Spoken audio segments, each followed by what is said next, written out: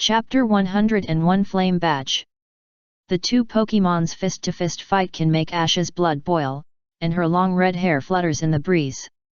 Go, go, go! Torkoal uses earth power.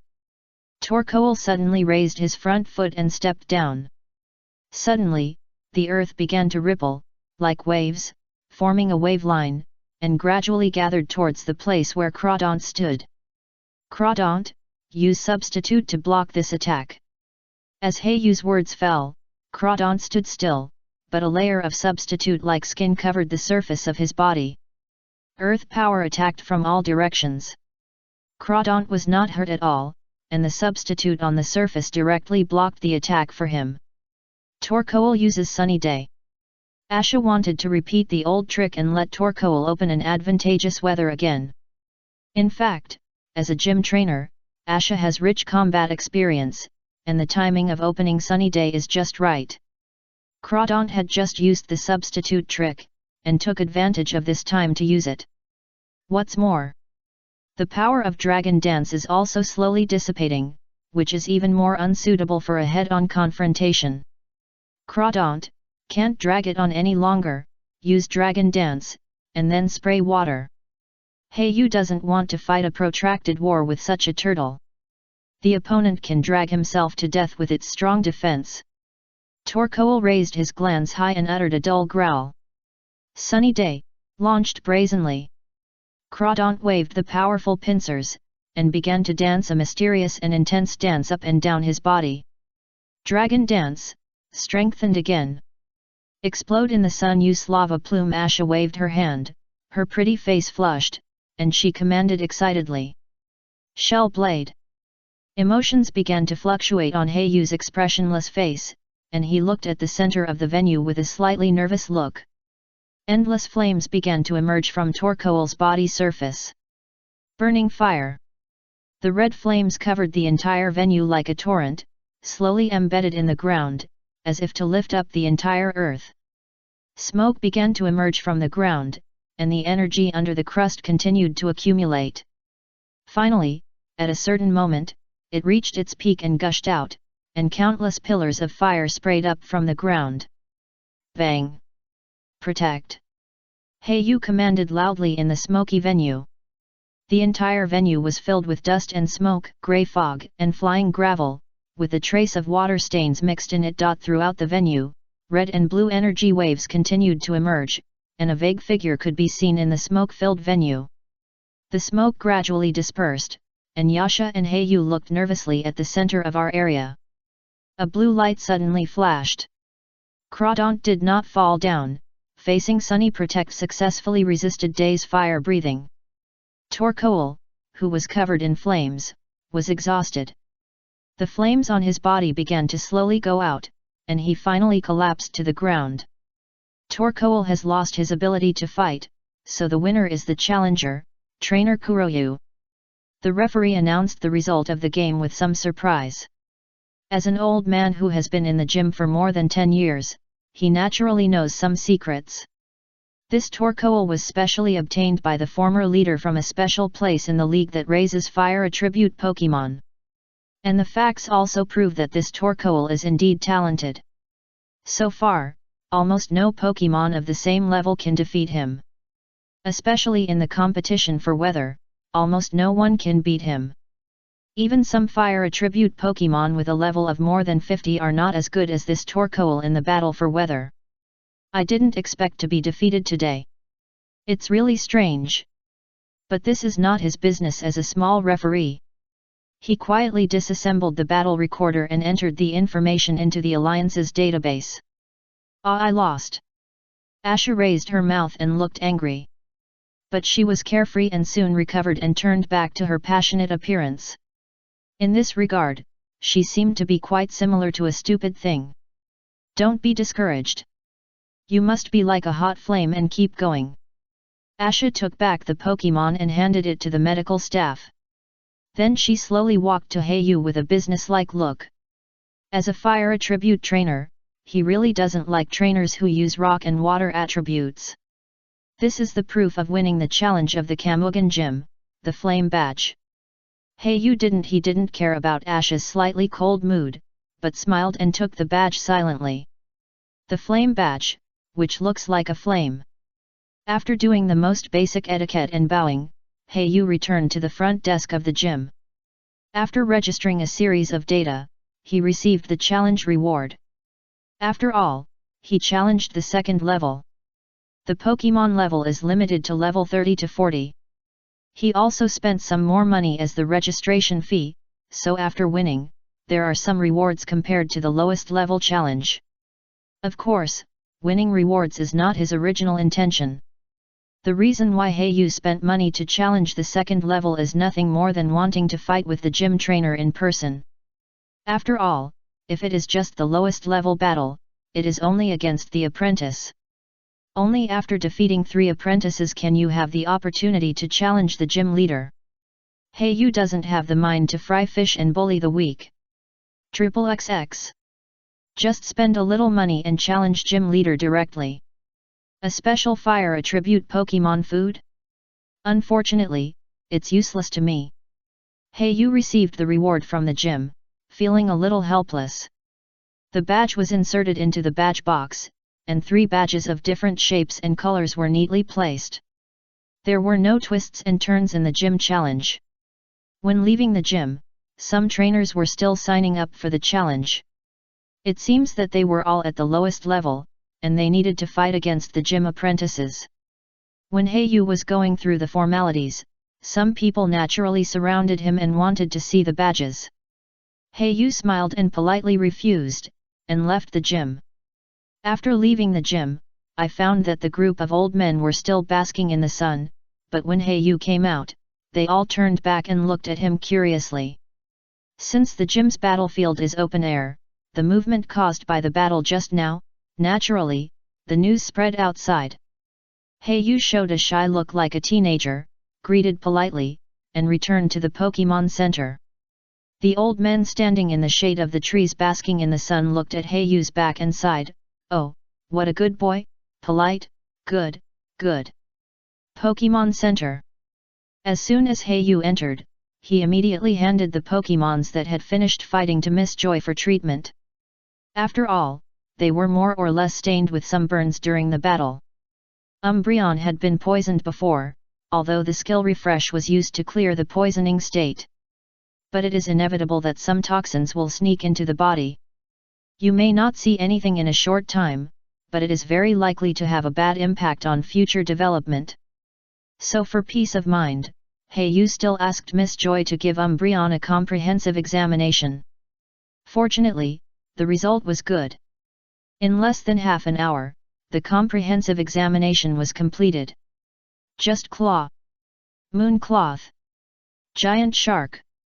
Umbreon walked in front of Yu with a nimble figure, and subconsciously wanted to jump into his arms, but found that his current body size seemed a little unsuitable. He rubbed Yu aggrievedly. Yu's trouser legs looked adorable. Everyone, welcome back. Chapter 102 Sunny and Rainy. A street in Lavaridge town, where countless people lined up to watch. And the destination of these trainers was actually all for an ordinary Chinese medicine store, and Yu was also in the queue.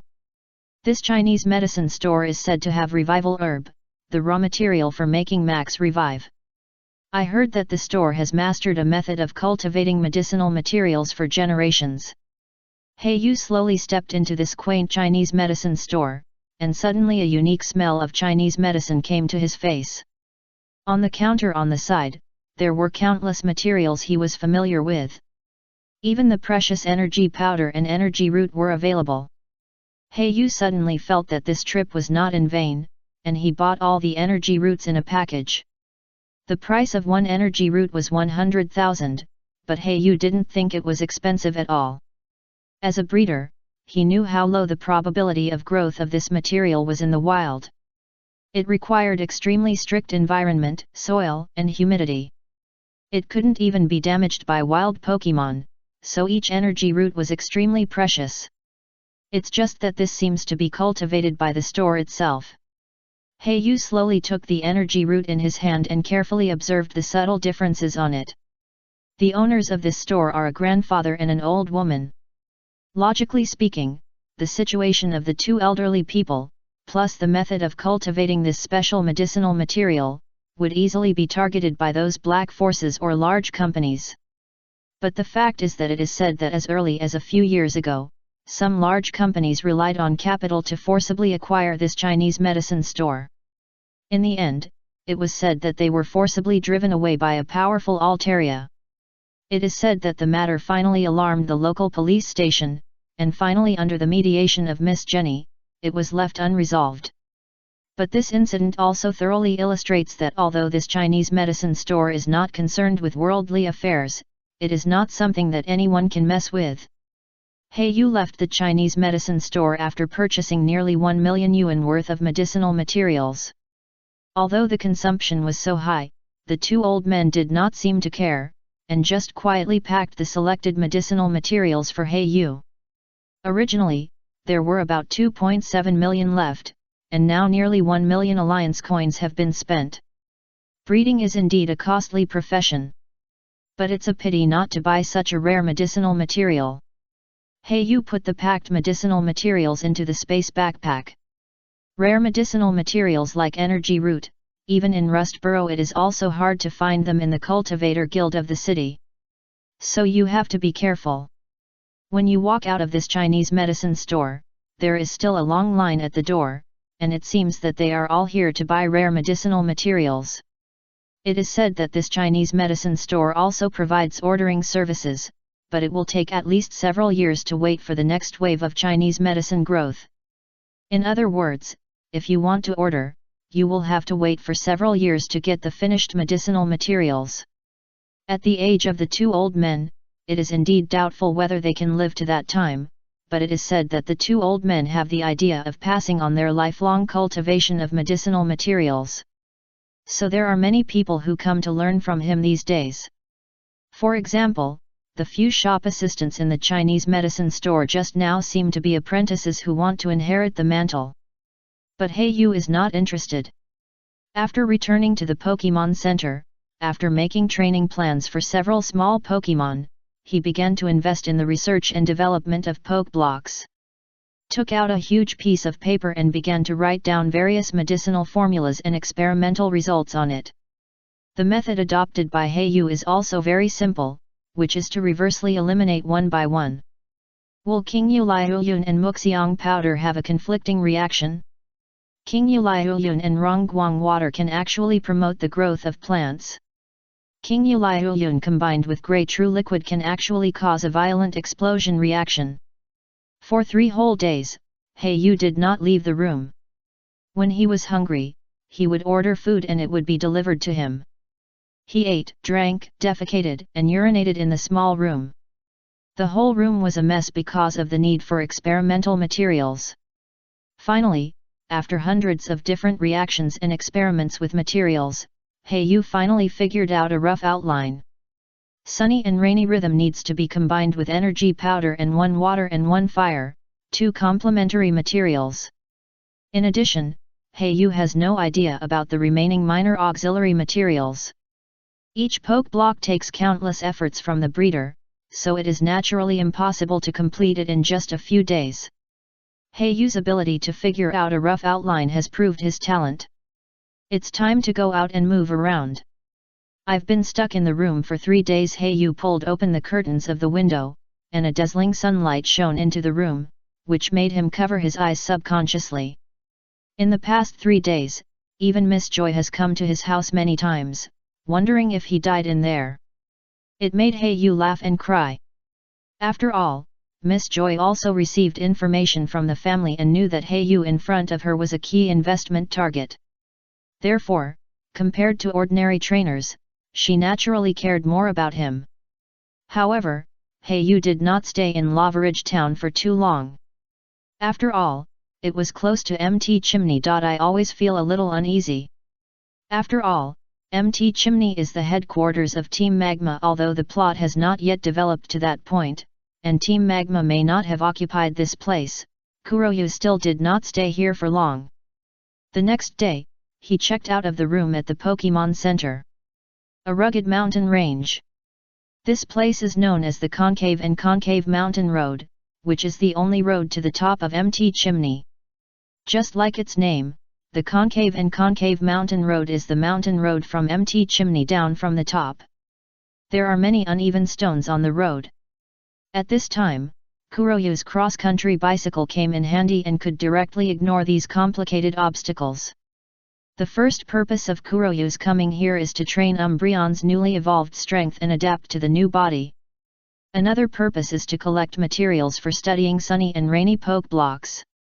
After all, this is a famous holy land of fire attribute Pokemon, and some fire attribute materials are also quite a lot here. For example, the mountain lime that Kuroyu is currently lying on the ground and collecting on the stone. This ash is MT Chimney's volcanic ash. It can be used as a material. Heiyu had seen a record in a breeder's notes that this volcanic ash can be used as food for some Pokemon. And it is said that if a fire attribute Pokemon grows up eating this kind of volcanic ash, the power of its fire attribute moves will be improved. However, Heiyu thinks that all this may be a lie. After all, it is just a rumor without data support. But this does not prevent him from collecting these precious volcanic ashes and going back to study them. What if it is the key to the sunny and rainy poke blocks? The closer you get to the top of the mountain, the more fiery lines there are on the surrounding rocks, until you reach the mountainside. Almost all the stones here have been dyed with fiery red lines, as if they were affected by the high temperature of MT Chimney. Chapter 103 Grumpig. After collecting enough volcanic ash, Heiyu continued to collect some other rare items in the rubble. For example, a special plant, which is as red as lava, seems to be MT Chimney's unique product. Just when he was happy that his material specimen library had expanded some precious materials again, several Pokemon around him suddenly looked tense. He showed a very uncomfortable expression and looked at a pile of rocks. Heiyu's collection was interrupted, and he looked over and saw a group of cute Spoinks jumping out with their tails. The leading Pokemon was their evolution type, Grumpig. This Pokemon is a relatively special Pokemon in the Hoenn region. It is almost not distributed in other regions. Generally, this group of Pokemon rarely appears in front of humans, and almost all live in some deep mountains and dangerous places. Don't look at the silly appearance of this group of Spoinks, who look like pigs, but they are actually purebred psychic Pokemon. As we all know, there are almost no stupid psychic Pokemon. Even after Slowpoke evolution becomes Slowking, it will become extremely smart. This seems to be the first time I encounter psychic Pokemon in the wild, right? Heiyu touched his chin and thought to himself. Psychic Pokemon has always been known for being weird, mysterious, and powerful. Therefore, no matter what is sold, as long as it is related to psychic, it will often be a little more expensive. Even the Pokemon food sold in the Pokemon store will be 20% to 30% more expensive if it is psychic. Puff. Grumpig, the leader, shook his bloated body, let out a series of angry roars. Breaths of breath came out of the pig's nose, which looked quite terrifying. Heiyu instantly realized that the pile of rocks in front of him was most likely the territory of the tribe in front of him. However, Heiyu did not feel guilty, but instead ignited a flame of greed, not only because psychic Pokemon are often extremely expensive and sold at a high price. Even in the black market, they are very popular. More importantly, the pink gem on Spoink's head is said to contain a special energy that can help hand psychic Pokemon to increase their levels. It is a bit like a unique nutritional supplement for psychic Pokemon. In addition, it can also help hand psychic to increase the power of psychic, although there are not many psychic in Hoenn region. Even the Psychic Association does not have a branch stationed here, but in Kanto region. Psychic is quite popular. Especially the Saffron Gym in Saffron City. It is said that the gym has been taken over by a psychic family for generations. Therefore, every year Hoenn region exports a large number of Spoink orbs to Kanto region. But compared to the pink orbs on Spoink's head, the black pearls on Grumpig are more precious. According to the description on the picture, these black pearls seem to be the source of Grumpig's energy, which can enhance psi-wave movements to manipulate opponents. These spoinks in front of us are not Pokemon at all, they are living fortune pots. Of course, Kuroyu is not afraid of this group of Pokemon, although they are huge in number, and Grumpig, the leader, is about to reach level 40. But don't forget, they are psychic Pokemon, and all of Kuroyu's Pokemon are dark. Directly immune to most psychic attacks. Yes, not completely immune.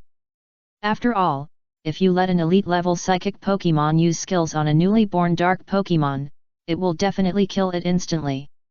Immunity is only relative.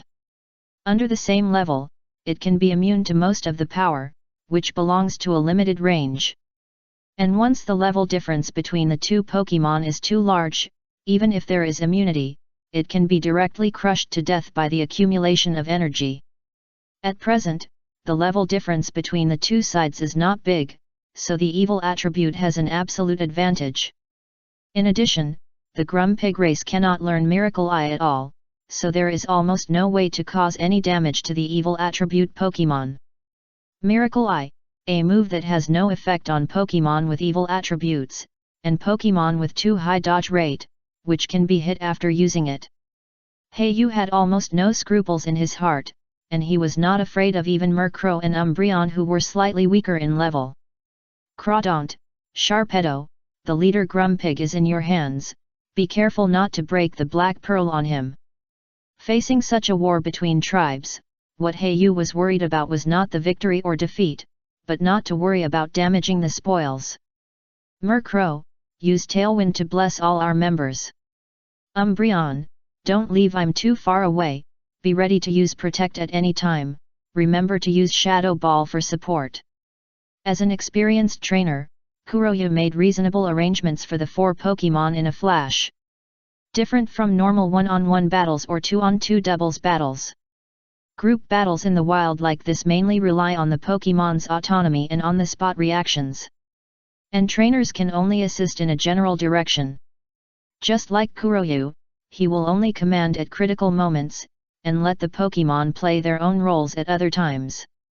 Crawdaunt took the lead, as the strongest existence in the team, and directly used Night Slash, instantly slashing at Grumpig, the leader. Grumpig glanced at the tribesmen behind him, and a trace of determination flashed in his heart. For the survival of the tribe, he must not retreat. It seems that due to the super high IQ of psychic Pokemon, he knew that his own moves were useless. So he directly used a power gem. The target was Murkrow in the air. Protect. Heiyu gave the order, and a green protective shield appeared around Murkrow's body. Grumpig's face was very ugly, because he found that his tribe was being attacked crazily. The psychic moves that they were proud of in the past had almost no effect on the Pokemon in front of them. You know, their tribe was able to occupy such a large territory on the mountainside because of the strength of psychic. The first Spoink to be killed appeared, and Sharpedo accidentally overexerted himself. Instantly appeared, the whole tribe was immediately enraged and rioted. It was a pity that it was just a gnat trying to shake a tree. Psychic Pokemon was completely suppressed by evil Pokemon. In the end, more than half of the 30 Spoinks were defeated, and 2 were killed by mistake during the battle. It's a pity that Grumpig leader finally escaped with the rest of the tribe. Heiyu looked at the traces of the tribe at the foot of the mountain, and a trace of palpitation flashed through his heart.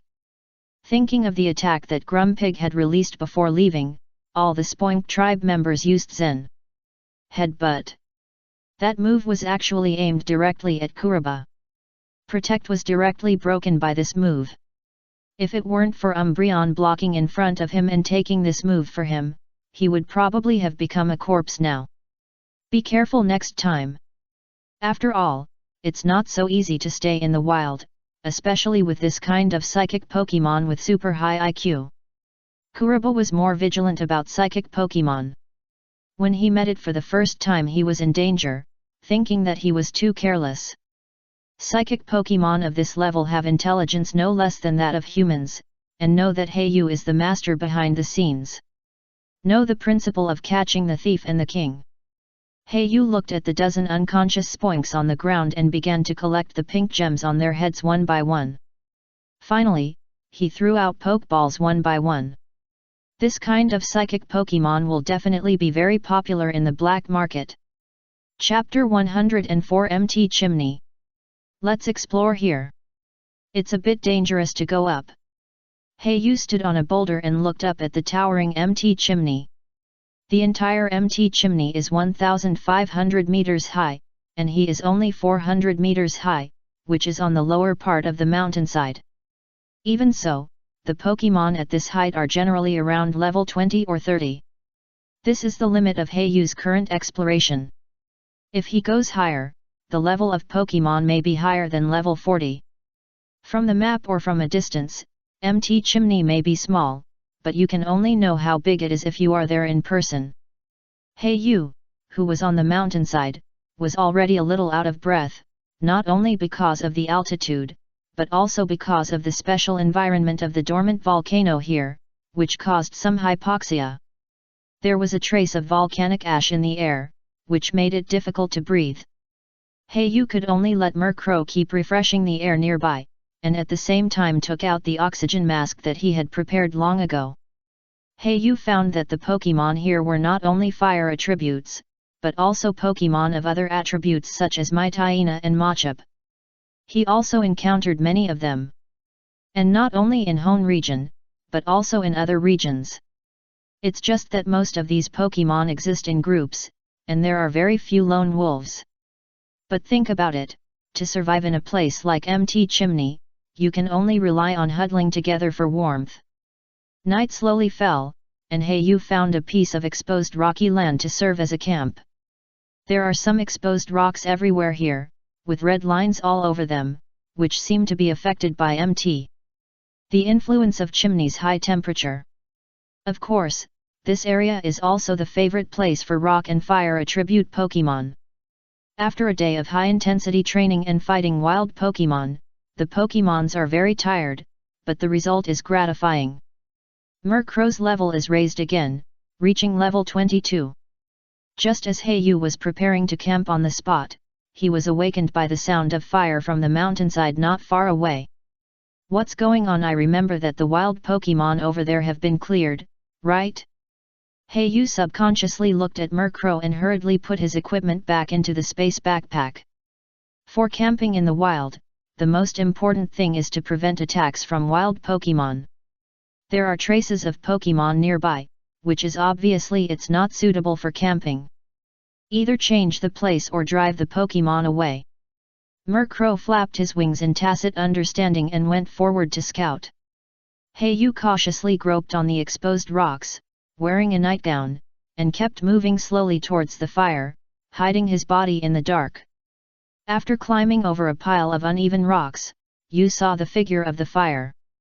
Hiding behind a boulder, he saw two figures in red clothes from a distance, directing the Pokemon to besiege a wild Torkoal. The two figures were wearing red hooded clothes, and the hoods on their heads were tightly worn, revealing no trace of their faces. There was a black mark printed on the clothes. From a distance, it looked a bit like a hill, but also a bit like the letter M. Team Magma. The true identities of these two people instantly emerged in Yu's mind. They were the members of Team Magma who had dealt with them in Rusturf Tunnel before. Yu leaned his back against the rock tightly, his face looked a little ugly. He didn't expect that the plot had been advanced for several years, and Team Magma had already used MT Chimney as a base. Or are they still in the process of exploration? Yu didn't dare to underestimate them at all, and his mind was also working frantically. How many members of Team Magma were there on this mountain now? Are these two people the vanguard, coming here to survey and explore? Or have they just entered here? Yu made a few gestures to several Pokemon, and made eye contact to signal Murkrow to go around from the side. Before flying away, he tied a small night vision device to Murkrow's body. Yu hesitated for a moment, then took advantage of the night and the night clothes on his body, crawled on the ground, and groped forward. The enemy is in the light, I am in the dark. This is Yu's biggest advantage, not to mention that this is a sneak attack in the field at night, which is undoubtedly a big advantage for Umbreon and Murkrow. It's the home advantage. When Heyu finally got close enough, he could barely hear the general content of the conversation between the two. "Brother, you are so awesome. You easily defeated a level 30 Torkoal," one of the younger short men boasted in a clear voice. The other man was obviously very pleased and said in a rough voice, "Haha, don't worry, follow me and you will definitely have a bite of soup. Alas, it's just bad luck that I was assigned to the task of guarding." The short man asked, "Brother, why do you think the organization came to MT Chimney is such a hot place? If it weren't for Damulang's ice Pokemon to cool me down, I'm afraid I couldn't stand it long ago. Who knows? But I heard from the captain that they seem to be collecting something." The strong and rugged man's tone was also full of uncertainty. "What could it be? Okay, stop guessing. Taking advantage of the break time to make some extra money is a violation of the organization's regulations. Go back quickly and don't get caught." After the two hurriedly cleaned up the scene, they left with the captured Torkoal. Heyu hid behind the rock, his heart thumping. From the communication between the two, he had heard a lot of important news. First, Team Magma should have planned to use MT Chimney as its headquarters, and they are constantly migrating here. Second, Team Magma seems to be collecting something. The former is easy to say. The second point is that Heyu knows that the other party is collecting treasures like meteorites in an attempt to wake up Groudon. But why should I worry about this? The other party's plan is obviously after the plot begins, and it is at least 7 or 8 years away from now. What Heyu should think about now is how to leave MT Chimney. After all, from the tone of the two people, it seems that their members are all over the mountain. However, Heyu didn't see them when he went up the mountain. So the activity altitude of Team Magma is at least 400 meters above the mountain. Do we really have to go straight down the mountain like this? At this moment, Heyu fell into entanglement and contemplation. And just as he was thinking hard, the inky black Murkrow flapped his wings and flew back, and landed steadily on a huge rock. The airflow brought by his wings rolled up gusts of breeze. Seeing this, Heyu quickly stepped forward to untie the night vision device tied to Murkrow's body. Then, he activated the recording function in the device and stared at the screen intently. Heyu had two original intentions for sending Murkrow to the surrounding area. First, to confirm whether there were other Team Magma members. After all, if he had acted rashly just now, it would have attracted the attention of others. Secondly, he hoped to take this opportunity to survey the surrounding terrain. After all, it was easy to distinguish during the day, but after nightfall, visibility was extremely low. Heyu looked at the content in the videotape, and a trace of worry flashed through his mind. In the dim video, red dots could often be seen all over the mountains. Obviously, they were members of Team Magma. "Hey, there's a path inside?" Heyu hunched over and walked into the path in the night. 4 words appeared on the signboard beside him. Flame Trail. Chapter 105, Flame Trail. Not long after Heyu left, several members of Team Magma surrounded the stone where he had just been. Dozens of Might Hyena wrinkled their noses at the stone and sniffed. "Captain, there seemed to be a smell of outsiders here just now," a Team Magma soldier reported. The team leader hesitated and said, "Could it be that one of our team members forgot to apply lava powder on himself?" "Captain, it shouldn't be. After all, applying lava powder means that we are our own people. Otherwise, we will be treated as enemies. This is how our Team Magma distinguishes our own people in the wild.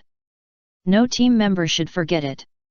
After listening to the team member's explanation, even if the team leader didn't want to make such a big noise at night, he had to admit that the other party was right. After making up his mind, he said, "I will report this to the captain first, and you guys will investigate nearby first." In the dim passage, only a few footsteps could be heard, and a black shadow flashed by. It was a Murkrow flying in the narrow mountain road. The beam of light shot by Heyu wearing an expedition hat on his head illuminated the road ahead. The altitude is getting lower and lower. It seems that this passage is currently the further you go down, the better. Heyu walked in the dim passage, feeling a little bad. Sure enough, before he could stop and take a breath, a Pokémon suddenly jumped out in front of him. The Pokémon had a stone-like appearance, with a conical horn on its head and a hexagonal yellow hole in the middle of its navy blue body, which seemed to be its ear. Heyu recognized the details of this Pokémon at a glance. Roggenrola. It was because he had too deep a memory of it in the game in his previous life. After Heyu reacted, he immediately commanded, Murkrow, drill peck. In the narrow cave, Murkrow rotated his body, his crow's mouth gradually became sharper, and he swooped over like a bullet. Roggenrola did not dare to underestimate him, and instantly condensed several small stone cones and fired them out. Although they were small, Murkrow still subconsciously dodged and temporarily gave up the attack. Let alone the restraint of the rock system, but his flying system was resisted by the opponent, which was difficult to solve. Is Heyu in the mood to waste more time here? Crawdaunt, use Scald. Directly summon the ace Pokémon, ready to quickly deal with this wild Pokémon. But who knew that a hot water column hit Roggenrola head-on without suffering any damage? The strong characteristic instantly emerged in Heyu's mind. When life is in danger, it can resist an attack on behalf of others. Humph, Crawdaunt, give him another shell blade, Heyu commanded without any emotion. Sure enough, Roggenrola had no strength to resist again and was smashed on the spot. Roggenrola died on the spot. Crawdaunt scratched the 5-pointed star on his head with pliers, feeling a little embarrassed, and lost her strength. Heyu was stunned, but did not feel sorry. After all, it was important to leave this troubled place as soon as possible. He picked up the core in Roggenrola's body. Most rock-type Pokémon have such an energy core, such as Geodude. And Roggenrola's energy core is hiding in its hexagonal yellow hole, which is also its ear. Heyu felt warm as soon as he picked it up. This energy core is a great supplement for other rock Pokémon. Heyu did not stay for long. He put all the bodies of Roggenrola into his space backpack. After cleaning up the scene, he hurried into the passage again. Heyu did not know how long he had been exploring in the passage. He could only feel that the altitude he was in was getting lower and lower, and it seemed that he had reached the underground. At the same time, the feeling of lack of oxygen disappeared, and it seemed that he was not far from the exit. During this period of time, he did not even encounter a Pokémon. This was obviously not because of Heyu's good luck, but because of Ludicolo's skills, sweet scent. Heyu suddenly had an idea and made a simple sachet. He carefully gathered the tempting sweet scent in it and threw it in the opposite direction of his route. In this way, those Pokémon with a keen sense of smell were attracted to another road, and Heyu was able to continue moving forward without any obstacles. Who could have expected that the Ludicolo that was left behind inadvertently at the beginning would play such an important role at this moment? Thinking of this, Heyu couldn't help but secretly rejoice. Murkrow, you must confirm clearly, is the exit of the passage in front really? Heyu wiped the beads of sweat on his forehead and gently patted his clothes that were completely soaked. This empty chimney is indeed worthy of its reputation. Even if it is just in the passage under the ground, the temperature is terrifyingly high.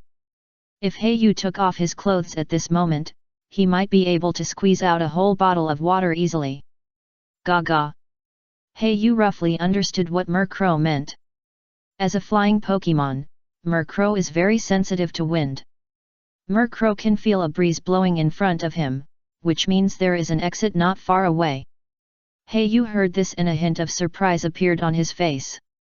The exhausted body regained its power and the pace under his feet continued to speed up.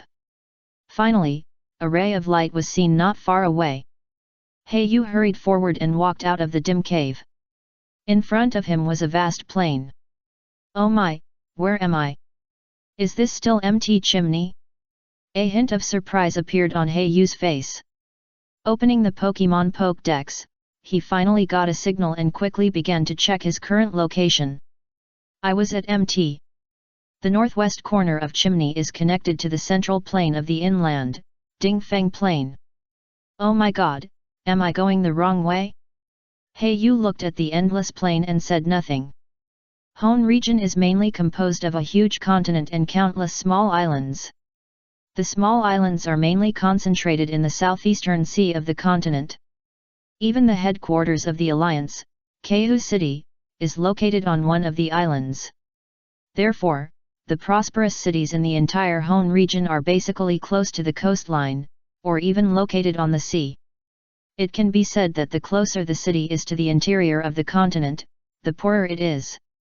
The nearest town is Dingfeng Town, so let's go there to replenish supplies first. Heiyu can only make such a plan now. At the same time, he made up his mind not to come to MT Chimney again. Who knew that his luck was so bad that he met Team Magma on the first day of exploration? What Heiyu didn't know was that in MT Chimney, Team Magma had already started a big purge because of the intrusion of this outsider. Are there traces of outsiders? Could it be the Alliance investigator? Check, we must check, there are definitely spies from the Alliance inside our Team Magma. We must clean them up. Just like that, with the order from Cotter Tabitha, the entire Team Magma in MT Chimney was in a state of panic. Everyone was afraid of being treated as an undercover agent. But there was a surprise. Team Magma really found out several undercover agents sent by the Alliance. I didn't expect that the Alliance dogs would actually plant undercover agents inside. They have even become the captain. Tabitha looked at the report from her subordinates and felt a little nervous. Captain, this position can be regarded as the backbone. Even to a certain extent, it can be regarded as a senior level. He knows some local plans, but he certainly doesn't know the ultimate plan of Team Magma. Recalling the last attack on Rusturf Tunnel, and the loss of Kamerupt, Tabitha's hatred for the Alliance deepened. But fortunately, Boss Maxi compensated me with a Cyndaquil with excellent qualifications. Thinking of the excellence of the Royal Three, Tabitha shook her fat and bloated body, and finally felt much better. Chapter 106, Migrating Katoni. Walking on the endless grassland, Heiyu saw many migrating tribes along the way, such as Tauros, Beautifully, and Swellow. Heiyu stood on a slope, looking at the endless grassland. The law of the jungle of Pokemon seemed even more cruel here. Most of the resources on the grassland were occupied by a few tribes. If it was just a lone wolf Pokemon, it would be difficult to survive here. But it seems different in recent days. These tribes that used to dominate the grassland no longer seem to be unscrupulous. There are more and more trainers on the grassland. It should be the time for Hoppip and Katoni to migrate, so these tribes will temporarily avoid it. Heiyu found out through the information he searched on the internet. You will soon find out the reason, which is why there are more trainers on the grassland recently. Because both Jumpluff and Whimsicott are one of the best choices for civilian trainers. They both have grass attributes, so even if they are not fed, they can survive by basking in the sun or absorbing soil energy through ingrain. Of course, Jumpluff is definitely more popular. The attributes of grass and flying give it a very good attack range, and it can learn many attack, defense, and auxiliary skills, with almost no shortcomings. Chlorophyll and leaf defense are also very excellent characteristics. In comparison, Katoni is not so popular among trainers, because evolution Whimsicott requires a sunstone. For ordinary trainers, the cost of evolution is too high. It seems that the fairy system has not been discovered yet, and the League only classifies it as a general attribute, Heiyu thought to himself. The attribute of Whimsicott on the Pokédex is grass, not the grass plus fairy that Heiyu is familiar with. Heiyu also searched the internet for the fairy attribute, but it seems that it has not been discovered yet. There is no fairy energy in the air. Because the moves using the fairy attribute should be pink, but the energy when the fairy special move is used is milky white, which represents the general type. Heiyu guessed that it should be related to Xerneas, because it is the only mythical beast in the fairy type. It can affect seeing the changes in the fairy energy of the entire Pokemon world. Heiyu really couldn't guess what other possibilities there were. My black-hearted Cotton.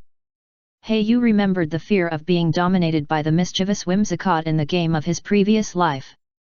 Looking at the green grassland that stretched as far as the eye could see, there were already 2s and 3s of Cotone floating in the air. The body of Cotone was wrapped in cotton, with 2 arrow roots on the left and right sides to maintain balance during flight. This wind seems to be the beginning of a large migrating group. Heiyu stood on the slope, facing the wind. In his sight alone, there were several trainers who had similar movements to him, but they did not disturb each other. Heiyu picked up the monocular to check the 2 trainers in close range. After confirming that it was absolutely safe, he sat on the hillside and waited quietly. Because Cotone and Jumpluff float with the wind, most of them stick together for safety. At the same time, due to the strange structure of their bodies, if they are caught in the rain, they will be unable to move. It seems that only living in a collective group can make them feel at ease. When floating in the air, once they see their companions, they will stick to them. Sometimes, if they stick too much, they look like cumulonimbus clouds from a distance. Here they come. There is already a skill fluctuation in front. It seems that someone is attacking the Pokemon group floating in the air. Heiyu looked at a few hundred meters away. A low earth slope shot a flash of lightning into the air. The attacked Shuttlecock Cotton tribe did not panic, but just scattered countless amounts of powder, as if they were defending themselves. Following the wind, they soon floated away. Unfortunately, it seemed to have entered the attack range of another trainer, and another pillar of fire shot up into the sky. Heiyu silently waited for the arrival of this group of Pokemon. Murkrow was ready to go. After all, his other Pokemon could not fly, and the long-range water attribute moves were not effective. Murkrow, it's up to you. Use gust on that Cotone. Heiyu gave an order, and Murkrow subconsciously turned on the tailwind state and dived directly. Now you can turn on tailwind at any time during the battle. ND has become Murkrow's subconscious action, engraved in his mind. Murkrow flapped his wings, and 2 strong winds instantly rolled out from the left and right, attacking one of the lone Cotones. The attacked Cotone tilted and fell directly, but soon, it floated again with the help of the wind. A ball of cotton suddenly spurted out of the body, which looked quite like a Cotone. Humph, think this little trick can deceive the world and try to escape? Heiyu is not a novice trainer. Once a Pokemon like Cotone is attacked, it will immediately spit out cotton that looks like its body, and take the opportunity to escape when the enemy recognizes the cotton as itself. Go up, use drill peck. Murkrow narrowed his sharp eyes and instantly distinguished the real body of Cotone from the many disguised cottons. A black shadow flashed by and pierced Cotone instantly. Blood oozed out of the petite body, and it could no longer float with the wind, but fell straight down, and fell to the ground with a thump. Heiyu directly threw out a pokeball and captured the injured Cotone. There was no time to check the specific information and qualifications of this Cotone. Heiyu commanded Murkrow to continue floating in the sky, and countless cottons launched an attack. Looking up, the scene was still very spectacular. But Heiyu was not in the mood to appreciate it, and kept commanding Murkrow to attack smack down single Pokemon. These Pokemon are not close to their companions, and their own flying skills are not enough, so they are left alone from the group. As for Crawdaunt and Umbreon, they are also constantly using long-range skills to support Murkrow in the air. Sharpedo can't participate. Without long-range attacks, he can't reach Cotone in the sky. Okay, Murkrow, come back first, don't chase anymore. As the large group of Pokemon groups have almost finished migrating, only a few are left at the end of the team. Many trainers have already ridden Pokemon and are ready to continue chasing, but Kuroya doesn't have this idea. Let's check the captured Pokemon's qualifications first. Heiyu returned to the earth slope where he camped, got into the tent, and asked Crawdaunt to guard nearby. In the past, the guarding work belonged to Murkrow. However, Murkrow was exhausted after the battle just now, so Crawdaunt was in charge temporarily. Beep beep beep. Cottonee, a cotton ball Pokemon, will spit out cotton from its body once attacked, and escape when the enemy mistakes the cotton for Cottonee. Level 11, Gender, Female, Attribute, Grass, Characteristics, Mischief, Height 0.3 meters, Weight 0.6 kilograms, Normal and Stable Development. Mastered Moves, Absorb, Helping Hand, Fairy Wind, Leech Seed, Paralysis Powder. After Hayu examined all 4 captured Cottonees, he found that only one had the characteristic of Mischief Heart. And the 4 Cottonees were almost all very ordinary, without any outstanding features, and even without a single inherited move. It seems that there are indeed very few Pokemon with excellent qualifications in such large-scale migrations. Hayu silently put the Cottonee's Pokeball back into the space backpack, looked at the sky outside the tent, and began to plan tomorrow's journey in his mind. Chapter 107 Waiting for the Rabbit. The Dingfeng grassland where Hayu is located is one of the largest grasslands in the entire Hone region. In addition to the most basic plains, there are also small forests, wetlands, and even swamps, with various terrains. This has created countless Pokemon species here, and even some rare species can be seen here. There are even more trainers who come here for adventures, all wanting to encounter rare Pokemon here for their own use. Hayu walked on the grassland and encountered several Pokemon walking in groups along the way the trainer team was walking, but for the sake of safety, both sides just looked at each other from a distance and did not choose to approach. After all, in the wild, any trainer with a little experience would not rashly contact strangers. However, there are some exceptions. Many new trainers will invite each other online to go to dangerous places in the wild together to keep warm.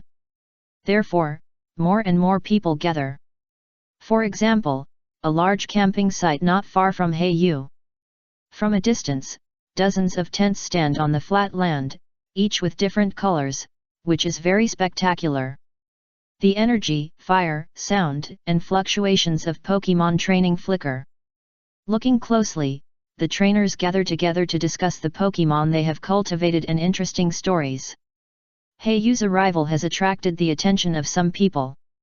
But most people didn't take it seriously. After all, the camping site they were at was well known on the internet. Any trainer who ventured in Dingfeng grassland would come here every day. This camping site has become a supply station for trainers to come to Dingfeng grassland. Hayu simply glanced at the Pokemon levels of these people. The energy fluctuations on their bodies were not high. Most of them were new trainers.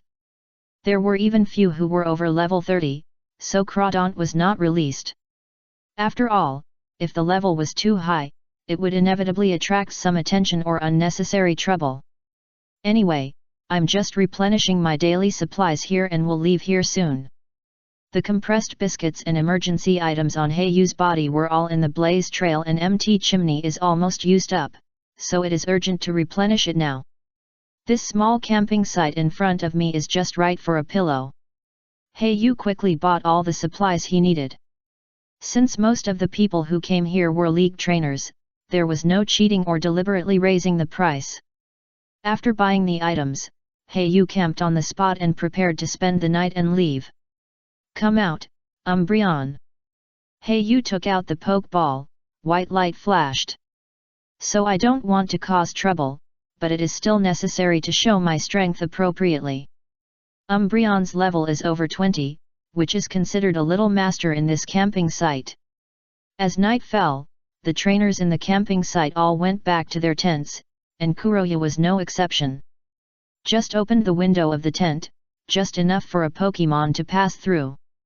Not long after, a black shadow flashed by, and Murkrow entered from the window in an instant. At present, Kuroya has formed a habit of letting Murkrow hide in the dark and fly for reconnaissance and exploration, and Umbreon guards beside him to protect safety at any time. How is it? Murkrow, is there any danger nearby? Yu took off the night vision device on Murkrow's chest, disassembled the camera on it, inserted it into the Pokédex and started watching the video just recorded. Through the intelligence information brought by Murkrow's flight, it is possible to judge the nearby terrain very well. After all, there are always some harsh terrains such as swamps that humans cannot set foot in. At this time, flying reconnaissance Pokémon comes in handy. After Yu finished mapping the terrain near the camp, he began to plan the route for tomorrow's departure on the map. Dingfeng grassland is not big, but not small either. If you walk, it will take at least 2 days and 1 night to get out. If you ride an off-road bicycle, it only takes most of the day. But to avoid the territories of those tribes and some powerful Pokémon. After all, the Pokémon on this grassland always have a strong sense of territory.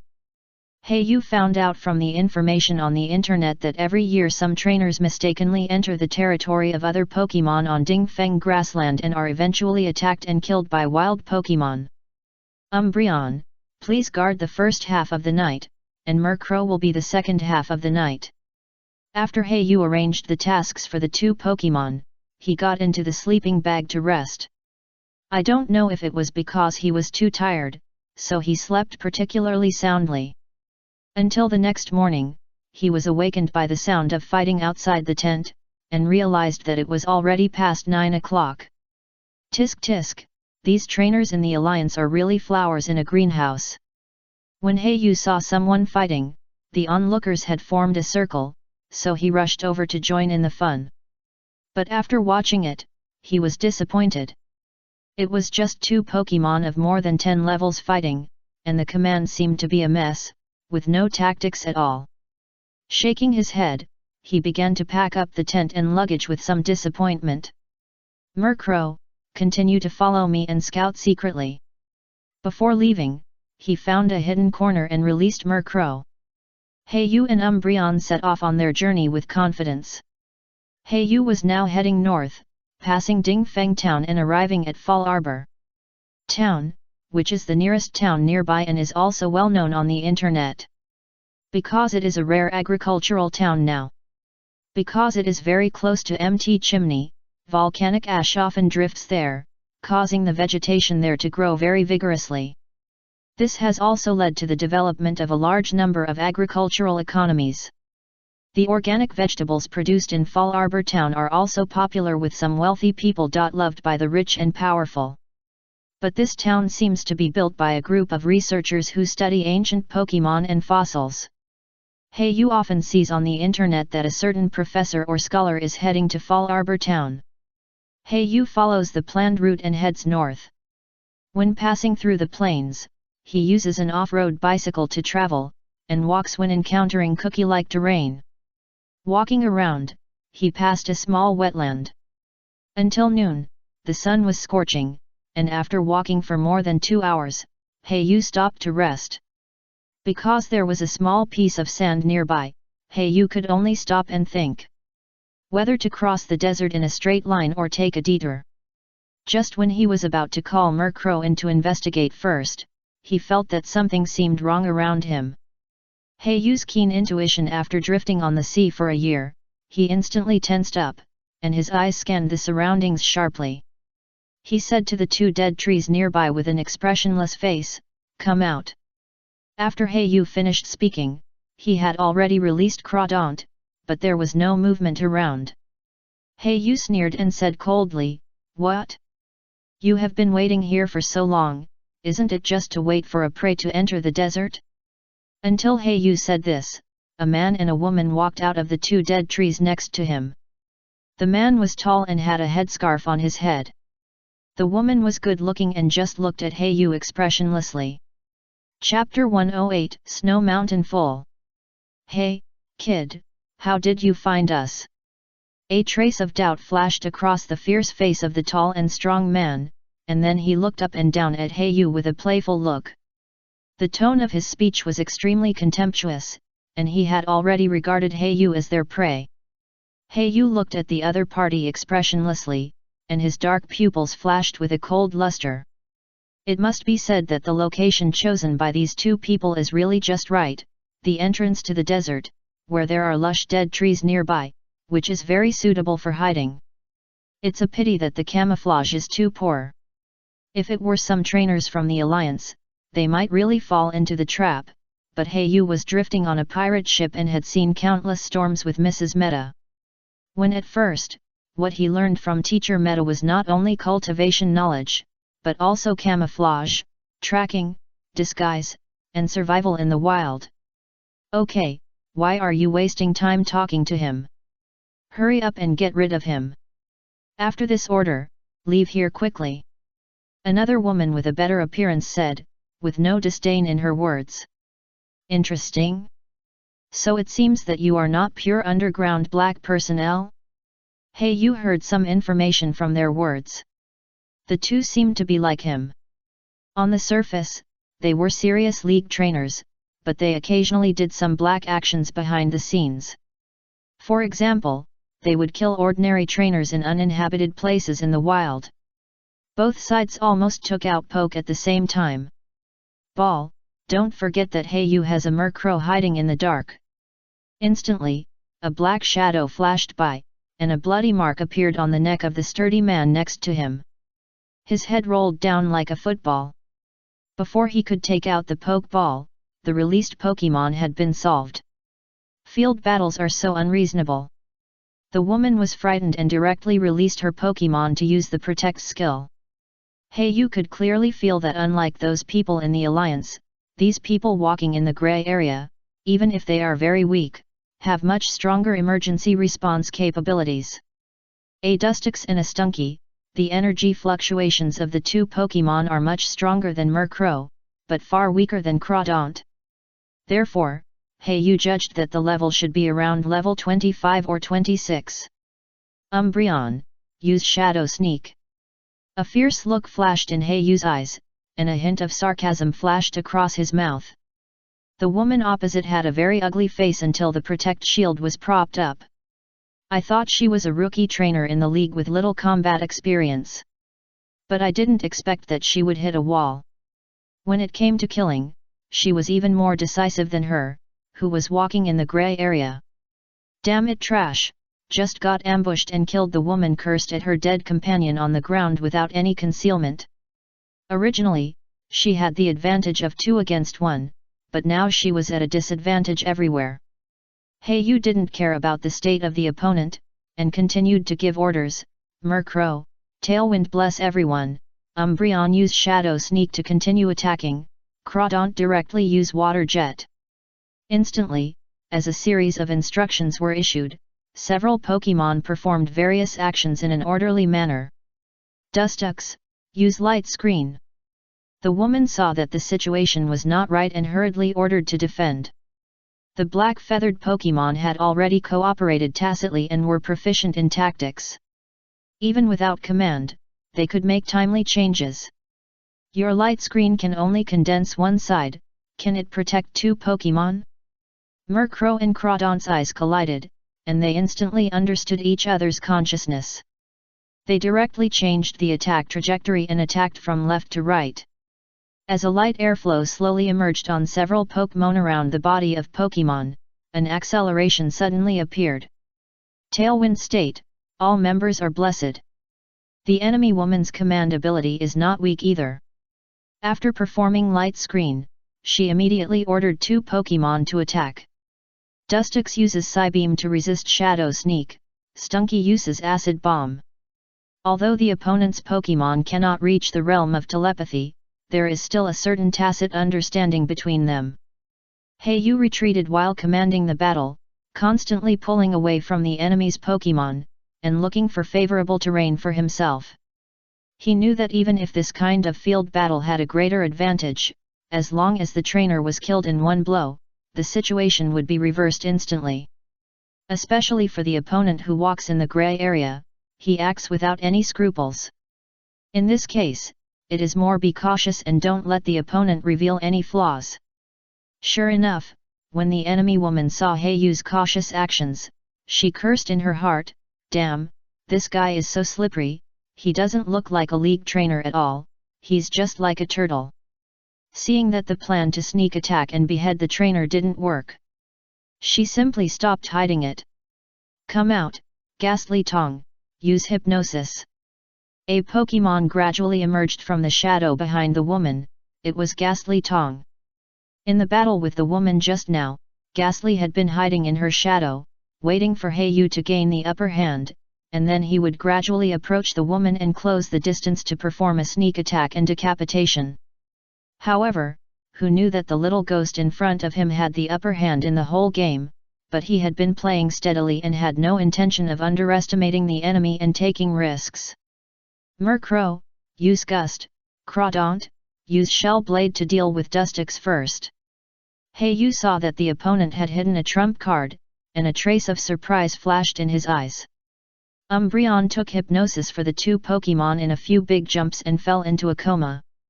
White spots of stars appeared on the surface of the body, and refresh was successfully used. Murkrow, Drill Peck, Crawdaunt, Water Jet, Sharpedo, stay by my side. Heiyu directly ordered the two Pokemon to chase and attack frantically, and the battle situation once again became one-sided. Ghastly Tong, what are you doing? Damn it, come back to me quickly. The woman's angry voice came, and Ghastly Tong actually escaped from the battle and fled to the depths of the desert. Heiyu watched the other party's attention being diverted, and continued to order the attack while he was stunned. Dustox was soon beaten and lost his ability to fight. Heiyu's Pokemon gradually formed a circle and approached Stunky and the woman, who were just holding on for a breath. The woman looked at this scene with despair. She didn't expect that the Pokemon she captured would abandon her in this situation. At this moment, she felt a little regret in her heart. Her first two Pokemon were trained from cubs, so their loyalty was extremely high. Only Ghastly was captured in the middle. When he was captured, the level of the Pokemon had reached more than 20 levels. At the beginning, he was captured because Ghastly was a relatively rare Pokemon, so he was reluctant to sell it. I didn't expect that it would cause a disaster today. Misunderstanding, everything is a misunderstanding. It was all the idea of the traitor. I was just coerced and deceived, so I offended the adults. The woman looked at Heiyu, who was approaching step by step with horror, her voice trembling, as if as fragile as a candle in the wind. As she kept retreating, the woman finally realized that there was no way out behind her. Helplessly, she had to cling to the dry tree, trying to find the last bit of security. Let me go, please. At this moment, she seemed to suddenly realize something, slowly raised her hands, gently unbuttoned the buttons on her chest, and pulled them to both sides intentionally or unintentionally. In an instant, the white, plump, and attractive snow mountain was unreservedly displayed in front of her in the air. As long as you can spare my life, I am willing to work like a cow and a horse, so that you can enjoy the romance. At the same time, the woman's mouth barely outlined a very charming smile, boldly spread her long and beautiful legs slightly, and posed a very provocative posture. The slender and straight legs looked particularly dazzling in the moonlight. Little guy, don't I still fascinate you? In the woman's opinion, a kid of Heiyu's age could not refuse her captivate. Chapter 109 Cruel. Heiyu stared at the woman in front of him with an extremely strange look. It is undeniable that this woman's figure is indeed quite plump and attractive, but her appearance can only be regarded as above average. It is completely inferior to the various beautiful beauties he met along the way. It's just that the other party's seductive action. Could it be that she wanted to start a hearty wild battle right here? Just as Heiyu was thinking secretly, he heard the woman say in a coquettish voice, "My lord, I am very good at my job." Hearing this, Heiyu's face turned cold, and his tone was as cold as frost. "Turn your back first." Seeing this, the woman couldn't help but feel happy, thinking secretly, "It seems that this kid is going to let me go after all, but he likes the posture from behind." Thinking of this, she rolled her eyes slightly, then cast a coquettish look at Heiyu, and coquettishly supported her arms on a dry branch, and gently twisted her round and perky buttocks towards Heiyu. Looking back at Yu behind her, she made a numbing coquettish sound. "Sir, please be gentle later." Unexpectedly, before the woman finished speaking, a cold light flashed, and an extremely sharp dagger rushed over like lightning, piercing her delicate throat in an instant. In an instant, blood splattered, and scarlet liquid splashed out, falling on the surrounding land. Like blooming enchanting and strange blood flowers. The woman's eyes widened, her face full of disbelief, and her body slowly collapsed to the ground, losing her life. Yu showed a cruel grin at the corner of his mouth. Without wasting any time, he turned the woman's body over in an instant and found Stunky's poke on her body ball. "Do you really think I'll be attracted by your thin beauty? You're just pretending to agree to it to delay time and prevent Stunky from activating the detonation attribute. Take out the poke ball, quickly put Stunky, who had been holding on for a long time, back into the poke ball, and then lock the poke ball." The reason why Yu didn't deal with the woman immediately, but chose to delay time, was because this Stunky. This Pokemon has 3 attributes, namely Stink, Sharp Eyes and Detonation. Among them, the Detonation attribute will make the Pokemon send out a self-destruct that will kill the enemy together when it enters the dying state. Yu is not sure which attribute this Stunky has, but he can't bet even if the probability is small. Murkrow is very sensible and hovers around, and is alert to whether there are wild Pokemon attacks. Umbreon obediently puts the Pokemon of the 2 people ball picked up and gathered together. After Yu ordered the Pokemon to clean up the battlefield here, he hurriedly left this troubled place and turned to drill into this small desert. At night, the high temperature in the desert turned into extreme cold. If you don't take good warm-up measures, you will definitely catch a cold due to the sudden drop in temperature. In a silver-white tent, Yu was sitting cross-legged in it, fiddling with the spoils obtained during the day. Hwalala! Poured out all the items on the 2 people, and Yu began to search for spoils. 2 Pokemon of more than 20 levels, 1 Dustux and 1 Stunky. Stunky's characteristic is stench. Yu's behavior during the day was in vain. But this Dustux actually has a hidden characteristic compound eye, which is a little more valuable. Yu took out the recent Pokédex and gave it to Pokemon one by one ball inspection. As for the man who hadn't even released his Pokemon, his 2 Pokemon were very ordinary, even inferior to that of the woman. A Weepinbell and a Venonat were only level 22. "Hey, this is..." Yu took out a booklet from a pile of complicated items, and it turned out to be a marriage certificate. Yu opened it and it turned out to be the man and woman's. No wonder they traveled together, robbed houses together, and cultivated poison-attributed Pokemon. It turned out that they were a couple. However, Yu thought of the charming expression and seductive movements of the woman who was ready to be picked after the man died. He felt funny in his heart, shook his head slightly, threw the marriage certificate into the corner, and continued to look through other items. He didn't know if the 2 had been squatting here for a long time, and their daily necessities were almost used up. Instead, there were more bottles and jars of medicine.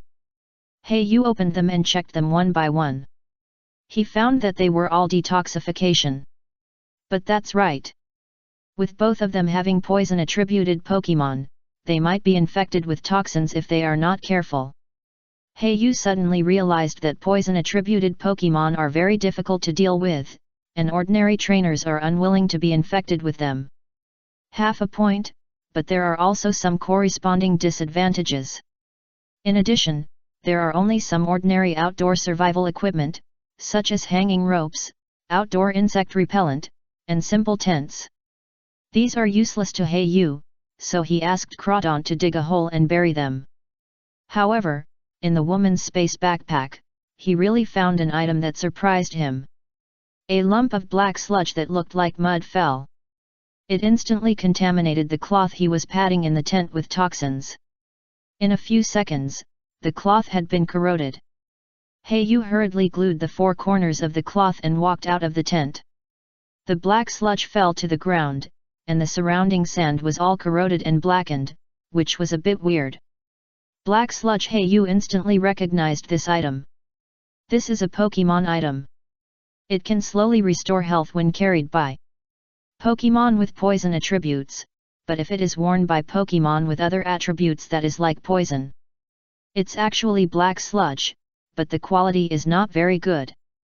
Hayu took out a special glove from the backpack space, slowly picked up the sludge, and murmured. It was beyond Hayu's expectation that two people with not very strong strength could have such a treasure. Collect it first, maybe it will be useful in the future. Hayu took a glass bottle and slowly put the black sludge into it.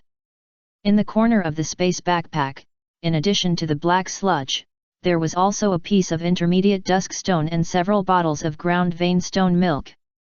He already had some plans for this black mud. The easiest way was to find the black market and sell it. Although the quality was a little worse, it was a precious item after all. It was no problem to sell it for a few 100,000. The second point was to use it to make some special potions or poisons. Unfortunately, Hayu did not cultivate poison-type Pokemon, and the former was also directly excluded. Therefore, only the last function was left. Make poison? Killing without blood is one of the favorite items of people in professions such as mercenaries and assassins. Poison. Hayu subconsciously turned his head to look at Umbreon. When Umbreon was excited and nervous, his body would secrete a kind of sweat with toxins. If you want to make it, make a unique poison that the enemy can't crack at all. Hayu's face showed a touch of cruelty, and his black pupils flashed a cold luster under the moonlight. Chapter 110 Walking in the Desert. On the second day, Hayu set out on his journey. He was not in a hurry to make poison, because there was still a sunny and rainy poke block in his breeding plan, which had not been developed yet. Besides, in the current situation, there was no place for him to collect experimental materials for research. But if you encounter a Pokemon with poison attributes, you can collect the toxins from them and restore the toxins of the black sludge a little bit. The black sludge items are obviously of a poor quality, and the toxins on them are estimated to be difficult to affect Pokemon above level 30. Collect some toxins and invest going in, making the black sludge more toxic, is also included in Hayu's plan. However, there are not many poisonous Pokemon in the desert. At least Hayu has been walking for several hours without encountering a poisonous Pokemon. Most of them are ground and rock-based. Crossing a slightly sloping sand slope again, Hayu stopped to observe. The desert is known as one of the forbidden areas for humans, and it is not a joke. Even if the desert where Hayu is staying is just a small desert in the plain, there are often some traps in it, such as empty sand. On the surface, that piece of land is different from ordinary. The sand is no different, with a thick layer of yellow sand on top. But in fact, the sand is hollow underneath. Either a powerful Pokemon used it as a nest, or it was used as a hatching place for the tribe. Of course, there are also natural formations, but without exception, the hollow sand is at least 5 or 6 meters high. Once you fall in, you will be buried by the ruthless sand, and you won't even have time to call for help. Hayu is so cautious that he needs to use Pokemon to perform skills to test each route, which makes his current movements slow. But the only advantage is that there are Pokemon are rare, so there is no need to worry about attacks from wild Pokemon, and there is no need to take a long detour. Going straight through the desert is the route that Hayu set. In addition to these conveniences, there is actually a sense of novelty in his heart about exploring different terrains. For example, the sandy land that Hayu is passing by now. There is an ancient tree in the center. Looking closer, the tree is not big, and the whole body is withered, without a trace of green. But as a breeder, Hayu can keenly feel the difference of this tree. It is very likely that it is a special species born in the desert. Murkrow, use drill peck. Scrape off a small piece of bark, use it as research material, and put it into the space backpack. Hayu took out the Pokemon Pokédex and began to confirm his current location. He has now walked half of the way, and it is estimated that he will be out of the desert in less than half a day. However, Yu has never dared to let go, and always maintains a keen alertness. This is a habit he has developed over the years. Continue on the journey. I don't know if it is because I have entered the core area, which leads to more Pokemon. Among them, the most encountered are Diglett and Sand Shrew. Diglett is okay. The sand they dig underground is very shallow, usually only about 1 or 2 meters, and the place they dig will obviously have a bulge, so it is very easy to find. The most troublesome thing for Yu is Sand Shrew. Not only will the pits dug by this group of Pokemon be deeper than other Pokemon, but they are also very easy to hide and not easy to find. So that Yu is now every step you take, you need to carefully use Pokemon skills to explore the way. After all, there are some naughty sand shrews that attack Black Feather, and of course they all die under Crawdont's scald.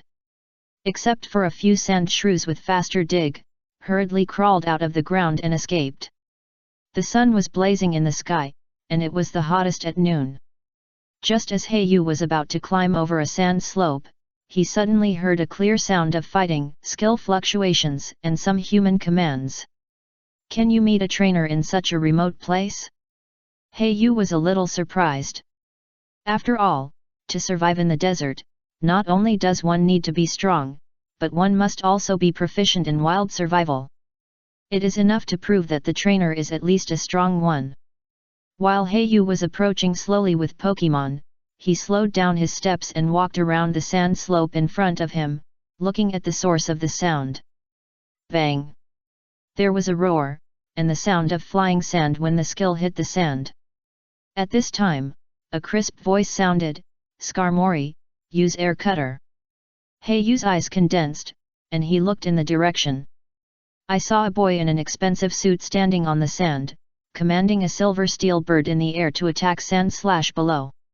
What caught Yu's attention was not the boy and Skarmory, but an old man beside him. The old man was wearing black casual clothes, and his eyes looking at the boy were also very kind, but a strange Pokemon beside him exuded a strong energy fluctuation. Even if he was far away, Yu could tell at a glance that the level of the Pokemon was extremely high, which might be far beyond his imagination. The face of the Pokemon looked like a hard stone shield, and its body was even bigger. Its head was grey, but its body was mainly yellow, which did not seem out of place in this desert full of yellow sand. Shield Pokemon, Bastiodon. Yu had guessed that these two people. The approximate identity of Bastiodon is a young master from a big family and his servants. This can be seen from the respect of the old man to the young man. Yu looked at Bastiodon with awe. Peeping at training is very impolite. Yu did not want to get into trouble for no reason, so he quickly retracted his gaze. Just as he was about to quietly retreat, the old man suddenly turned back, and his sharp eyes swept across the earth slope where Yu was hiding. The handsome young man in gorgeous clothes and noble temperament asked softly with a puzzled face, "Uncle Changdao, what happened?" The old man first bowed respectfully to the young man, then showed a kind smile and said slowly, "Haha, it's okay, it's just a peeping bug that hides its head and shows its tail." After that, he suddenly raised his head, his eyes were like torches, and he shouted at the place where Yu was hiding, "Bastiodon, start the ancient power." Accompanied by this old and majestic command, in an instant, several flying stones as huge as small mountains suddenly condensed into shape and rushed towards the hiding place of Yu at lightning speed. The flying stones were not only huge in size, but also their attack angles were extremely strange and tricky, covering the sky and earth from all directions like a net, without a single flaw. Yu was caught off guard and didn't even have a chance to dodge. "Protect!" A roar resounded through the sky. However, there was a loud earth-shaking sound. And the pit where they were hiding was instantly smashed down by the heavy rocks. The rolling yellow sand rose into the air like a surging wave, forming a small but powerful twister storm, which swept up countless tiny gravels around. Just such a casual attack could produce such a terrifying momentum and destructive power. The elegant young man next to the old man looked at the attacked place with suspicion. After waiting for a long time, the yellow sand and smoke dissipated, and Yu, who was wearing an expedition suit, knelt on one knee on the ground, and several Pokémon beside him all showed exhausted expressions. All Pokémon fully activated Protect, and only then could they block the casual attack. Chapter 111 Steven. Hey? I didn't expect there was a person, the elegant young man said with a surprised face. The old man beside him showed an expression of no surprise, and taught carefully, Master Steven, be careful in the wild, people's hearts are the most unpredictable. The elegant young man called Steven didn't care, waved his hand and said, Oh, Uncle Changdao, there are not as many bad guys as you said, and besides, isn't he wearing the uniform of a league trainer? While Steven pointed at Yu also looked at the old and young with a shocked face. From their conversation, Yu heard incredible words, and he couldn't believe his ears. Steven?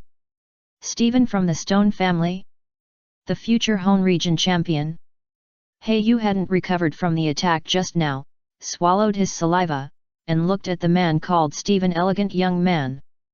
The young man had a gentle smile on his face, wearing a small dress with an aristocratic atmosphere, a red scarf at the collar, and a striking silver-white short hair. Yu stood up, trying not to show his flawed expression, and said, My two friends, I don't have any dangerous intentions, I just happened to pass by and was attracted by the fighting here. Steven nodded, with an expression of I see, as if he believed what Yu said. But the old man next to him was not so easy to fool, so he still had a smiling expression, but the sharp eyes and the majesty exuded from his body made Yu breathless. Especially Bastiodon on the side, the breath exuded from his body brought great pressure to Yu and Pokémon. My friend, since you didn't mean to enter, I apologize for my self-defense behavior just now. Although the old man said he was apologizing, there was no apology in his words, but a bit of aggressive feeling, wanting Yu to leave here quickly. Yu's mind was surging quickly. It was not easy to meet Steven this time. How could he easily let go of this rare opportunity? At this moment, a brilliant plan came to his mind. Yu suppressed his inner excitement, showed a trace of helplessness on his face, and slowly stood up. However, his staggering steps seemed like he might fall at any time. Sure enough, just after taking a few steps, Yu suddenly felt an irresistible force coming, and his body instantly became soft and without any support, and fell heavily to the ground again. With the superb acting skills that he had honed for many years, Yu was full of confidence in himself. He firmly believed that with his realistic performance, no flaws. As expected, before Yu could further display his acting skills, Steven could no longer suppress his dissatisfaction and said, Uncle Nagashima, how could you do this? There was a hint of blame in his words. Then, Steven took a step without hesitation, rushed towards Yu, and carefully helped Yu up from the ground. And asked with concern, Are you okay? Are you injured?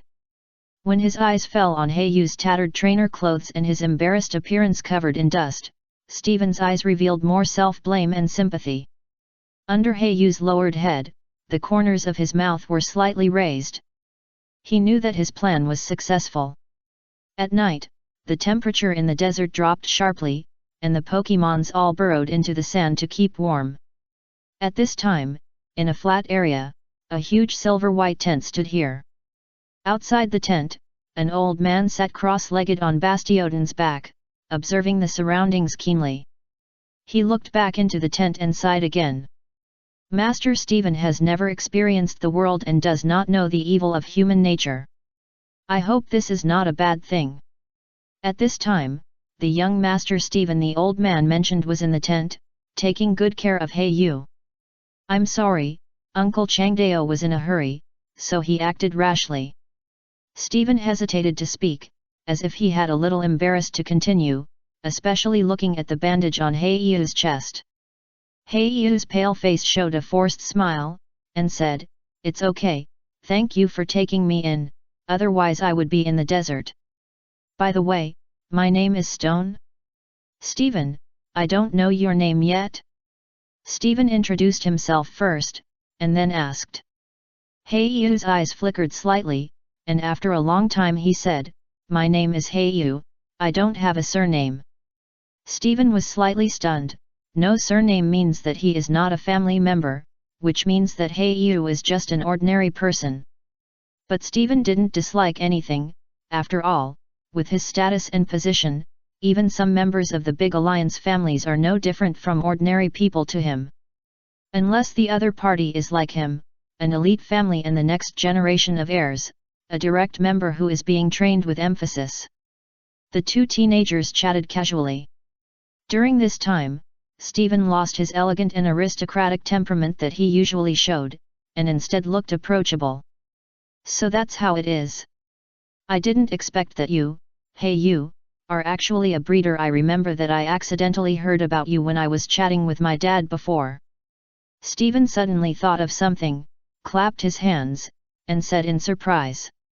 By the way, why do you, a breeder, appear here? In Dingfeng Plains, and into the desert? Stephen asked curiously. After all, some traditional breeders rarely go to the wild. Even if they need some rare materials, they mostly issue commissions to the Breeder Association or the small Pokémon Center. They rarely take risks. After all, they put most of their energy into breeding research and have very little time to train Pokémon. Therefore, most breeders are not very strong. Stephen's thoughts are also the thoughts of most people. Although I am a breeder, my real ideal is to become a powerful trainer. Although Heiyu's words were brief, but has already shown his ideals. Heiyu held Murkrow in his arms and combed his messy feathers. Murkrow was the most seriously injured among the Pokémon. After all, his level was the lowest. Stephen felt even more embarrassed when he saw Heiyu's actions, and said, Don't worry, our stone family's healing secret medicine is very effective, and your Pokémon should not have too many problems. The two chatted casually, and they talked about Pokémon unconsciously. Stephen stared at Murkrow and asked, Is this Murkrow from Johto region? Although it was a question, there was a very confident affirmation in his words. Although Stephen had not seen this kind of Pokémon in person, the vast knowledge in his mind still made him recognize it at first sight recognition. This is the benefit of family, you can get access to knowledge that ordinary civilian trainers can't get access to. If you change to an ordinary civilian, you probably won't know Pokémon from other regions.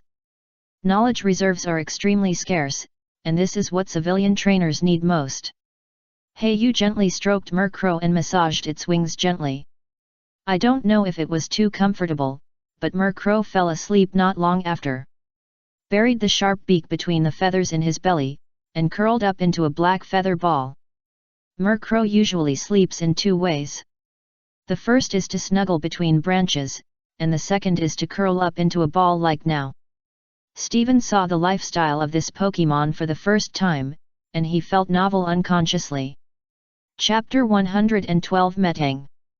Although I have been to Johto region before, I have never seen Murkrow.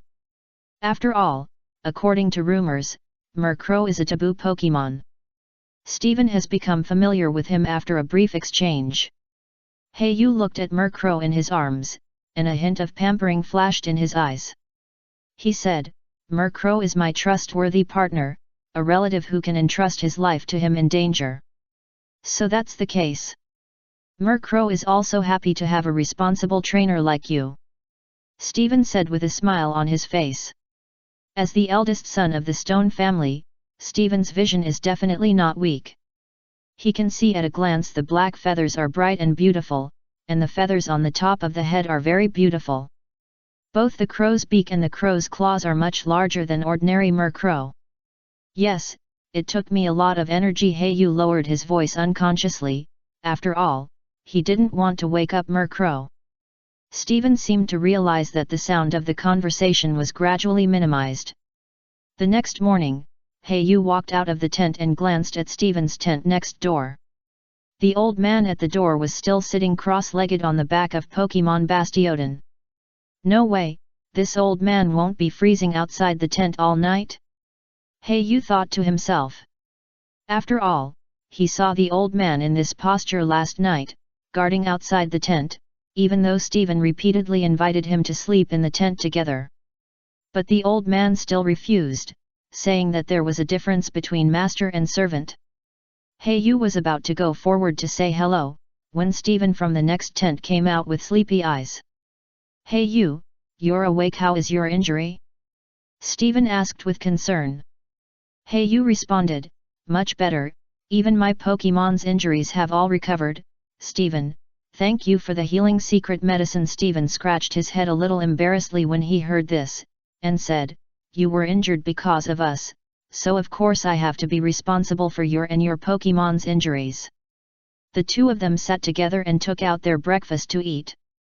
The old man called Uncle Changdeo still sat cross-legged on Bastiodon with his eyes closed, like a statue, motionless. By the way, Stephen, as the son of the Stone family, why did you come here to take risks? Yu asked tentatively. After all, there doesn't seem to be any ore in this desert. Stephen took out his napkin elegantly, sipped the bread, and responded, I came here to capture my fourth Pokemon, but unfortunately I didn't meet the Pokemon I like in this desert. Stephen's tone was a little regretful. After all, they had explored most of this desert, and they had given up hope of meeting a Pokemon that suited their eyes. Yu just listened silently, occasionally responding, but most of the time it was Stephen who was talking and listening. Stephen seemed to have regarded Yu as a friend.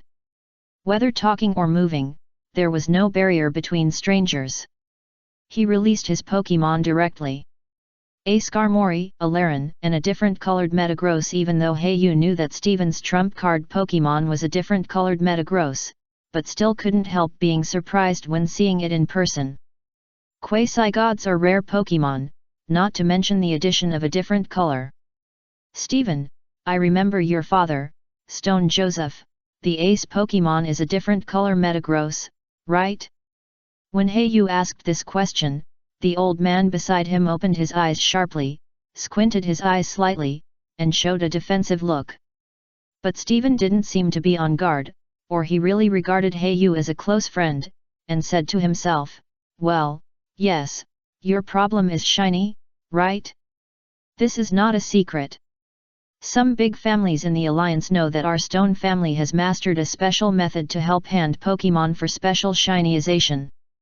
Yu thought he had seen enough of the world in the incubator of Chinjua Gym, but he still couldn't help but exclaimed.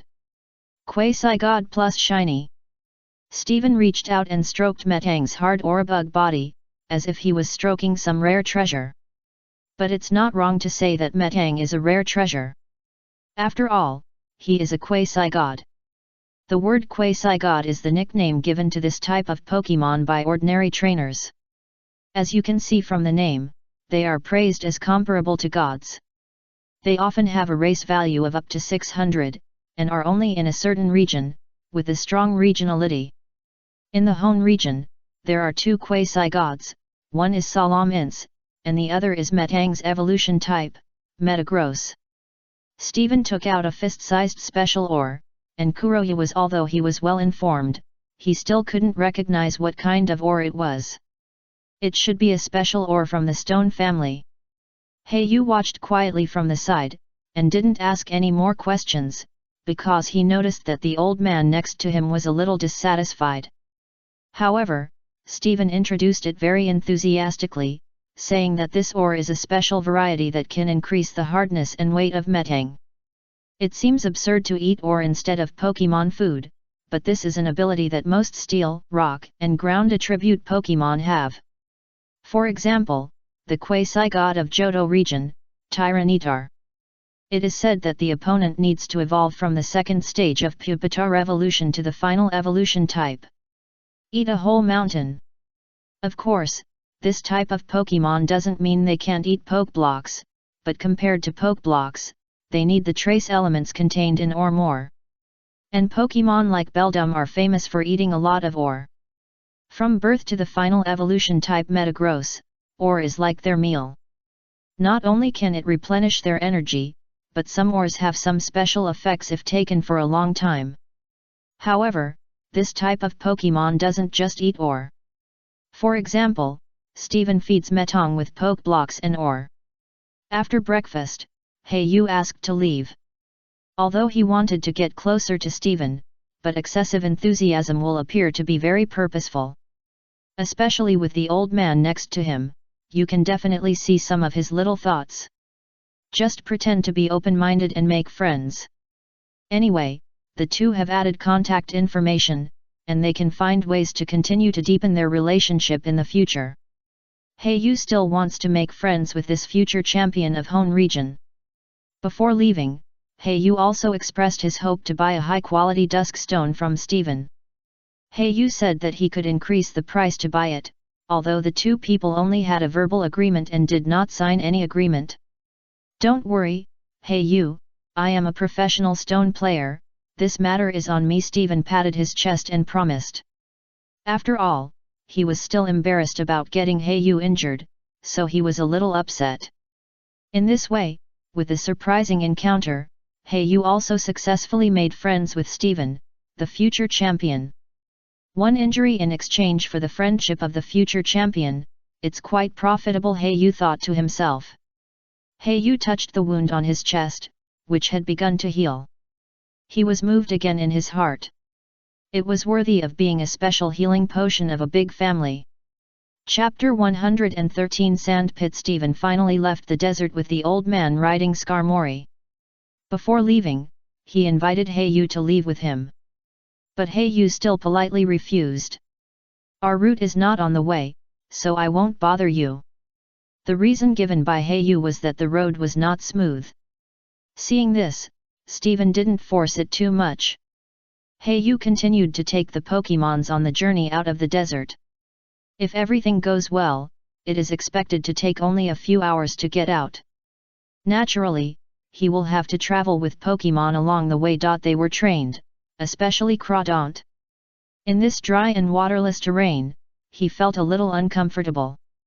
But it was also a kind of training for him.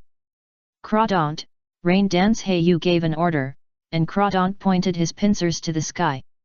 A few small dark clouds appeared in the sky not far away. Unfortunately, the dark clouds did not last for a few seconds, and even the rain did not have time to fall, and they had already dispersed. Sure enough, it is difficult to use rain dance in the desert. According to past experience, Crawdaunt is fully capable of completing a small rain on his own. However, the desert environment seems to bring him great difficulties. Crawdaunt listened to Castform explaining the secrets to him while continuing to try rain dance. Dance. Hei-Yu took Murkrow and Umbreon to guard nearby. Since Umbreon evolution, his temperament is far less naughty than before, and he rarely shows his cuteness with charm. Hei-Yu is a little uncomfortable with this. But this is a good thing after all. After all, most Pokemon will change their temperament after evolution, and Umbreon, who has always been cold and arrogant, is obviously one of them. But the place in Hei-Yu's arms is always open to Umbreon. Sometimes when he is tired of training and fighting, Umbreon will ignore his reserve and lie in Hei-Yu's arms. Umbreon, be alert to the sand in front, something is coming. Hei-Yu saw a slightly raised small sand pit not far away, which was moving towards this side at a high speed. Umbreon, use Shadow Sneak. Hei-Yu ordered instantly. A shadow with dark energy condensed in front of Umbreon. Sneak, shoot towards the raised pit on the ground. Bang! A small gust of flying sand was raised, and before Hei-Yu could check what kind of Pokemon was inside, countless sharp stone cones flew out in an instant. And the target of attack was Hei-Yu. Seeing this, Murkrow hurriedly added Tailwind to all his members, and several Pokemon arrived in an instant, reaching Hei-Yu's side and propping up a protective shield. Looking for death, Murkrow blew away this group of flying sand. Crawdaunt Water Jet rushed up, Shell Blade. Although Hei-Yu was used to being attacked by surprise, it was inevitable that he would still have rage. Murkrow flapped his black feather wings, and the flying sand and smoke in front of him were instantly blown away, and the face of the sneak-attacking Pokemon finally emerged. The Pokemon was seen. The face looks like a crocodile, standing on 2 feet. Except for the pink belly, the whole body is almost brown. There are 2 rows of protrusions on the back, like black sawtooth. There are 3 claws on the 4 feet, and the front feet become like hands. The dark eyes look like a pair of sunglasses from a distance. Desert crocodile Pokemon, Krokorok. The moment he recognized this Pokemon, Heiyu thought to himself that it was not good, because Pokemon like Krokorok often live in groups with multiple Pokemon of the same kind. In other words, there is a high possibility that there are other Pokemon hiding in the sand nearby. Krokorok. Umbreon, be alert all around. Murkrow, be ready to support Crawdaunt. After giving orders to the 2 Pokemon, Heiyu looked at the sand around him very alertly, as if a Krokorok would suddenly jump out of the ground at any time. Crawdaunt was fighting fiercely with Krokorok not far away. Relying on attribute suppression and excellent cultivation, it quickly defeated the wild Krokorok. But at this moment, as Heiyu expected, several raised earth pits soon appeared not far away, and they were coming towards this side at an extremely fast speed. Murkrow, use Gust on that place. Heiyu pointed to one of them, preparing to attack Crawdaunt's earth pit. Murkrow approached at a high speed, and a gust of wind blew away as his wings flapped. Krokorok, who was hiding under the sand, was really hit by this attack and jumped out of the sand. He looked extremely raging after being attacked, and he beat his chest with his claws. The momentum around his body gradually climbed up. Oh no, this attack actually triggered his Rage A Cup Ointment characteristics. Rage A Cup Ointment, when the vitals are hit, it will be furious, and the attack power will be increased to the highest the body can bear. Kuroyu saw that the situation was not right, and hurriedly took back Crawdaunt and Umbreon. And directly grabbed Murkrow's crow claws, ready to fly away directly. Currently, Murkrow's size is not enough to directly carry people, so it can only rely on this method to drag and fly. But fortunately, the group of Krokorok did not have some long-range attack skills and moves, which made Kuroyu in the air secretly relieved. Kuroyu in the air looked down at the several rage Krokorok on the sand, thinking in his heart. Pokemon like Krokorok usually bury the prepared prey in the sand as a hunting aid when the hunting fails. Reserve food. In addition, there is another possibility. Krokorok buried the eggs in the sand to protect his cubs from harm. Heiyu thought about it and only thought of 3 possibilities. The first one is the most basic, guarding of the territory. The other 2 are to protect the stored food and Pokemon eggs and Pokemon cubs. Okay, Murkrow, land. When he finally found a sand slope with a certain height, Murkrow slowly landed. With his current size, it is relatively easy to carry a person to fly. After all, Kuroba is a young boy with a light body. In addition, Murkrow is well trained, and his body is several times stronger than Pokemon of the same level. After landing, Kuroba immediately released several Pokemon to guard the surroundings, and at the same time treated Murkrow's injuries and relaxed his muscles. But in his heart, he was thinking about Krokorok just now. My current Pokemon team, except for the Moon Pokemon, is very afraid of electric type. The ground-based Crocodile family can do a good job of joint defense. Heiyu wanted to capture a special attack Pokemon in his heart. After all the Pokemon on him were physical attack, which was a bit too biased. But now the opportunity has come, it's right in front of us, and we can't miss it. Heiyu still has some good feelings for the Pokemon Crocodile. After all, the Crocodile in the previous life animation was the leader of Unova region. If he could meet Sandil with excellent qualifications, it would not be a bad idea to capture a Pokemon as the main force. After all, in his current team, except for Umbreon, the other 3 are restrained by the electric attribute. And Sandil with ground and evil attributes can be used as a good attribute joint defense, immune to electric attributes, and the ground attribute itself is an offensive system. As for directly capturing the second stage Krokorok, Heiyu has no such plan. Wild Pokemon are not easy to tame after being captured, not to mention this kind of irritable Pokemon. Chapter 114 Pokemon Eggs. The more Hayu thought about it, the more itchy he felt. He began to make a careful plan in his mind. Hayu rested on the sand slope for a whole day, and only packed up at night. After resting, he set off. Pokemon like Krokorok are very afraid of the cold, so when faced with the sudden drop in temperature at night, they usually don't go out and hide deep in the desert sand. Hayu put on his night clothes and walked carefully in the desert. According to his memory during the day, he came to the desert that was attacked. The sand here has been buried by a new round of sand, but some traces of the battle can still be vaguely seen. Hayu hid behind a reef. Even at night, he didn't dare to show his body too openly, because the eyes of Pokemon like Krokorok are very special. The membrane covering the eyes of Krokorok can not only protect it from the influence of sandstorm, but also sense the heat of objects. It can be called a thermal imaging night vision device. Because of this, Krokorok can see very clearly in the dark and use it to hunt. Hayu crawled carefully on the sand. He also had a special way to find the Krokorok nest hidden in the sand. Cast form, use all-out rain dance on this piece of sand. Hayu's method is simple and crude, which is to soak the whole piece of sand. With Krokorok's hot temper, he will definitely reveal his body. Cast form has already jumped out of the stone in a few wanderings. The special gas body structure makes it almost like a ghost. Yo yo yo! Cast form made a crisp chirp, and its body also changed into a special rainy day form. As time slowly fell for a few seconds, several huge dark clouds suddenly appeared above the sand. The black clouds gradually dropped small raindrops, and as cast form condensed more and more dark clouds, the raindrops became larger and larger. Finally, from the initial drizzle, it formed a heavy rain. After completing the task, cast form wandered back to the stone like a ghost, and smiled at Hayu in a flattering way. Hayu laughed and scolded, saying, "Okay, okay, I know you have made great contributions.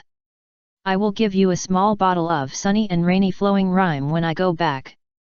Since cast form was subdued by Hayu, he has never returned to the underground river, and naturally he can't enjoy the special airflow that seizes the fortune of heaven and earth. However, before leaving, Hayu collected a lot of sunny and rainy flowing rime in the secret base. This red and blue two-color airflow is cast form's favorite. After dealing with cast form, Hayu put it back into the poke ball, and then focused on the sand not far away. The heavy rain fell, the sand gradually became wet, and the rain gradually soaked into the depths of the sand. Not long after, in Hayu's surprised eyes, as expected, several Krokoroks jumped out of the sand one after another, looking furious. The sharp claws slapped their chests, beating their chests and stamping their feet. The powerful crocodiles opened their mouths, revealing their sharp teeth, and kept roaring in a low voice. Hayu took out the special sachet that he had used before, which contained Ludicolo's sweet scent, and later he added a few more spices to it, which has a fatal attraction for Pokemon. Murkrow, please.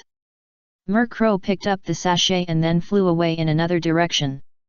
Krokorok, who was already rage, suddenly smelled this fatal fragrance and hurriedly chased after the source. He let me see what's hidden in the sand? Hayu laughed strangely, and he didn't worry at all about whether Murkrow would be in danger. Not to mention that the group of Krokorok had no long-range attack skills, Murkrow's speed alone could easily shake off most of the faster Pokemon. Not to mention these few clumsy crocodiles. Hayu couldn't wait to appear from behind the stone and took out the last time in rust earth from the space backpack alloy shovel during tunnel adventure. He started digging in the sand, and at the same time, he kept praying in his heart, it must be a Pokemon egg, not their stored food. Several Pokemon also used their special skills to start digging. In an instant, the whole sand was covered with skills. However, under Hayu's command, the attack strength of Pokemon was weakened several times. After all, if it is really a Pokemon egg, it would be a loss if it was accidentally injured. Just as Hayu was digging tirelessly, a dark eye slowly opened in the corner of the sand, revealing a cruel light. "It's here, dig down quickly." Yu suddenly felt something, and the movement of his hands quickly accelerated, and ordered several Pokémon to come to help. As he knocked down quickly, he really hit a lump-like thing. Yu slowly opened the sand and a yellowish Pokémon egg appeared in front of him. It was Krokorok's Pokémon egg. Yu's eyes were instantly filled with surprise. One Pokémon egg meant that there must be more Pokémon eggs here. After all, Pokémon eggs like this usually hatch together, and there are often several eggs in one nest. I'm rich." Even though Yu was meticulous, he couldn't help but feel a little surprised at this moment. As Pokémon eggs were dug out of the sand and neatly arranged in a row, Yu was exhausted and panting. But even though he was sweating, he couldn't stop smiling and counted them one by one. 567, there are actually 7. Yu's breathing gradually became heavy. I don't know if it was because he was out of breath due to exhaustion, or because he was too excited, or both. Suddenly, a sound of sand and soil appeared in my ears. "Wow, crocodile!" When Yu heard the Pokémon growl, his hair stood on end, and he hurriedly looked for the sound. He saw a Krokorok looking at him with rage in his eyes. "There's actually a Krokorok that hasn't left?" After being startled, Yu quickly calmed down, and at the same time, he hurriedly put a few Pokémon eggs into the space backpack. "Crawdaunt, Water Jet, Umbreon, use Shadow Sneak," Yu calmly commanded after observing the situation. At the same time, he hurriedly retreated to avoid being affected by the combat skills. Crawdaunt's body was instantly wrapped by the water flow, and rushed out like a bullet, carrying huge energy, bombarding Krokorok's face. Facing the restrained attribute, Krokorok instantly made a defense, slapped the ground with his claws, and countless sands flew in an instant, appearing in front of him, turning into a defensive state. It is a sand wall formed by controlling the quicksand abyss skill. "Crawdaunt, cut it with the shell blade." Hearing this, Crawdaunt's pincers instantly showed the shadow of the water flow of the shell blade, and suddenly slashed horizontally. The seemingly majestic and overwhelming sand wall was instantly cut open. Shadow Sneak's attack also came quietly at this time. At night, the ghost attribute attack is more concealed. Under Krokorok's horrified eyes, Shadow Sneak hit, and Krokorok stumbled and fell to the ground. Yu certainly would not miss such a good opportunity, and directly took advantage of the victory and ordered, "Crawdaunt, use the shell blade to solve it." Chapter 115 Krokorok. Krokorok showed a horrified expression, but the next second the attack came suddenly, and Crawdaunt's pincers wrapped in water flow directly hit Krokorok's body. I don't know if it's because Crawdaunt hasn't fought for too long, resulting in too much power in the body that has nowhere to vent. So punch after punch hit Krokorok. And every punch hit him directly in the face. Bang bang bang bang bang. Punch after punch. With just 4 punches, Krokorok lost his ability to fight. His face was distorted and he collapsed to the ground. His life or death was unknown. "Okay, Crawdaunt." Black Feather stopped Crawdaunt's brutal behavior, not because he was kind. After all, you are talking about kindness with a pirate? The reason why he spared the life of this Krokorok was simply to confirm his conjecture. He casually threw a great ball to capture it, shrunk Krokorok's poke ball, and put it on the back of Pokémon Pokédex. Beep beep beep. Krokorok, a desert crocodile Pokémon, the evolution form of Sandil, several of them gather in groups to cover the membrane of the eyes, which can protect the eyes from sandstorm damage. Level 31, Attribute, Ground, Evil, Gender, Female, Characteristics, Intimidation, Height, 1 meter, Weight, 33 kilograms, Ordinary Development, no outstanding features. Mastered Skills, Sand Attack, Glare, Bite, Rage, Torment, Quicksand Abyss, Assurance, Mud Slap, Seize, Bluff, Crunch. Inherited Skills, Focus Energy. After Yu looked at the data on the Pokemon Pokédex, he understood it instantly. It turned out to be a female, no wonder it stayed in the territory. Yu raised his eyebrows and understood instantly. Krokorok is a Pokemon with females as the center of the group. Male Krokorok goes out to collect food and drive away enemies that invade the territory. Females are responsible for hatching Pokemon eggs and taking care of cubs. But now these 7 Sandil Pokemon eggs belong to me. Yu ordered several Pokemon to clean up the scene quickly, and then left in a hurry here. He found the sand slope where he had been staying before. This was the meeting place he and Murkrow had agreed to meet. Sure enough, before a few minutes had passed, a hoarse crow cry came into his ears. In the dark night sky, a Murkrow with black feathers flapped its wings and flew towards this side. Black Feather put on a nightgown, stepped on the night curtain, and slowly walked out of the desert. When the Krokoroks, who had chased the invading enemy in vain, returned to their territory, they found that not only their companions had disappeared without a trace, but even the Pokemon eggs had disappeared.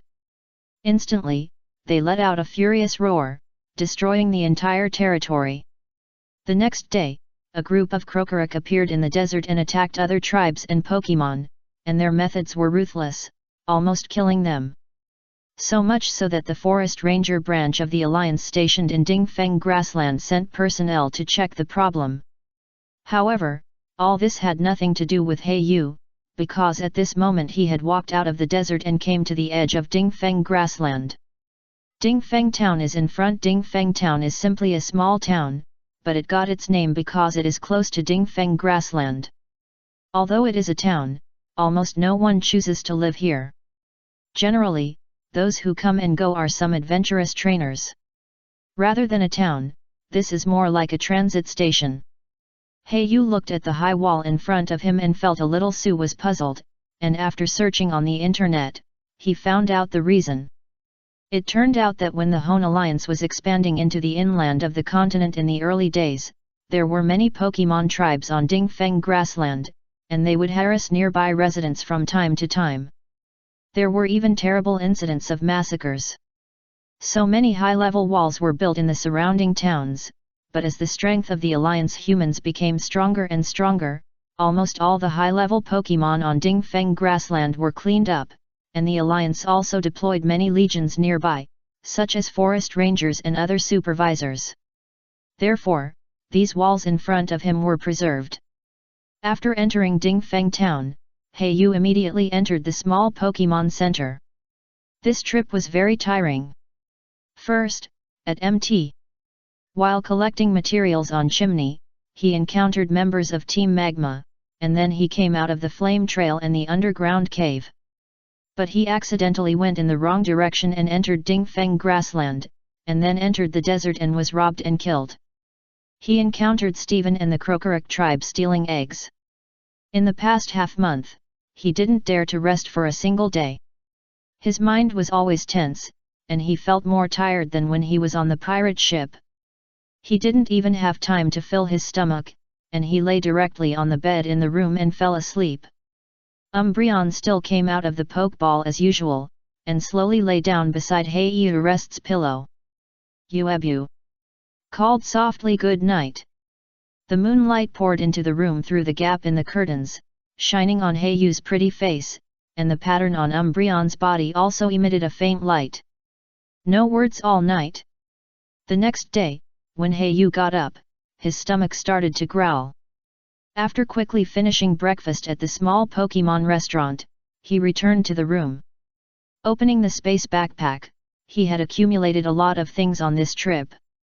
First of all, there were a lot of strange materials, some of which even Yu couldn't name. Some were found on MT Chimney for picking, some are found in the caves of the Blazing Trail, and there are materials found in the Dingfeng Grassland and the desert. Some of these materials look so strange that even Yu has to look up the information to identify them. There are also a lot of Pokemon, Spoink, Katoni, and the poisonous Pokemon of the couple who killed me. All these Pokemon are shameful, so they can only be sold on the underground black market. After all, the Alliance explicitly prohibits the sale of all Pokemon, and it must be regulated by the Alliance. It's just that Spoink and Katoni are okay, but the poisonous Pokemon on the couple who killed him are definitely registered in the Alliance database. Heiyu doesn't want to be caught and add all kinds of troubles, so he simply goes to the black market to sell them together. Heiyu looked at the 7 cocky Pokemon eggs on the bed, and first placed an order online to buy 7 incubators. Due to the secondary channel of the Heiyu Alliance, the delivery speed is extremely fast. Within 2 hours of placing the order, a staff member personally delivered the goods to the door. After installing a bottle of nutrient solution in each incubator, Heiyu was relieved. He began to organize the various items on his body. The first was the pink gem taken from Spoink, which contained extremely rich psychic energy. In the task list of the Alliance, there were many bounties that were being collected. Heiyu selected the one with the highest price and sold them all, and another large amount of Alliance points were received. Finally, except for the poisonous Pokemon of the couple, all other Pokemon were matched according to the tasks of the Alliance bounty. Except for the Katoni with the characteristic of Mischief Heart, someone was willing to buy it with points, and the rest were all Alliance coins. After completing a series of operations, Heiyu pulled his ID card out of the self-service machine. The Alliance prohibits all Pokemon sales on the surface, but it acts as a medium platform for others to offer rewards for Pokemon sales, under the name of supervision. Heiyu threw out the random thoughts in his mind. Have you slept too little recently? So much so that I have some insomnia. Heiyu thought of the cotton that Katoni shed, which is a good material for making pillows and is often chosen by some high-end brands. It seems that this batch of Katoni can still make some cotton before selling it on the black market. Chapter 116 Entering the Black Market Again. Before going to the black market, Heiyu adjusted the status of all Pokemon to make them look better. Of course, some angry Pokemon resisted, but fortunately Crawdaunt was guarding on the side. Well, with so much cotton, it's probably enough to make another quilt. Heiyu took the last Katoni back to the Pokemon ball was very satisfied. After tidying up everything on his body, Heiyu walked out of the Pokemon Center and entered a dark alley, wearing a black robe and mask. He found a few hooligans and successfully asked for the entrance to the black market. I didn't expect that Dingfeng town has a small flow of people, but the black market is quite large. Heiyu successfully obtained the qualification to enter the black market after paying a fee of 200 yuan. In fact, some black markets are free to enter, while others require a fee. It's not about which one is high-end or low-end, it's just that the differences between the black markets are different. However, perhaps because it is close to Dingfeng grassland, the black market here is extremely lively, almost comparable to Rust Burrow. Black market in the city. Heiyu released Crawdaunt, and the power displayed by the level 37 is enough to scare people walking in the dark area. The reason why other Pokemon were not released is that Murkrow and Umbreon are both rare Pokemon. Especially Murkrow, which is very unpopular and belongs to the Johto region. If it is released, there will inevitably be a risk of being recognized. Crawdaunt is much more common. Its predecessor Corphish can be seen almost everywhere in the Hone region with abundant water sources. Heiyu first entered the store selling poke blocks and asked as usual if there were any high-level poke blocks. After getting the answer that there were no high-level poke blocks, he was not disappointed. After all, high-level poke blocks are not cabbages, and they are rarely seen on the market. However, even so, Heiyu still bought a large number of intermediate dark poke blocks and water-type poke blocks, which are equipped for Crawdaunt and Sharpedo. With his current ability, it is difficult to make intermediate poke blocks. In order not to delay the Pokemon, he can only resort to this last resort. After consuming 500,000 Alliance coins at once, Heiyu felt a little distressed. In the past, he was self-sufficient and had never experienced the pain of buying poke blocks. I can still make primary poke blocks for Umbreon and Murkrow. If it were an ordinary trainer, I'm afraid the consumption would be even greater.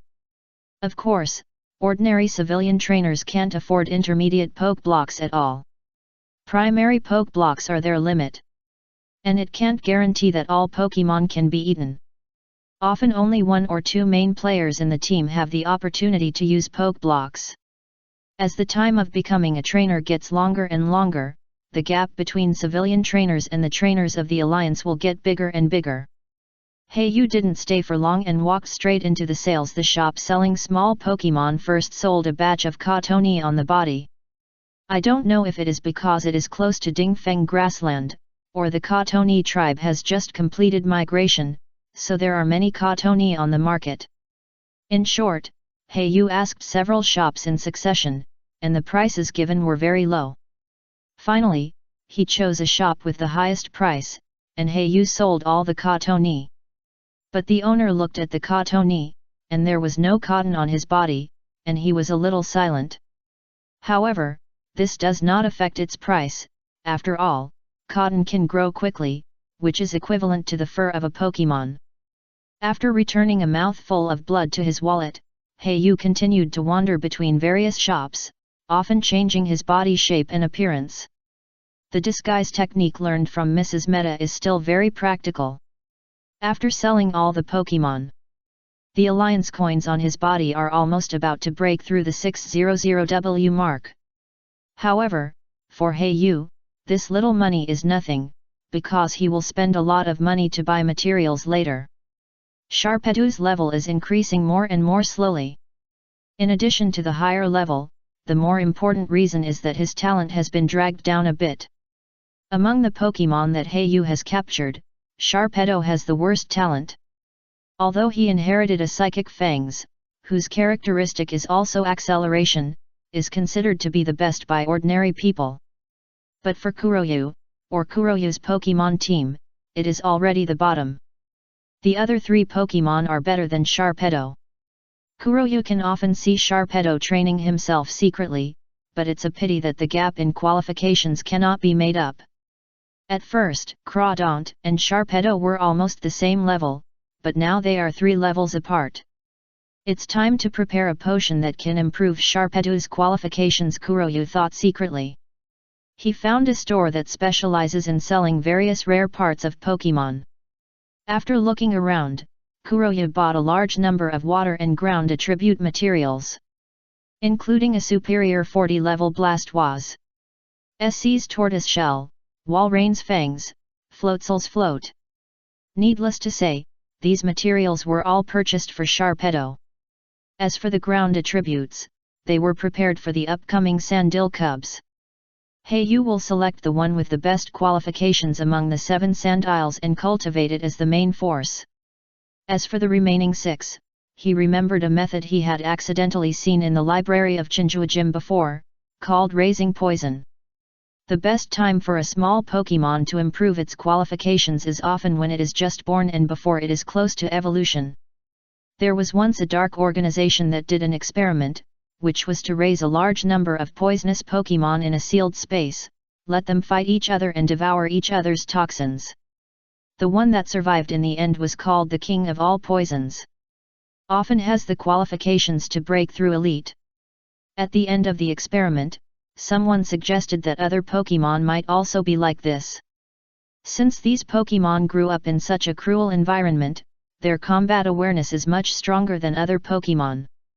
Heiyu was already a little eager to make a move. Sandil is a fierce Pokémon, and its final evolution, Crocodile, can be called brutal. Continuing to walk in the black market, Heiyu bought the required blind spot skills for several Pokémon. The most important one is the hidden power disc. He bought all of them here at once, just one for each Pokémon. In addition, there are some other attributes. For example, Ice Beam of the Ice System, directly buy 2 skill discs, one for Crawdaunt and Sharpedo. Umbreon also lacks the long-range attack means of its own system. Dark Pulse must also be arranged, as well as Attract, which is more inclined to auxiliary role. This kind of unconventional skills can often play a miraculous role in battle. Murkrow learned a move of Steel Wing, but unfortunately he didn't find the Perish Song skill disc, which made Heiyu a little regretful. In the public place of the black market, he rented a skill learning machine, and Hayu used up all the skill discs on the spot. Fortunately, they paid great attention to privacy protection here, and they were all used in a closed small room, so Hayu didn't show off his wealth. Chapter 117 Street Fighting. After Hayu walked out of the small room of the skill learning machine, he silently looked around. Some of the other rooms were lit, while others were dim. The patrol team behind the black market was maintaining order here. A few people in black robes could be seen glancing here from time to time. Hayu smiled coldly under the mask, pulled the black hood, and disappeared in the crowd. A few seconds after Hayu left, several people who were observing in secret followed him, and more people were still waiting nearby, observing everyone who came out of the small room. It was as if he was selecting his own prey. Hayu gradually walked to the stall area, pretending to half squat and select the goods, but in fact observing the people who were secretly following him from the corner of his eyes. Hayu would not be polite to these followers who wanted to kill people and steal treasures. He turned around several times in the black market and got rid of several people who were following him. Only one person was following him closely. His tracking and disguise skills were first class and powerful. If you don't take the road to heaven, you will come to hell without a door. Hayu tightened his black robe and showed a cruel grin at the corner of his mouth. Some people always think that no one can detect their disguise tracking skills. With this skill, they think no one can find them. But they don't know that it is their own stupidity and arrogance that often ruins their lives. Hayu walked to a dark alley with many connections and disappeared into the darkness. In the black market, although the forces behind the scenes stipulate that they cannot fight, countless people die in the black market every year. As long as they are not caught and evidence is obtained in person, nothing will happen. After all, how can those who can come to the black market be decent people? In this place where all kinds of people gather, countless deaths and darkness are performed every day. Hayu hid behind a pile of garbage.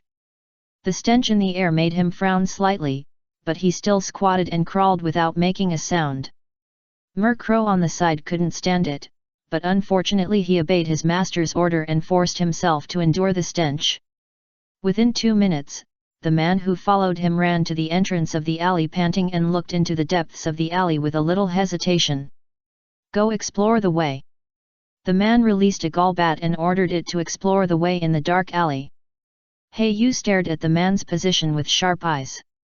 The moment he stepped into the dark alley, he instantly ordered, Murkrow, Tailwind Bless, Drill Peck, Crawdaunt, Shell Blade directly attack Golbat. Grabbing the opportunity at that moment, Murkrow flew out of the garbage dump at high speed, like lightning, directly passed by Golbat and rushed towards the tracking man. In the dark alley, only a black shadow could be seen flashing. Aha! Only a muffled sound could be heard. How could a fragile human body resist the attack of Pokémon? A bloody head slid off the body and rolled to the garbage dump. Hayu looked at the rolling. The human brain at his feet still had a horrified and incredible expression on it. The pungent smell of blood made him slightly excited. Since he came to land, Hayu rarely killed like this. He had been suppressing his nature as a pirate. Golbat was not of high level and was knocked unconscious by Crawdaunt. Hayu pulled out a dagger from his waist and began to loot the spoils from him. From beginning to end, his mood did not fluctuate at all, and his face was expressionless. The dagger in his hand was still the one distributed when he first boarded the pirate ship. Type weapon. Slicing the wide black robe on the man's chest, revealing the clothes inside, Hayu raised his eyebrows slightly and whispered, "Hey? This pattern." Hayu heard a hurried sound of footsteps coming from the alley, and hurriedly cut off the pattern on the man's chest, and then hurriedly hid in the darkness of the alley. A few seconds later, the patrol law enforcement officers in the black market arrived, only to see a headless corpse in the alley and a bloody head in the garbage dump. Hayu walked out of the dark alley again. The black robe on his body had been changed into normal clothes, and his face was still wearing a black mask. A place to stay in the black market. Rent me a room for half a day. Yu took out 200 alliance coins and walked into the second floor, ignoring the front desk staff from beginning to end. The other parties seemed to be used to it. In a place like the black market, it was not surprising for all kinds of weird people to appear. After entering the room, Yu first checked whether there were any eavesdropping and surveillance equipment, and then he felt relieved and sat down on the bed. Took out the piece of cut clothes from his arms, and a big R on it came into view. Is it worthy of Team Rockets? They have already reached into the Hone region. Yu was very familiar with the pattern and letters. They represented Team Rockets, a powerful dark organization. Yu dumped the various items he found on the man onto the bed. 2 Pokeballs were not surprising. They were the poisonous Pokemon such as Coughing and Golbat, which were standard for Team Rockets. It was just a card-like thing that caught Yu's attention. There were 3 big words Team Captain written on it. Yu's dark eyes stared at the card, thinking. After just a few minutes, Yu left the room. Under the bed in the room, there were 2 Pokeballs. They were the Pokeballs of the Team Rockets captain who had been following him. Team Rockets is too deep, who knows if they have any outrageous tracking methods, just 2 ordinary poison attribute Pokemon, not worth my risk. Yu's philosophy is to be cautious and careful in everything. Even if there is only a slight possibility, he will not put himself in danger. Anyway, it's only 200,000 or 300,000 alliance coins, it's nothing to him. If he is killed by Team Rockets is targeting him, that's really miserable. After leaving the black market, he found a remote corner, took off his large black robe and mask, and changed into a normal trainer outfit. After confirming that there were no flaws on his body, he went directly to the small Pokemon Center. When Yu finally arrived at the small Pokemon Center, night had already fallen, the sun was setting, and the blood-red sunset dyed the sky into a colorful sunset, which was beautiful. In fact, according to Yu's original plan, there should be plenty of time. Unfortunately, things did not go as planned. There were those scoundrels in the black market who followed him like a shadow. In order to get rid of the entanglement, Yu had to spend a lot of time to get rid of these people. Yu did not go to Pokemon as usual. Instead of enjoying the food at the Pokemon restaurant, he decisively decided to use the ordering program in the Pokemon Pokédex to quickly select a few delicious dishes. Not long after, the sumptuous dinner was delivered to the room. Yu enjoyed the delicious meal with great satisfaction and ate it with relish. After eating and drinking, he slowly climbed onto the bed and prepared to take a rest. Tonight is destined to be a sleepless night. Yu turned over and sat up, reaching out to take out the many precious materials purchased this time from the space backpack beside him. Among these materials, of course, it also includes the rare treasure that he had accidentally obtained before the ground vein stalactite. Looking at the dazzling array of items in front of him, Yu knew that he might have to stay up all night tonight. Chapter 118 Mixing Potion. The moonlight falls on the windowsill and shines on the table.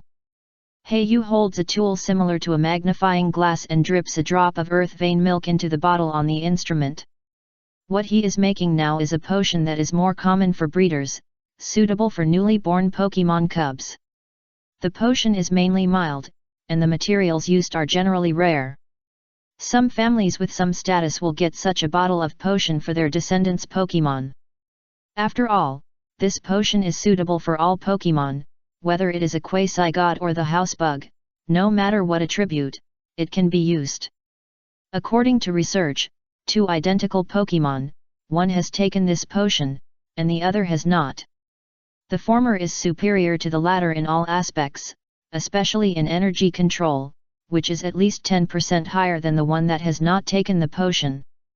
Other aspects such as physical strength, skill comprehension, level increase, etc. are mostly stronger by about 3% to 8%. Therefore, Pokemon that have not taken this kind of potion are born behind the starting line. Yu is also becoming a breeding family. After meeting the junior breeder, he learned about this secret potion. Ordinary civilian trainers could not hear any news at all. The information blockade of the alliance on the lower class was reflected in all aspects. Throwing away the random thoughts in his mind, he had not made similar potions or poke blocks for more than half a month, so his hands were a lot rusty. Puff puff puff gugugugugoo. Looking at the dark yellow potion in front of him, Yu put it into the testing instrument. As expected, there was a deviation. Yu sighed and said, "It is indeed, I'm not good at it anymore, so I'd better make some poke blocks to practice. The ground milk is extremely precious. Every time I fail, I lose a few drops." Yu feels very distressed to use it to practice. The potion he made was improved on the original one, and with materials suitable for ground-type Pokemon, it was made for Sandil. Yu came to another table, took out the poke blocks making machine, and skillfully put them together. This poke blocks making machine was replaced by the Breeder Guild in Rustboro City before, and it is one of the benefits for registered junior breeders. There are 4 parts in total, each with its own unique function. Take out boxes of tree fruits and some special materials, all of which are poke blocks necessary materials. Every time Yu goes to the black market, he will purchase a large number of them. After all, the Breeder Guild is not everywhere, and it usually only stands in some big cities.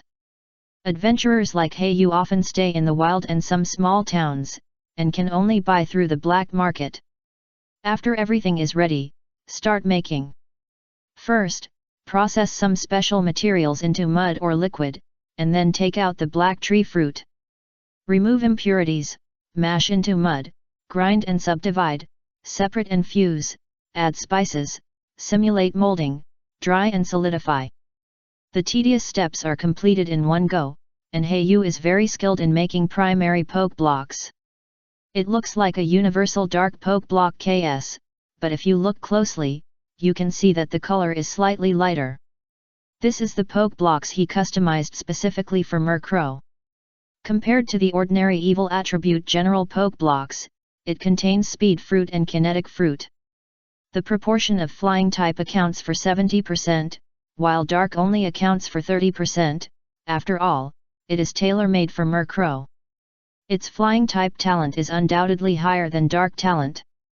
Murkrow stood at the windowsill and observed secretly, occasionally swallowing his saliva, looking at the gradually formed poke blocks, and a greedy covet flashed in his heart. It's a pity that he didn't dare to act recklessly without the master's order. "Come on, it's yours." Yu gave an order. Murkrow flapped his wings instantly, a black shadow flashed by, and instantly took away the poke blocks on the machine. It has added spices to the poke blocks, which is very attractive to Pokemon, not to mention that it is tailor-made for Murkrow, which is very suitable. Yu made making custom poke blocks for Umbreon, Crawdaunt, and Sharpedo. He had made these poke blocks for practice countless times, so he quickly found the familiar feeling. His movements became faster and faster, and his skills became more and more popular. In just 2 hours, hundreds of poke blocks were made, but even so, these poke blocks were only enough to feed 4 Pokemon for about 3 or 4 days. Looking at the box with most of the fruit missing, Yu finally calmed down and started to mix potions. Sharpedo's water-type talent is higher than Dark's, especially in the skill of Water Jet. He is more proficient than Crawdaunt. The 2 Pokemon often ask each other for advice in private, and their respective skills. Because they are both water and evil attributes, most of their skills overlap, and they are good partners who encourage each other to improve. Alas, it's a pity that there are Thunder Fang, Ice Fang, and Fire Fang, but why is there no Water Fang? The reason why Yu bought Walreign's fangs from the materials was to increase Sharpedo's talents in biting and Ice Fang. Crunch, crunch, crunch, crunch. As Walreign's fangs were ground into powder, Yu began to speed up the processing of Blastoise's shell. All the materials on these Pokemon parts were taken from Pokemon above the superior level, which means that these Pokemon were all above level 40 when they were alive. This level can be placed in some small places, and it can already dominate, even in the league or team rockets and the like can also be called the backbone. But in the end, they were inevitably slaughtered, and finally, the precious parts of their bodies were sold on the black market. The stars in the sky twinkled, and the moonlight gradually became brighter. Beside the windowsill, Yu stared at the potion in the bottle intently, and after adding the last drop of special liquid, the originally turbid potion inside suddenly changed dramatically. It seemed as if there was life inside. And countless originally incompatible materials and liquids were instantly transformed together. After just 3 minutes, a bottle of potion with a little grey and deep blue appeared. Yu wiped the sweat from his forehead, took out a drop of the potion and put it into the analysis instrument. Looking at the strings of detailed data on it, he was very satisfied. "Sharpedo, drink this." Yu walked to the small pool in the corner of the room. This pool that can be built at any time is very convenient. Sharpedo, who was resting in the clear pool, slowly opened his eyes and subconsciously showed a ferocious expression and grinned. After seeing Yu, he instantly retracted his expression and turned back to a well-behaved and flattering look. Yu threw the potion out, and Sharpedo swallowed it directly with the bottle and the stopper, followed by a creaking sound of glass breaking. The potion was officially taken by Sharpedo. When Yu saw this unique way of taking it, he couldn't help but hold his forehead and said speechlessly, "It really fits your reputation as a water bully, Sharpedo." Not long after, Sharpedo, known as the bully in the water, slowly fell asleep in the pool. When it wakes up again, it will usher in a new transformation. Chapter 119 The Hatching of Sandil. Sharpedo slowly fell asleep against the corner of the pool. Yu took out a special fragrance bead, squeezed it, and let the water inside drip into the pool. This fragrance bead is a special disposable item. After squeezing it, it can make the clear water flow full of fragrance, which can improve the growth environment of water-attributed Pokémon. One costs hundreds of alliance coins, but fortunately Yu can afford it. He has never been stingy when it comes to cultivating Pokémon. Sitting back at the table, the feeling in my hand is getting hotter and hotter, that familiar feeling, finally found it. Yu started making the second potion. This potion is to add some ground-based materials to the ordinary talent potion. Therefore, it is necessary to make a small material replacement. Tick tick tick. The last material, the petals that fell off Meganium's neck. Crush it and squeeze it into juice. Soon, a bottle of earth yellow potion with a little blue appeared on the table. Yu put it into the analysis instrument, looked at the various data analysis presented on it, and raised a smile at the corner of his mouth. Success! The replacement material found is finally correct. Now we just need to enlarge it according to the proportion. While his hands are hot, Yu continues to make potions, but this time the dosage is dozens of times that of the previous one. 1 bottle, 2 bottles, 3 bottles. As 3 bottles of Kaki potions are made, the number of leyline stone milk in the corner is also rapidly decreasing, and soon only half a bottle is left. Yu looked up and saw that the clock on the wall was approaching midnight. He rubbed his sore eyes, got up, stretched, and prepared to go back to bed for a good rest. Murkrow suddenly interrupted him. "Haha." Yu looked at Murkrow at the window edge with a little doubt and asked, "What's wrong, Murkrow?" Yu originally thought that Murkrow was greedy for poke blocks again, and looked in the direction indicated by Murkrow. "Hiss, it's time to hatch?" Yu's mind moved, looking at the 7 incubators, which had an incubation time of less than 10 minutes. Is the quality of this incubation nutrient solution so good? According to Yu's estimation, it should be more than half a day before the hatching time, but now it has passed so quickly. Yu has experienced several Pokémon egg hatchings, so he is not too nervous, but he still stares at the 7 Pokémon eggs with great concentration. When making potions, time seemed to pass very quickly, but now time seems to be stagnant, and you can feel a slight breath every minute and every second. Finally, 7 minutes have passed, and one of the Pokemon eggs slowly emits white light, and cracks gradually appear on the eggshell. Not long after, it began to shake violently again. Heiyu opened the cover of the incubator, and the Pokemon eggs were instantly exposed to the air, with a faint cocky energy permeating. Kaka. The energy in the Pokemon eggs seemed to have found an outlet, and slowly drilled out along the gap. As the cracks got bigger and bigger, the shaking of the Pokemon eggs became more violent. Kaka kaka. The cracks on the Pokemon egg gradually became denser. And finally at a certain moment, a small earthy yellow head poked out, with a pair of big black eyes, like sunglasses. The eggshell finally couldn't bear the impact of the Sandil cub, and the little crocodile, which was only the size of a palm, appeared completely in front of Heiyu. A pair of black eyes, very curious to explore this new world. The short and thick tail kept shaking, and the little guy seemed to have not yet completely mastered the control of his body. Heiyu touched the wet little head with a smile, and then took out a pokeball to capture it. Little guy, let's see what your qualifications are? Shrink the pokeball and then put it on the back of the Pokemon Pokédex. Beep beep. Sandil, a desert crocodile Pokemon, lives in the sand of the desert. The sand warmed by the sun prevents the body temperature from dropping. Level 1, Gender, Male, Attribute, Ground, Evil, Characteristics, Overconfidence, Height and Body Type, Larval Stage, Data cannot be surveyed. Mastered Skills, Glare, Rage. Inherited Skills, Focus Energy, Thunder Fang, Fire Fang, Mean Look. Heiyu looked at the information on the picture with a little joy, thinking to himself, the first one has such excellent qualifications, it seems that I am lucky. Then, the other 6 Pokemon eggs were hatched one after another, and Sandil poked their heads out of the eggshells.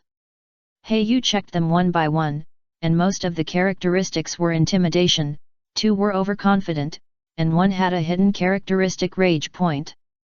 The one with the most inherited moves was the first one to hatch, with a total of 4 inherited moves. However, the inherited moves of the Sandil with hidden characteristics were also good. Although there were only 2, they were all powerful and rare moves. Counter and Double Edge. After comparing them, Heiyu found that only the first one and the Sandil with hidden characteristics had the best qualifications. Although it was just hatched, its body size was larger than the other 5, and even the scales on its body were harder. Heiyu remembered the previous raising insects plan, and looked at the 7 Sandiles playing and fighting, with a cold look in his eyes. Under the moonlight, his dark eyes exuded a faint luster. In the next few days, Heiyu did not go out. Even if he needed to eat, he asked the restaurant waiter to deliver it to his door. In addition, he quickly ordered a lot of sand online, in order to decorate the room a small sandy land. After all, newly born Pokemon spend most of their time sleeping, and the most suitable environment for Sandil is undoubtedly sandy land. It must be hot sandy land. Heiyu also quickly exchanged Sandil's breeding manual in the Alliance, and searched for various information about this Pokemon on the internet. Hello sir, your door-to-door express delivery. Heiyu he opened the door and signed for the package. After unpacking it, 7 bone sticks appeared. These were the teething sticks he had customized online, which were very suitable for those Pokemon with sharp teeth to assist in exercise. Crocodile, the final evolution of Sandil, was introduced on the Pokédex as having a strong jaw that could bite through a car body. The main attack methods of this Pokemon were teeth and claws, so Heiyu would of course do his best in this regard. For example, the 7 teething bone sticks in front of him were said to be made from the crushed skull of Marowak and supplemented with various precious materials. They could withstand up to superior wear and tear of Pokemon below level 40. That is to say, it is applicable to Pokemon below level 40. Each bone stick costs tens of thousands of Alliance coins, which is worth the money. But for Heiyu, these are nothing. Creating the best growth environment for Pokemon is the responsibility of every trainer. What's more, Hayu also plans to select one of the 7 little Sandiles as the main Pokemon to cultivate. Therefore, he will not be stingy with money. Looking at the Sandile cubs playing in the sand, Hayu murmured, "There are only a few days left, enjoy the last happy time." Chapter 120 Fighting. Half a month passed slowly. Hayu left the room of the small Pokemon Center, left Dingfeng Town, and returned to the small desert of Dingfeng Grassland. A sand pit that was not easy to attract attention. At this time, there were 7 Sandiles who had just passed the larval stage in it, looking at the surrounding situation in a daze.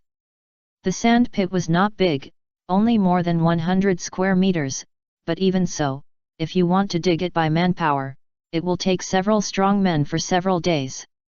Hayu officially started his raising goo plan. In fact, this can't be considered raising goo at all, because the plan is too small, only 7 Pokemon. Generally, raising goo is there are dozens, hundreds, or even thousands of them. Rather than raising them, Hayu is selecting the strongest one. Survival of the fittest. Of course, Hayu will not let these Sandiles die in battle. After all, they are not poisonous Pokemon, and they can devour each other's toxins to increase their talents. Not to mention that this kind of Sandile can be sold for money. Pokemon cubs, plus good qualifications, each can be sold for at least 200,000 alliance coins. He just wants to select the strongest one to serve as a Pokemon training, and at the same time it can be regarded as early training of combat experience. There is no need having trouble with the alliance coins. Hayu secretly observed for a long time and found that the Sandiles had no intention of fighting each other, so he threw a bloody piece of meat into the group.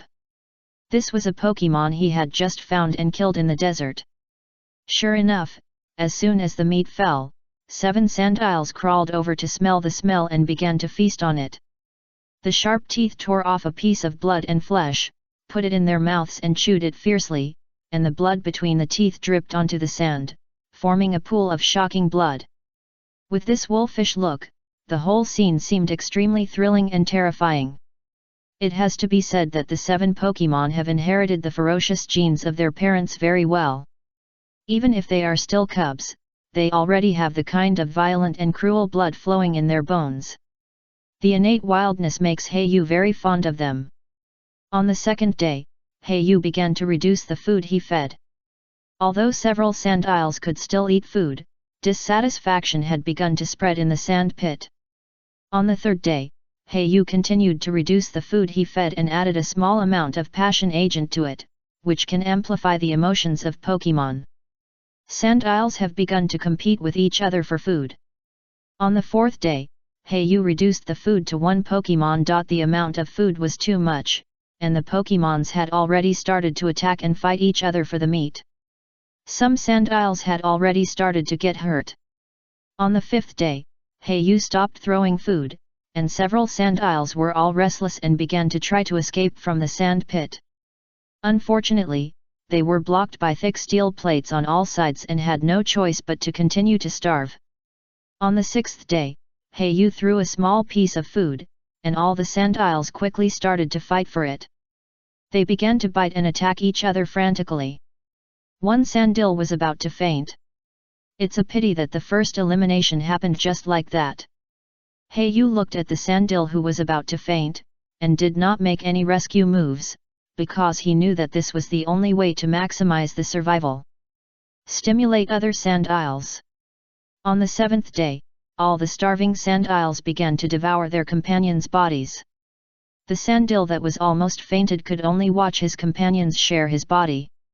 On the 8th day, all the Sandiles understood that their companions' bodies could be eaten, so they looked at each other with fear. The previous innocent look was gone, and the eyes of each Sandile were full of cruelty and murder. On the 9th day, a Sandile finally couldn't help it and began to try to launch an attack. The whole scene was in chaos. Every Sandile was biting desperately. The sharp teeth, sharp claws, and hard scales showed that their wildness was still alive. On the 10th day, the final winner finally appeared.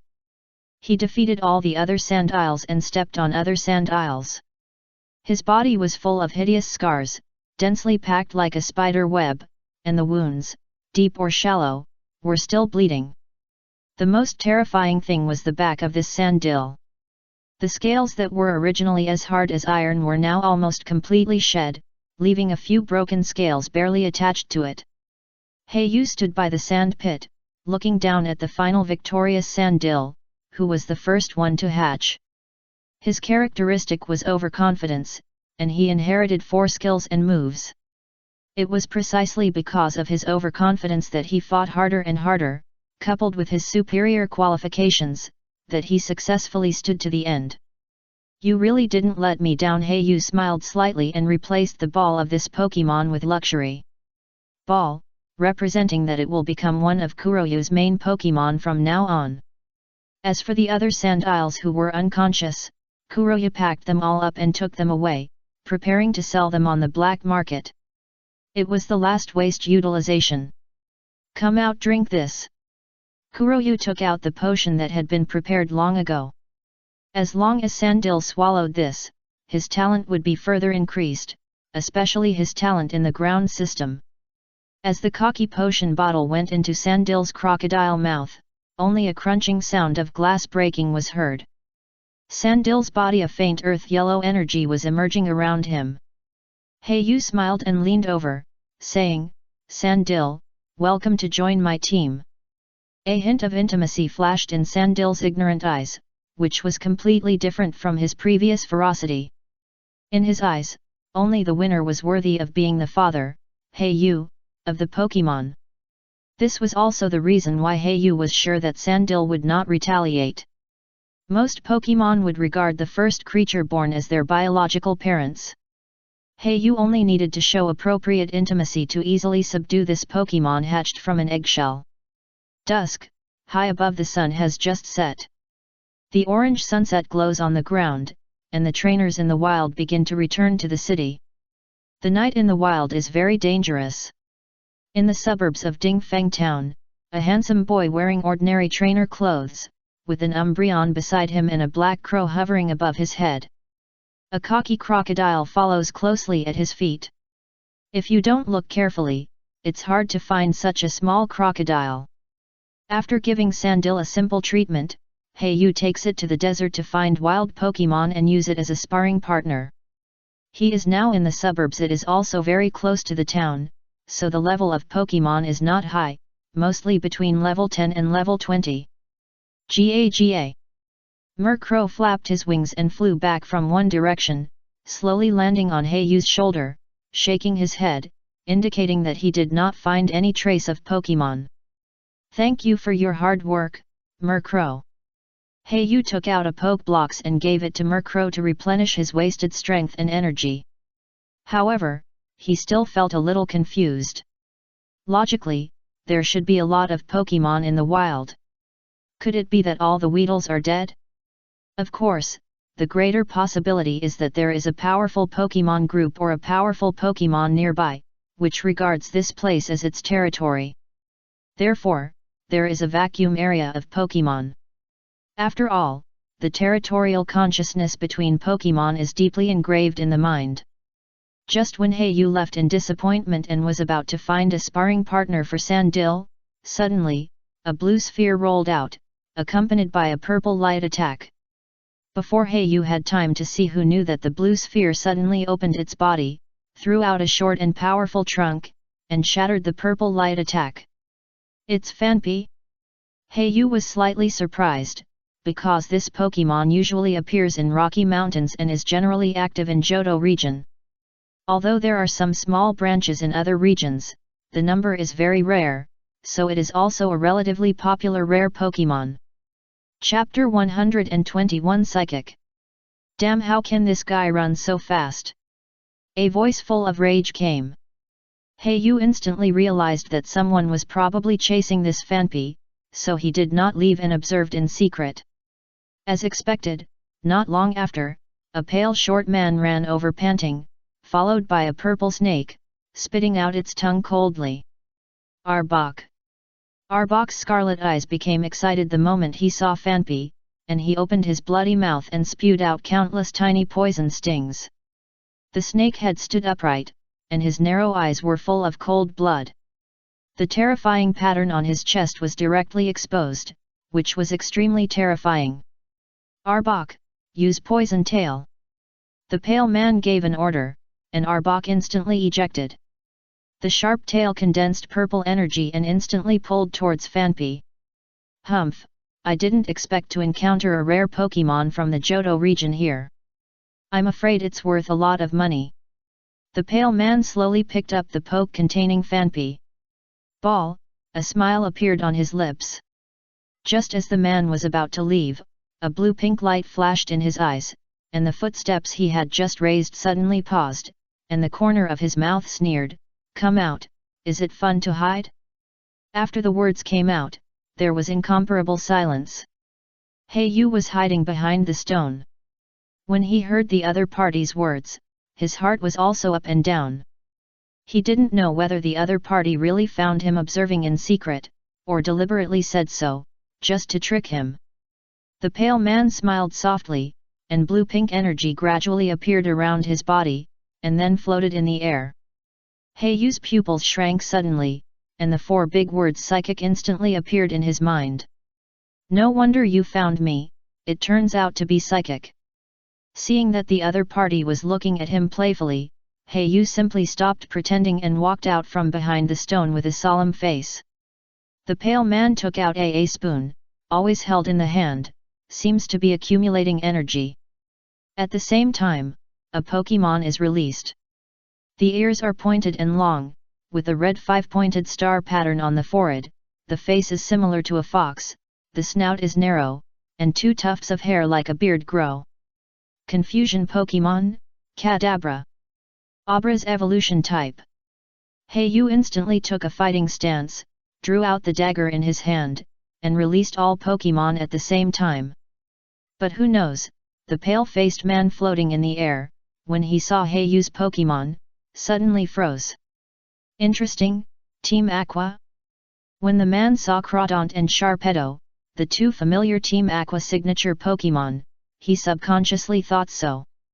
When he thought of their Team Rockets sneaking into the Hone region and dealing with these 2 organizations, he was shocked. The Team Rocket's main activity areas are Kanto and Johto, but in recent years they have also established some branches in other regions, or supported some small underground organizations in the local area. In Hone region, 2 such powerful organizations suddenly appeared without a sound.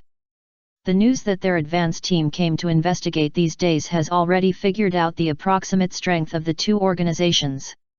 Take this person down, maybe we can torture him to get some secrets. As a psychic, the man has mastered the secret technique of listening to the voice of the heart. It is a bit similar to the characteristics of Pokémon, telepathy. Kadabra, Psybeam. Arbok, Toxic Fang. The man instantly commanded the 2 Pokémon to attack through telepathy. This kind of information transmission that comes in a timely manner has a great advantage in battle.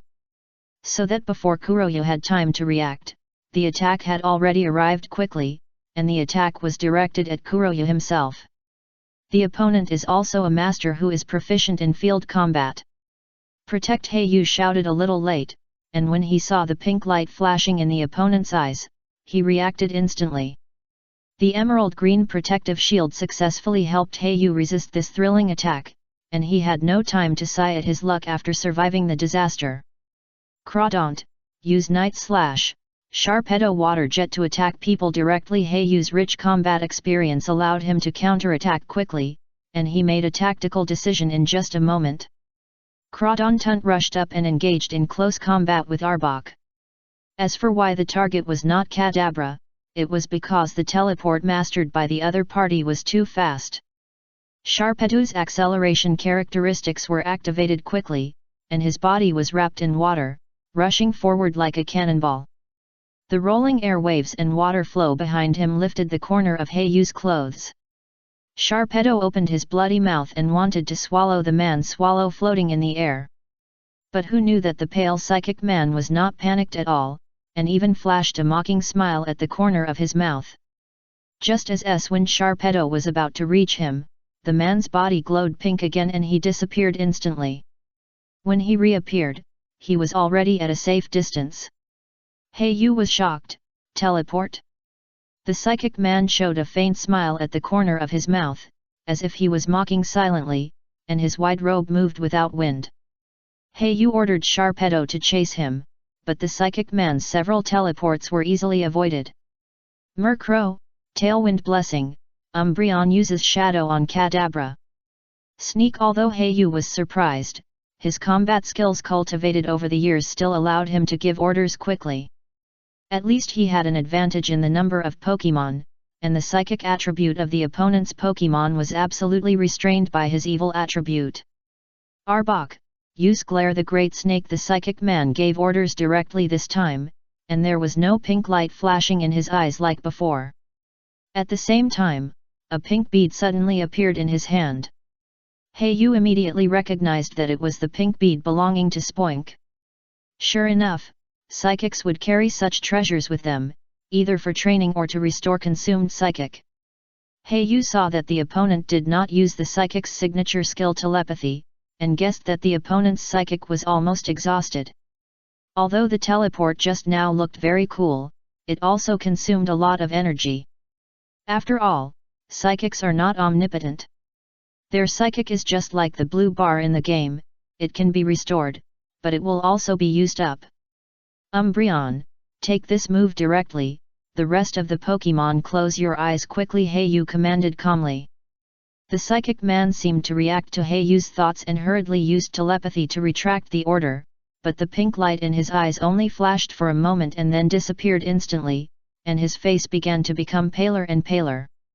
Arbok showed the terrifying pattern on his abdomen, and Umbreon saw it, and a wisp of electric light appeared on his body. Paralysis state.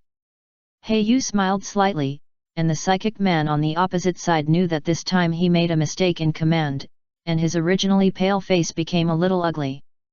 Sure enough, the paralysis state instantly spread to the two Pokémon Kadabra and Arbok through the synchronization characteristics. The whole battle situation was reversed in an instant. 4 Pokémon, except Umbreon guarding beside Yu, all rushed forward and chased relentlessly. The psychic man saw that the situation was over, and took out 2 luxury ball, took the Pokémon back and hurriedly prepared to escape. Chapter 122 Psychic. How could Yu do what the other party wanted? The dagger in his hand instantly charged and threw, and a silver light instantly passed through the air and flew straight behind the man. Yu could already imagine the blood splattering when the dagger quickly pierced into the man's body. Just when it was about to hit, the man suddenly turned back, and the blue-pink light flashed in his eyes again. The dagger in the air stopped instantly. Bing! The dagger made a sound, then turned directly and stabbed towards Yu. Telekinesis. The pink orb from Spoink in the psychic man's hand has turned from pink to grey, and the energy in it has been absorbed. Yu rolled to avoid the dagger that was bounced back by psychic, and at the same time, the corner of his mouth slightly raised, revealing a faint smile of victory. Just when the psychic man thought he had successfully escaped and was about to run away, the ground in front of him suddenly began to tremble slightly, and in a moment, a crocodile suddenly jumped out of it. The psychic man was about to use psychic to dodge, but the pink light in his eyes flashed for only a moment and then disappeared rapidly. The psychic in his body has been consumed. Sandil opened his bloody mouth, and a trace of scarlet murderous intent flashed in his black eyes. A hole was bitten in the man's neck in an instant. He covered his neck in disbelief and collapsed to the ground. His pale face was splashed with blood, which looked extremely terrifying. Yu walked forward slowly, took out a dagger, cut off his head, and after confirming that he was absolutely dead, he took the pokeball from his waist and locked it completely. What a pity, psychic is strong, but it's a pity that it can't explore underground. He let Sandil sneak underground at the beginning, waiting for the moment when the opponent showed a flaw, give a fatal blow. Yu squatted down and touched Sandil's head. Based on a certain degree of boasting, he had experienced the life and death battle with the other 6 companions in the Raising Goo mode. Sandil's combat acumen and reaction speed are completely unlike a Pokémon that has just passed the larval period.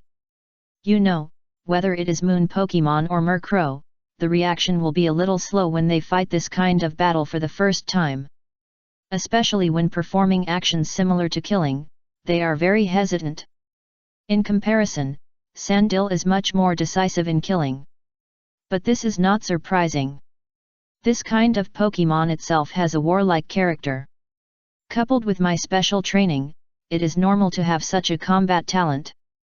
Heiyu picked up the dagger and began to fight in Psych IC Man looted. The other party also has a space backpack similar to Heiyu, but it is obviously more convenient than his. Heiyu finished dealing with the body, cleaned up the scene, and left the forest. In a dim cave, Heiyu lit a bonfire and used it as a temporary camping site. In fact, this cave was originally a Licitung's nest, but with the arrival of Heiyu, it was naturally occupied. And the Lickitung was naturally driven away. Sure enough, there are cultivation methods related to psychics. Heiyu poured out all the items of the psychic man from the space backpack, and a pile of sundries appeared in front of him instantly. The first thing that caught his eye was the book marked with Psychic Calm Mind Manual. Heiyu simply flipped through it and understood that this was the psychic training method he was looking for. I see. After reading the whole booklet, Heiyu understood the general information of psychics. Psychics are also one of the extraordinary powers that humans can master so far, similar to aura warriors and viridian power. However, compared with the latter two, psychics have formed a huge group and are the only extraordinary energy that humans can control. According to the level, they are mainly divided into primary, intermediate, and advanced. The man killed by Heiyu was a psychic who had just entered the primary stage. However, not everyone can awaken psychic. Normally, only when your mental power reaches normal, only when the power is more than 3 times that of a human, can you have a chance to awaken. And the higher the multiple, the better your talent. And judging from the various handwritings recorded in the notebook just now, the psychic man should have a good talent. Because the number of words in the notebook said that his mental power reached 7 times that of a normal person, but even so, it took him more than 10 years to become a psychic. Heiyu silently picked up a dark bead. According to the manual, this is a bead that can test whether you have the talent of a psychic. And the method of use is also very simple, just put the bead close to your forehead and wait for 3 minutes. Heiyu sat silently for 3 minutes, and it passed quickly. When he took the bead off, it emitted a faint light. No way, I don't even have the talent of an ordinary psychic apprentice? Heiyu looked at his talent, which was only about 3 times that of a normal person, which was the lowest talent among psychics. According to the book, it takes at least 50 years of normal practice to become a psychic. Heiyu looked at the faintly glowing beads in front of him speechlessly. To be honest, he was really envious of telepathy. After all, this skill that only psychics can master has a huge advantage in battle. Not only can it prevent others from knowing the next move you command, but it can also command instantly in your mind. Heiyu was still a little unwilling to give up. He crossed his legs and began to practice according to the calm mind method taught in the manual. But after 2 hours, he couldn't even enter the most basic state of meditation. Heiyu was completely desperate now. With mixed feelings, he piled up various trophies related to psychics and put them in the corner of the space backpack. Continue to sort out the trophies. The psychic man had a lot of pokeballs, but the main Pokemon among them should only be Luxury, the 3 in the ball. 2 of them are Arbok and Kadabra in battle, and the other one is obviously lower level, most likely a newly cultivated Pokemon. It is a Smoochum that has not even reached level 10. The qualifications are quite excellent, all indicators are far above the average level, and the psychic talent is even better. Inherited Nasty Plot and Miracle Eye. In the black market, such a high-quality Pokemon starts at least 400,000 Alliance coins. After all, there are still few rare psychic Pokemon. However, Heiyu has no intention of cultivating, not only because he has decided to embark on the path of specializing in one system, but also because Smoakum's evolution jinx looks really hard to describe. I'm afraid no normal person would like it. The rest are all Pokemon in ordinary Pokeballs, with different levels and attributes. They should be Pokemon caught in the wild and prepared for sale. But now all belong to Hey You. In addition, the man has more than 10 Spoinks orbs on him. Hey You is very suspicious whether these orbs are the ones he sold in the first place. After going around in circles, they finally returned to their original owners. Chapter 123 Team Rocket's members. What was left was a pile of miscellaneous items, including a wallet, alliance coins and some cards. Hey You checked the cards one by one, some of which only had a few hundred or thousands of alliance coins, and the highest one was only 300,000 alliance coins. Hey You's wallet bulged a little again, reaching the 4 million alliance coin mark. Hey? This is... Just as he swiped the last card, he suddenly saw an R printed on the card. Hey You muttered to himself in disbelief, no way, another Team Rocket's member? Counting the last robbery in the black market, this is the second time he has encountered a Team Rocket's member. And the two encounters were so close in time. Has Team Rocket's infiltration of the Hone region reached such a level? Hey You was puzzled, found a computer among a pile of debris, and inserted the card into it. It actually opened successfully. The psychic man did not set a password. Sure enough, this card is similar to the identity card of the Alliance, which is the proof of the identity of Team Rocket's. Hey You looked at the big R on the computer. After turning it on, it did not work like a normal computer, but directly entered a mysterious private website. Hey You flipped through it and was already stunned. This turned out to be a private website within Team Rockets. In addition to the identity information of the psychic man, there was also a replica of the Alliance exchange list. There were also various Pokemon cubs and rare treasures that could be exchanged, but the points for exchange were rocket points. Wow, even the quasi-gods are directly open. Hey You was once again surprised by the exchange list of Team Rockets. His identity on this card was just a team leader, but he could directly see the exchange of quasi-gods.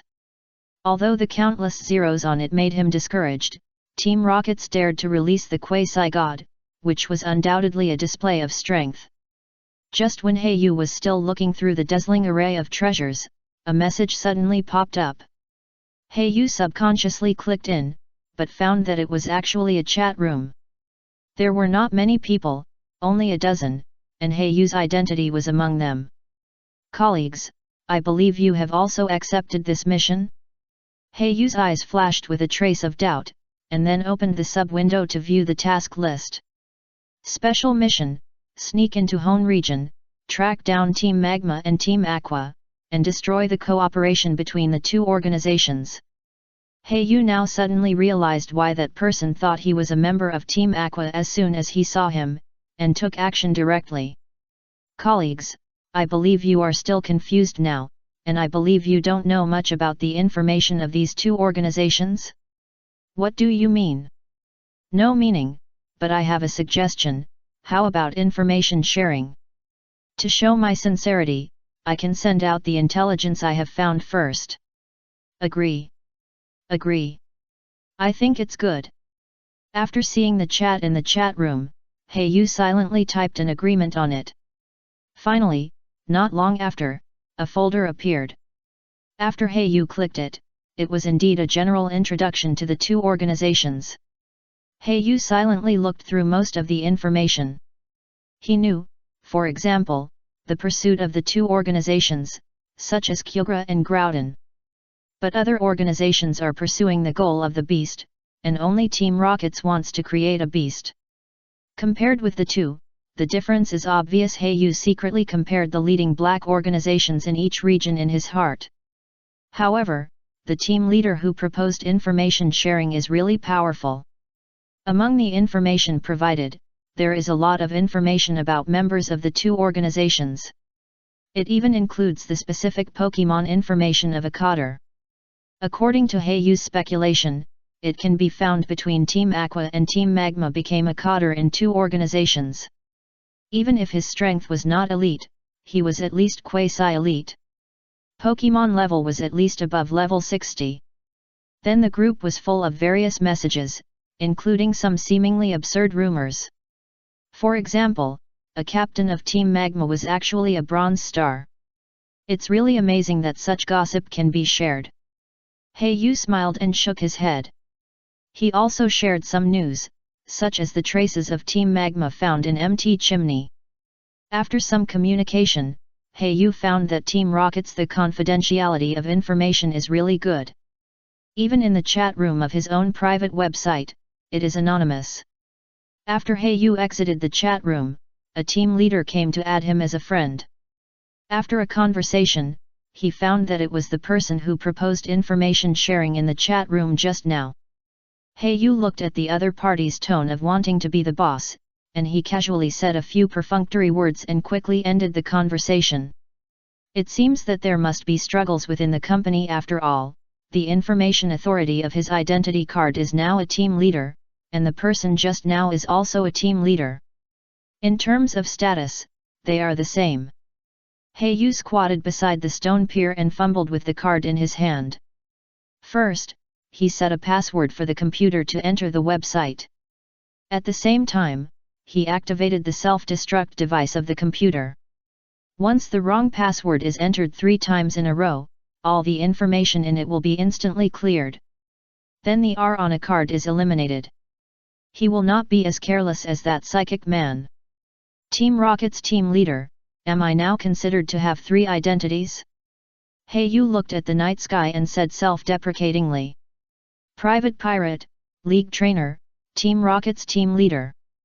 Yu intends to accept the identity of Team Rockets and take over the position of team leader of the psychic man. The internal positions of Team Rockets are divided from low to high, non-staff, Team Rockets soldiers, team leader, squadron leader, captain, cadre.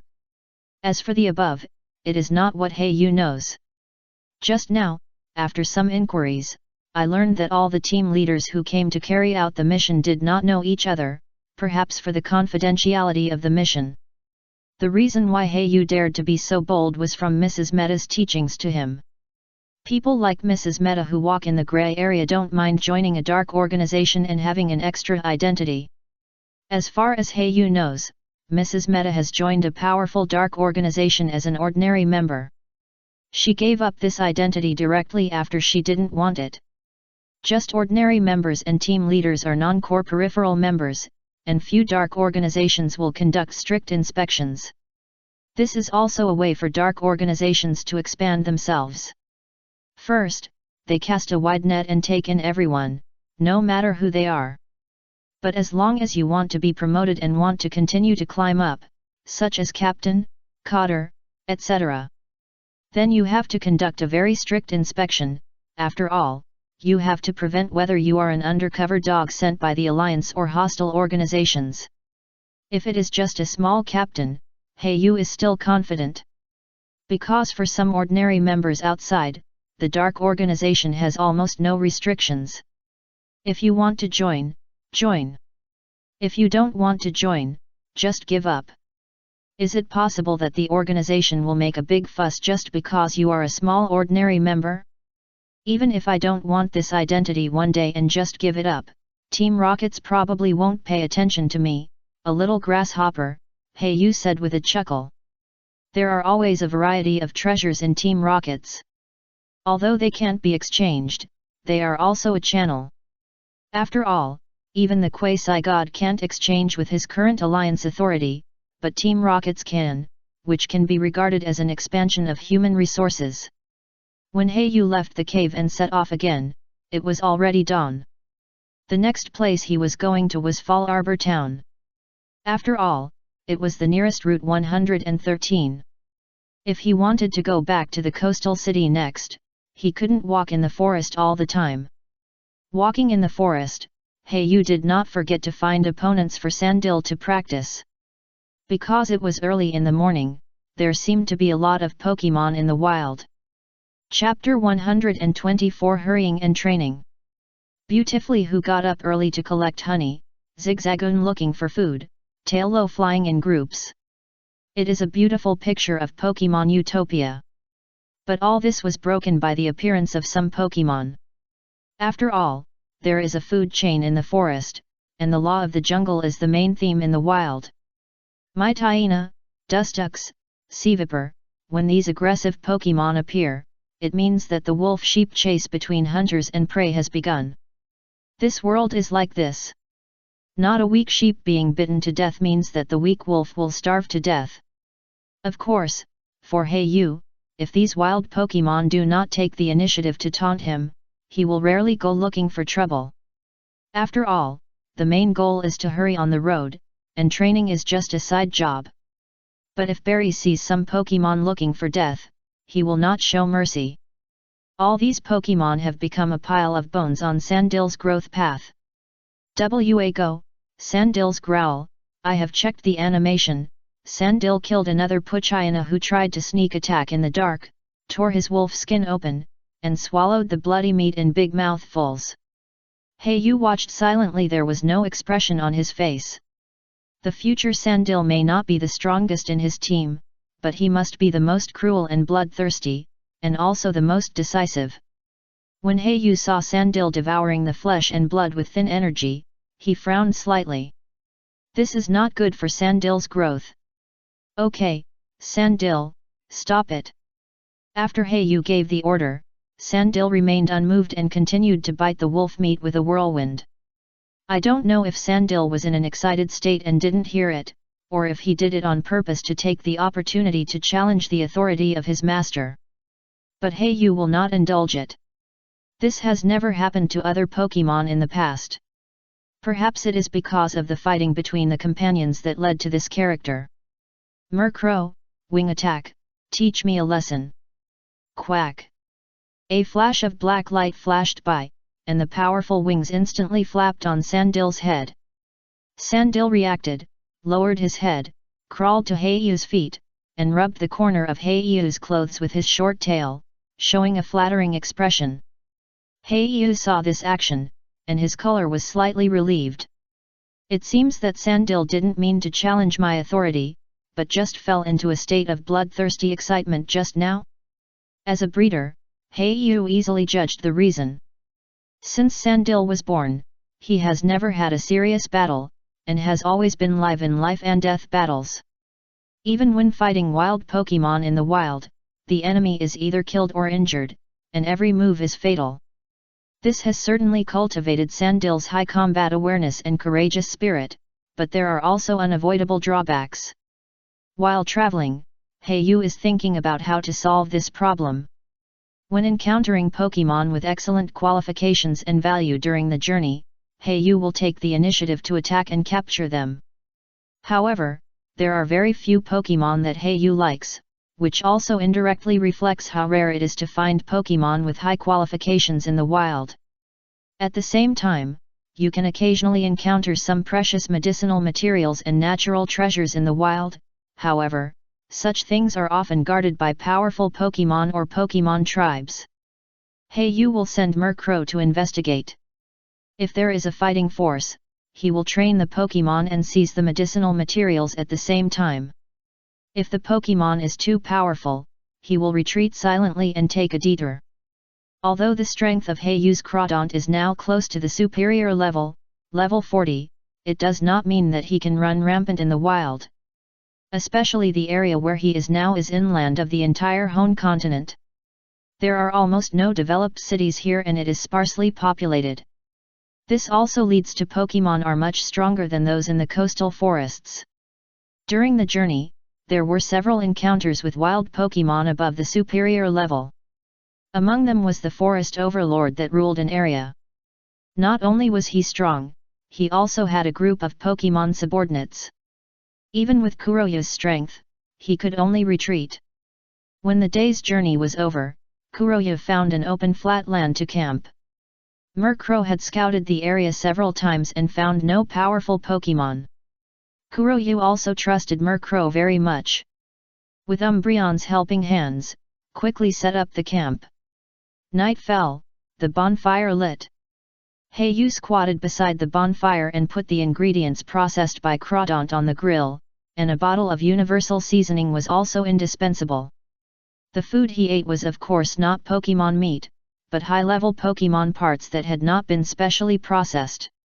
They contained energy, and the human body would not be able to withstand it once it was consumed and would explode directly.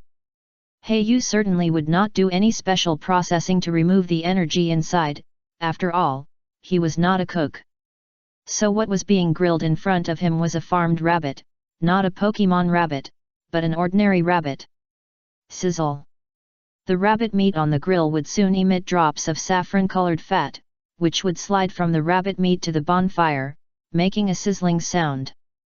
When the barbecue was about to be cooked, bursts of fragrance naturally spread out, and Heiyu did not order Moo or Crow dispelled it.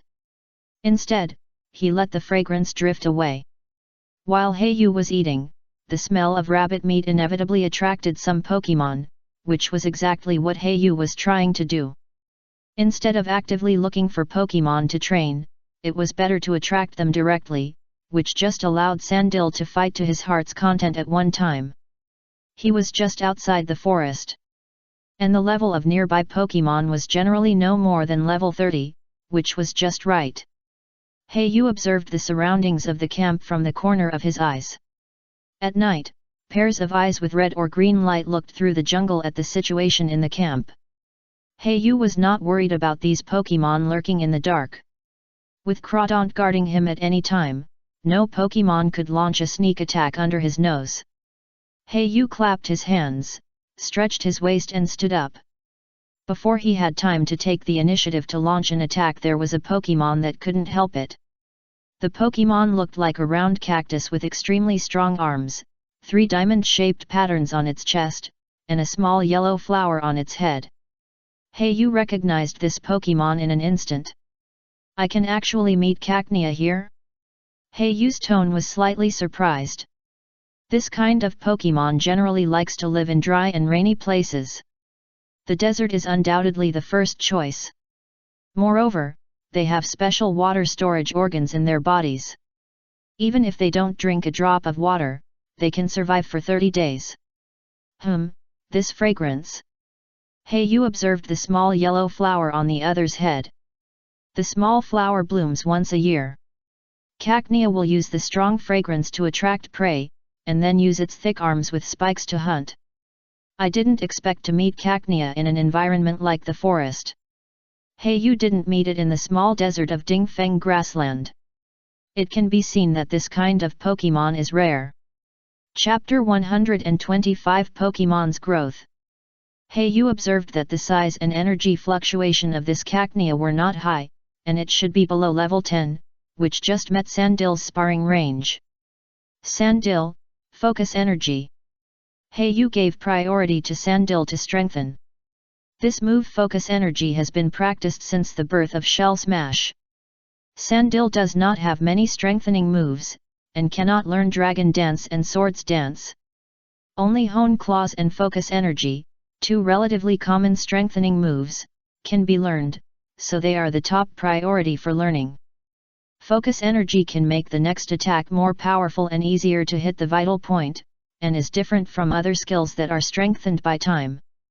Focus energy is strengthened by the next move, and it will disappear after using a move. Sandil took a deep breath, his dark eyes widened, and he concentrated. Cacnea's arms with spikes, with countless spikes, the purple mist of poison stings flew out, each with a terrifying poison. If an ordinary human touches one, it will probably be poisoned and die soon. Poison attributes are often the attributes that trainers least want to touch. Sandil was not afraid at all. He just turned his body and used his back to defend against the poison sting. His hard scales blocked all the poison stings. Ding ding ding. The poison stings, like raindrops, had no effect at all. Sandil turned his head and showed a ferocious smile. The short tail took advantage of the force and rushed out directly along the reaction force. The 4 short legs crawled quickly on the ground. Sandil, bite Black Feather continued to command. Sandil opened the crocodile, revealing sharp teeth with traces of blood on them. I don't know which Pokemon's life has disappeared. Dark energy condensed, Sandil directly bit Cacnea's sharp arm, even if the spikes on it pierced his blood was flowing out of his mouth, but he didn't care at all. Instead, he became more excited when he tasted his own scarlet blood, which further stimulated his fighting spirit. Cacnea's arms extended several green energies, deep into Sandil's body, absorbing skills. Slowly absorbing Sandil's physical strength. But unfortunately, Sandil didn't care, because he didn't intend to fight a protracted battle at all. His fighting method was the ultimate offense. Looking for the flaws of Pokémon in the battle, and then chasing and attacking it, giving it a fatal blow. Sandil especially enjoyed the pleasure of seeing Pokémon wailing and dying under his hands. His persistence and talent in fighting ranked first among all Pokémon of Heiau. Even Murkrow, who was always cruel and cunning, was far inferior to him. Sandil raised his mouth again and used his sharp teeth to bite Cacnea's body.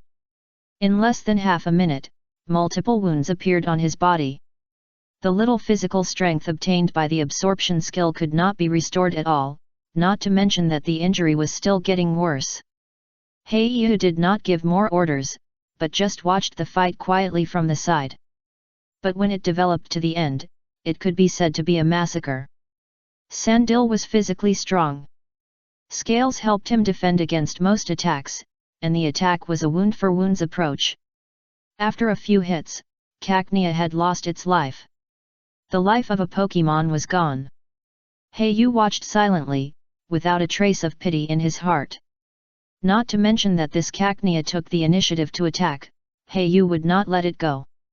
Although Cacnea will have evil attributes after evolution, the combination of grass and evil attributes is too poor. Moreover, the racial value of 475 is too low, and Heiau has no intention of breeding it. He walked to Sandil's side, fed him a poke block to restore his injuries and physical strength, encouraged him a few words, and then let him return to the pokeball to rest. Cacnea's body was still bleeding. Heiau took out a dagger and cut off the yellow flower on its head to serve as a material specimen library. Then he dissected Cacnea and took out the heart inside. The hearts of grass attribute Pokémon often contain huge life force. Heiau can make a simple potion to restore injuries based on this. It's just a pity. I don't know what Cacnea's qualifications are. However, according to the battle just now, only absorb and poison were used. Judging from Sting's two basic skills, it is highly likely that he has no inherited moves. In addition, Heiau carefully observed the corpse and found that it was also very ordinary, indicating that its qualifications were poor. But it is true. How can there be so many high-qualified Pokémon in the wild? Heiau muttered to himself. Turning his head to look at the Pokémon hidden in the surrounding bushes, there are already many fewer. After all, the scene of Sandil slaughtering Cacnea just now has already shocked these Pokémon in the wild. Bullying the weak and fearing the strong, or seeking benefits and avoiding harm. It has always been a must-learn lesson for every wild Pokémon in the wild. Heiau knows that it is useless to just escape from these wild Pokémon in the wild. Instead, they will chase you even harder. In the wild, such a place without order, you need to show your claws and strength to deter the enemy. Only by making them fear you can they survive in the wild. Heiau showed a cruel smile and said, "Murkrow, chase with me." Murkrow made an excited hoarse crow cry, and the black feather wings fluttered, and Tailwind was instantly activated.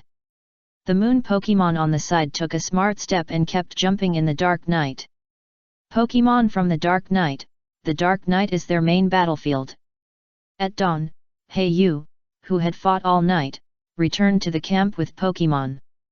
Heiau showed a trace of fatigue on his face, but the Pokémon seemed unusually excited, especially Sandil and Murkrow, who seemed to have been fighting all night and were very close to each other. The two Pokémons are both cruel and bloodthirsty. In the night of fighting, it was as if they had found a confidant. When they returned to the camp, Murkrow had already landed on Sandil's back and lived there. They were inseparable, which made Heiau laugh helplessly. After a night of fighting, the Pokémons had improved a lot. Crawdont and Sharpedo were only responsible for raiding the formation and providing protection for the other 3 Pokémon. The one who made the most progress was undoubtedly Sandil. Heiyu scanned it with the Pokémon Pokédex and found that his level had reached level 9. These were just improvements on paper. What made Heiyu even happier was that the Pokémons all had a faint smell of blood and a faint sense of power. The ferocious aura that can be felt. Humans may not be able to see it, they can only feel that the Pokémon looks fierce. But if it is a Pokémon, you can clearly feel the dangerous aura revealed by several Pokémon. Even the Moon Pokémon does not dislike this kind of killing. It seems that there is indeed a big change in their mentality.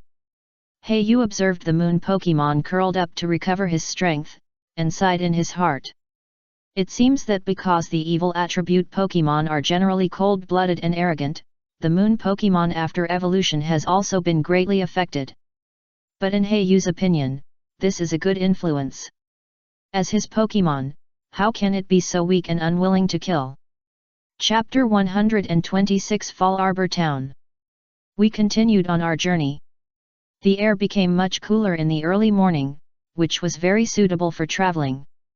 Finally, when we passed a small field, we saw traces of houses. Fall Arbor Town is a village with a small field. Because it is close to empty chimney, volcanic ash often drifts here, so the vegetation grows particularly lush. Although it is a village, its prosperity is no less than some relatively backward cities.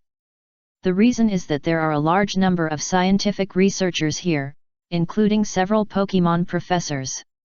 These scholars generally conduct research on ancient Pokémon, meteorites, and fossils.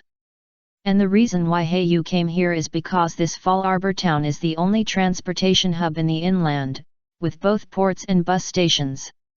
The economic focus of Hone region is on the coastal region and the sea, and the inland is still poor. As soon as he entered the town, Heiyu found that compared with other towns, the relaxed atmosphere here is different. People here are generally anxious and silent. Heiyu guessed that it might be the influence of the group of researchers. These nerds really have no emotional intelligence. The reputation on the internet has always been not very good. Heiyu entered Fall after arriving at the small Pokémon Center in Arbor Town. He immediately booked a room and took a comfortable shower in the bathroom. When he came out of the bathroom again, he felt refreshed. He called the restaurant to send up a lot of food, including some specially processed meat. Of course, Heiyu couldn't eat so much, most of it was for Sandil. As time went by, Sandil not only did not get rid of his dependence on meat, but he enjoyed the pleasure of biting meat more. Heiyu could only try to make him eat less of those low-energy minced meat. These processed Pokémon meat can barely be used as a staple food. However, after this period of training, Sandil's body has obviously become bigger, and even the scales on his body have changed from the original black to earthy yellow. Although it still feels very rough, Heiyu is trying his best to take care of it. After all, the scales on his back are his main means of defense, and it is very difficult to keep them smooth at all times. Looking at Sandil feasting on a huge piece of beef in the corner, even Heiyu's appetite can't help but open up. After gulping down a bottle of Multank's milk, Heiyu wiped the milk stains from the corner of his mouth. Since he came from Lavaridge after drinking the hot spring in town, I fell in love with the taste of this milk. It is said that some calcium powder is added to it, which is also helpful for human bones. After finishing lunch happily, Heiyu walked out of the small Pokémon Center and found an empty corner to put on a black robe and mask. There were almost no people on the roads in the town, and it seemed that because there was a traditional habit of taking a nap here, almost no one would go out at noon. But this was just convenient for Heiyu. After walking through several dim alleys, he found a shop that no one cared about. This was the only entrance to the black market in the whole town. Heiyu took some effort to find out. After entering the shop, Heiyu walked around and found that it had been abandoned for a long time, and there was no one even at the counter. Heiyu found a secret compartment in the corner. After pressing it, a secret door suddenly appeared on the wall next to it. Inside was a narrow passage with a dim light. Yu walked for a long time, and when he temporarily regained his sight, he was already in a complicated market. Fall Arbor Black Market in town. As the only transportation hub city close to the mainland, this is also one of the places where most people walking in the gray area stop. However, compared to the black market in Rustboro City, which is completely built underground, this seems to be much bolder, and the entire black market is actually open air. I don't know if it's because the Alliance has weak control over this place. Therefore, the scale of the black market here is much smaller than those in prosperous cities, and even the number of people is relatively small. However, their dress is almost the same as Yu, wearing a wide black robe and wearing various masks on their faces. Few of them show their faces openly. Because there are not only members of the black organizations of all sizes here, but also many trainers who are members of the Alliance, or people from some large and small families.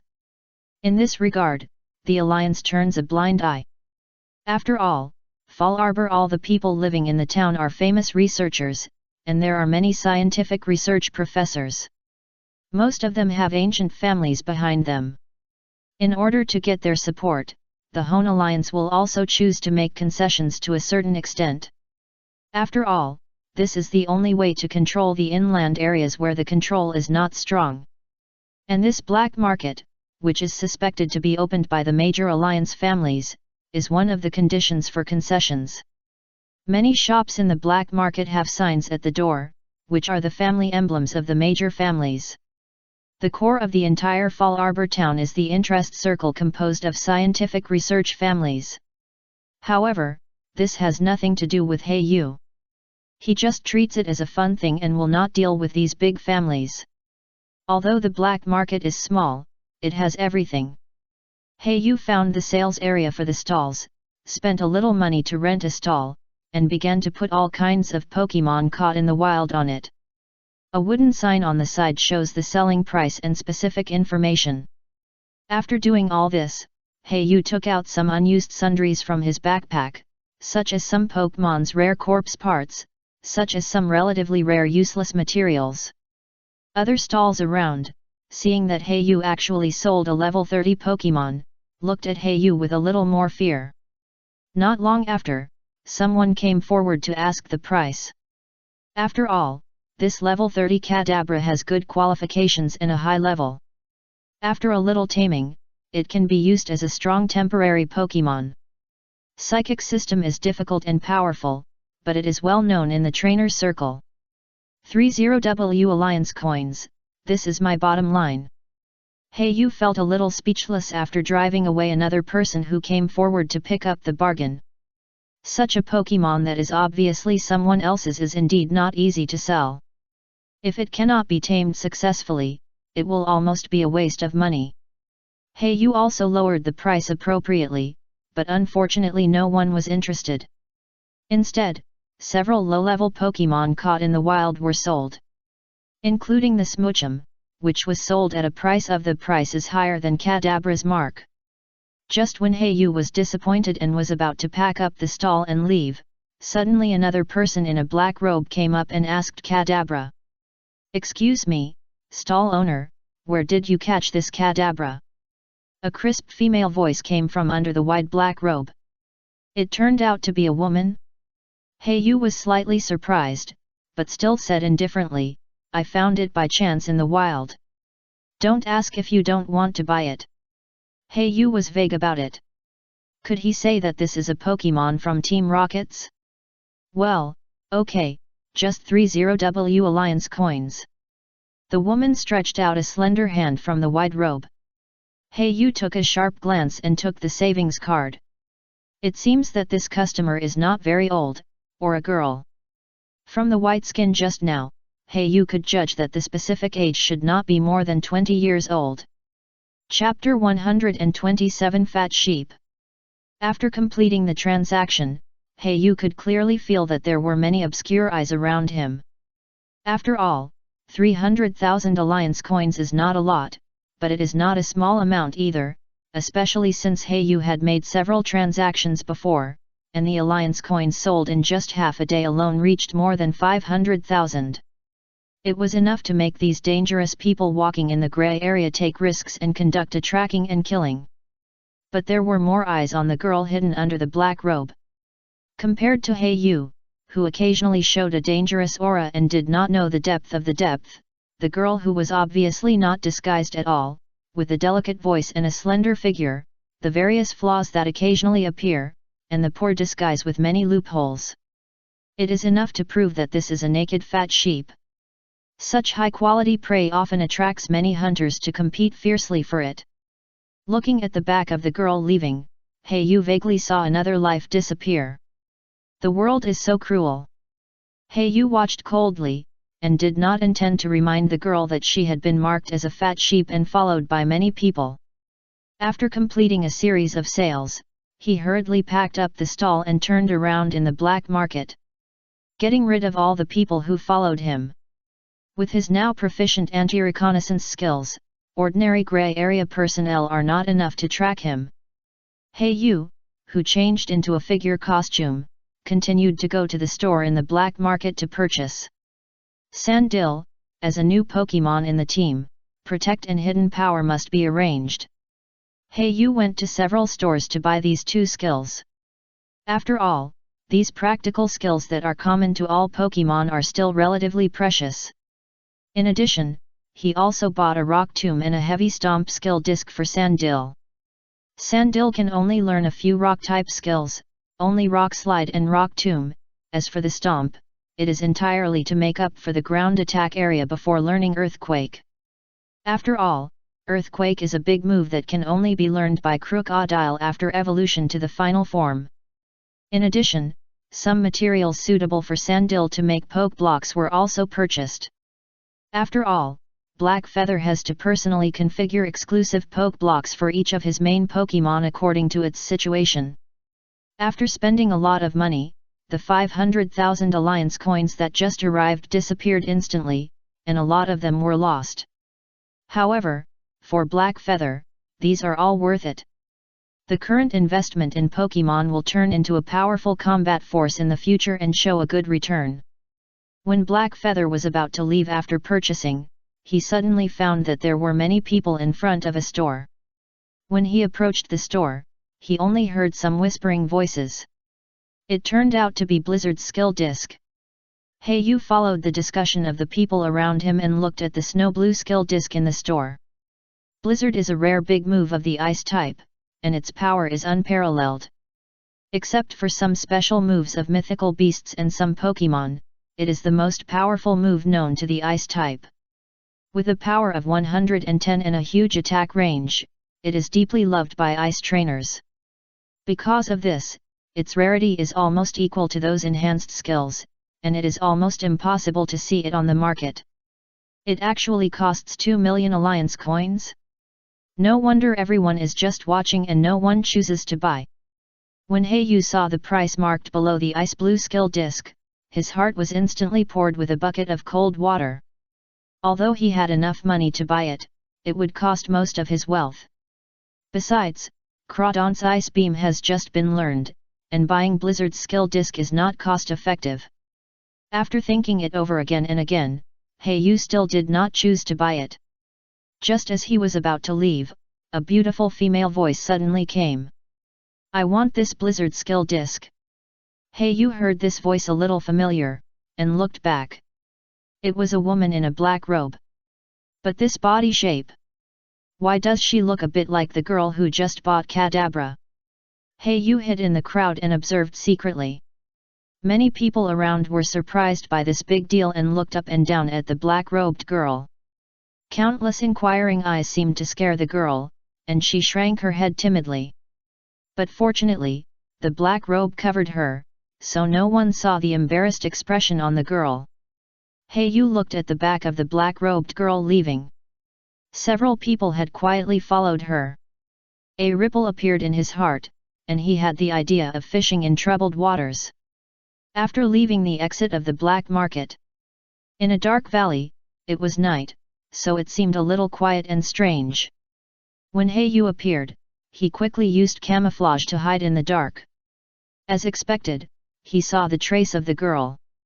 The girl took off her black robe and revealed a delicate face. Judging from her appearance, she seemed to be a few years younger than Yu. She was wearing a delicate red dress, and there seemed to be a hint of happiness between her eyebrows. "Come out, Tropius." The girl threw a pink poke ball. A Tropius nearly 3 meters tall appeared in the valley. Tropius had a long neck, strong limbs, 4 huge green leaves on its back, and a yellow berry that looked like a banana hanging on its jaw. The girl slowly climbed up the back of Tropius with the help of its leaves, and patted it gently. Tropius flapped its huge leaf wings and flew away. Then, Yu saw several sneaky figures following the woman in the red skirt, and they also released flying Pokémon and mount Pokémon. They followed secretly in the sky or chased on the ground. In short, they had already treated the girl as a lamb to be slaughtered. Yu did not rush to follow, but hid behind a boulder, quietly waiting for the battle to break out. That girl is not an ordinary person either. She must be from a big family, otherwise there would not be a Tropius as a mount, Yu thought to himself. The size of the Tropius alone was very impressive. It is said that it is very well developed, far beyond the ordinary Tropius. The normal Tropius is only 2 meters in size, while the girl's is nearly 3 meters long, and the number of yellow berries on its lower jaw is far beyond the ordinary Tropius. It's a pity that I couldn't observe it closely, so I couldn't make further judgments, but Yu estimated that the level of Tropius was at least above level 30. The girl must have other Pokémon, so she can hold on for a while, and she is not in a hurry to reap the benefits. After all, you don't know if there may be another fisherman after the fisherman. Don't be happy if the previous one has collected it, there are still people to collect after you. Finally, after waiting for more than 10 minutes, Yu walked out of the valley. Release Murkrow, a black shadow flashed, flapped its wings and flew high, quickly crossing the night sky. After only moving forward for more than 1,000 meters, I suddenly felt a wave of skills not far ahead. You can see the explosion of various flames in the night sky from a distance. Chapter 128 The Solence Family, illustration in the last chapter of the discussion. Yu replaced the black robe with a nightgown, stepped lightly, and rushed through the jungle. Soon, he could hear the sound of fighting. I am from the Solence family, why don't you stop it? I have already sent a message to the family. It won't be long before the elders arrive. I will make sure you don't get away with it. The girl in the red dress lived up to her ladylike temperament. Rage was fully revealed between her eyebrows, and her chest kept rising and falling. At this time, she was commanding Pokémon to barely resist the attacks of the 2 black-robed men, but from the battle situation, even with the powerful Tropius, she could only hold on. If this situation continues, defeat is probably only a matter of time. Tropius, Air Slash. Jump Luff, Bullet Seed. The girl released a lot of Pokémon, 7 or 8 in total, but the highest level ones were only Tropius and Jump Luff. From the fluctuations emitted by the Pokémon, it can be judged that they are above level 30. Especially Tropius, it is estimated to be close to level 40. Even so, facing the attack of the 2 black-robed men, they can only retreat step by step. The reason is that the 2 black-robed men each have a Glally and a Froslass. The fourfold restraint of the ice type makes the 2 Pokémon with grass and flying attributes miserable. What's more, the 2 men also released 4 or 5 other Pokémon in a row, which is not inferior to the girl in terms of quantity. Glally, Ice Beam. Froslass, Ice Beam. When the 2 black-robed men heard the girl bring up the backstage of the Solence family, they were not shocked, but looked at each other and laughed strangely. Hey, girl, you have never been to the black market since you grew up, right? With your delicate skin and tender flesh, my 2 brothers will definitely enjoy it after we capture you later. One of the black-robed men laughed wantonly and threatened loudly. He kept stimulating the girl with words. This kind of psychological offensive would not be affected by some experienced people at all. However, the girl's face was obviously flustered, and even the rhythm of commanding the attack was obviously wrong. The two black-robed men were very nervous. Smiled, and ordered Pokemon to speed up the attack rhythm again, and the offensive was more fierce. Although they were afraid of the background behind this girl, as long as they solved it here, who would know that it was them who did it? What's more, the financial resources that the girl showed in the black market just now, as long as this robbery is successful, there is no need to worry about the cultivation resources for a long time in the future. On the other side, Yu, who was hiding in the dark, observed silently and heard this conversation. He was a little surprised to hear that the girl came from the Solans family. Although he had known that the girl might come from a big family, he didn't expect it to be Solans. The Solans family is Fall Arbor, a famous family in town. Most of the members of the family are engaged in scientific research, and there is even a professor. Although he has many students all over the world, he is also well known in the scientific research circle. However, the performance of the girl from the Solans family in commanding Pokemon made Yu shake his head.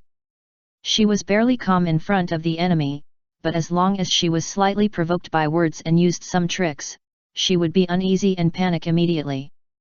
The attack and defense conversion between Pokemon was also very poor. She did not know how to cooperate and save the physical strength of Pokemon. Even if the Pokemon was strong, it could not withstand such waste. Yu could clearly observe that Jumpluff's physical strength was almost unsustainable. Yu could sense it, and as the owner of Pokemon, he could naturally understand that the girl was heartbroken when she saw that her beloved Pokemon was already covered with scars. Her delicate face was full of panic and anxiety. "Fight!" The girl gritted her teeth secretly and commanded, "Tropius, Leaf Storm." Tropius raised his neck high, and the 4 broad leaves on his back kept flapping, rolling up a strong storm, and countless leaves condensed by green energy entered the storm. The pointed green leaves rolled up an endless storm, and the trees in the entire jungle were broken in half by this might.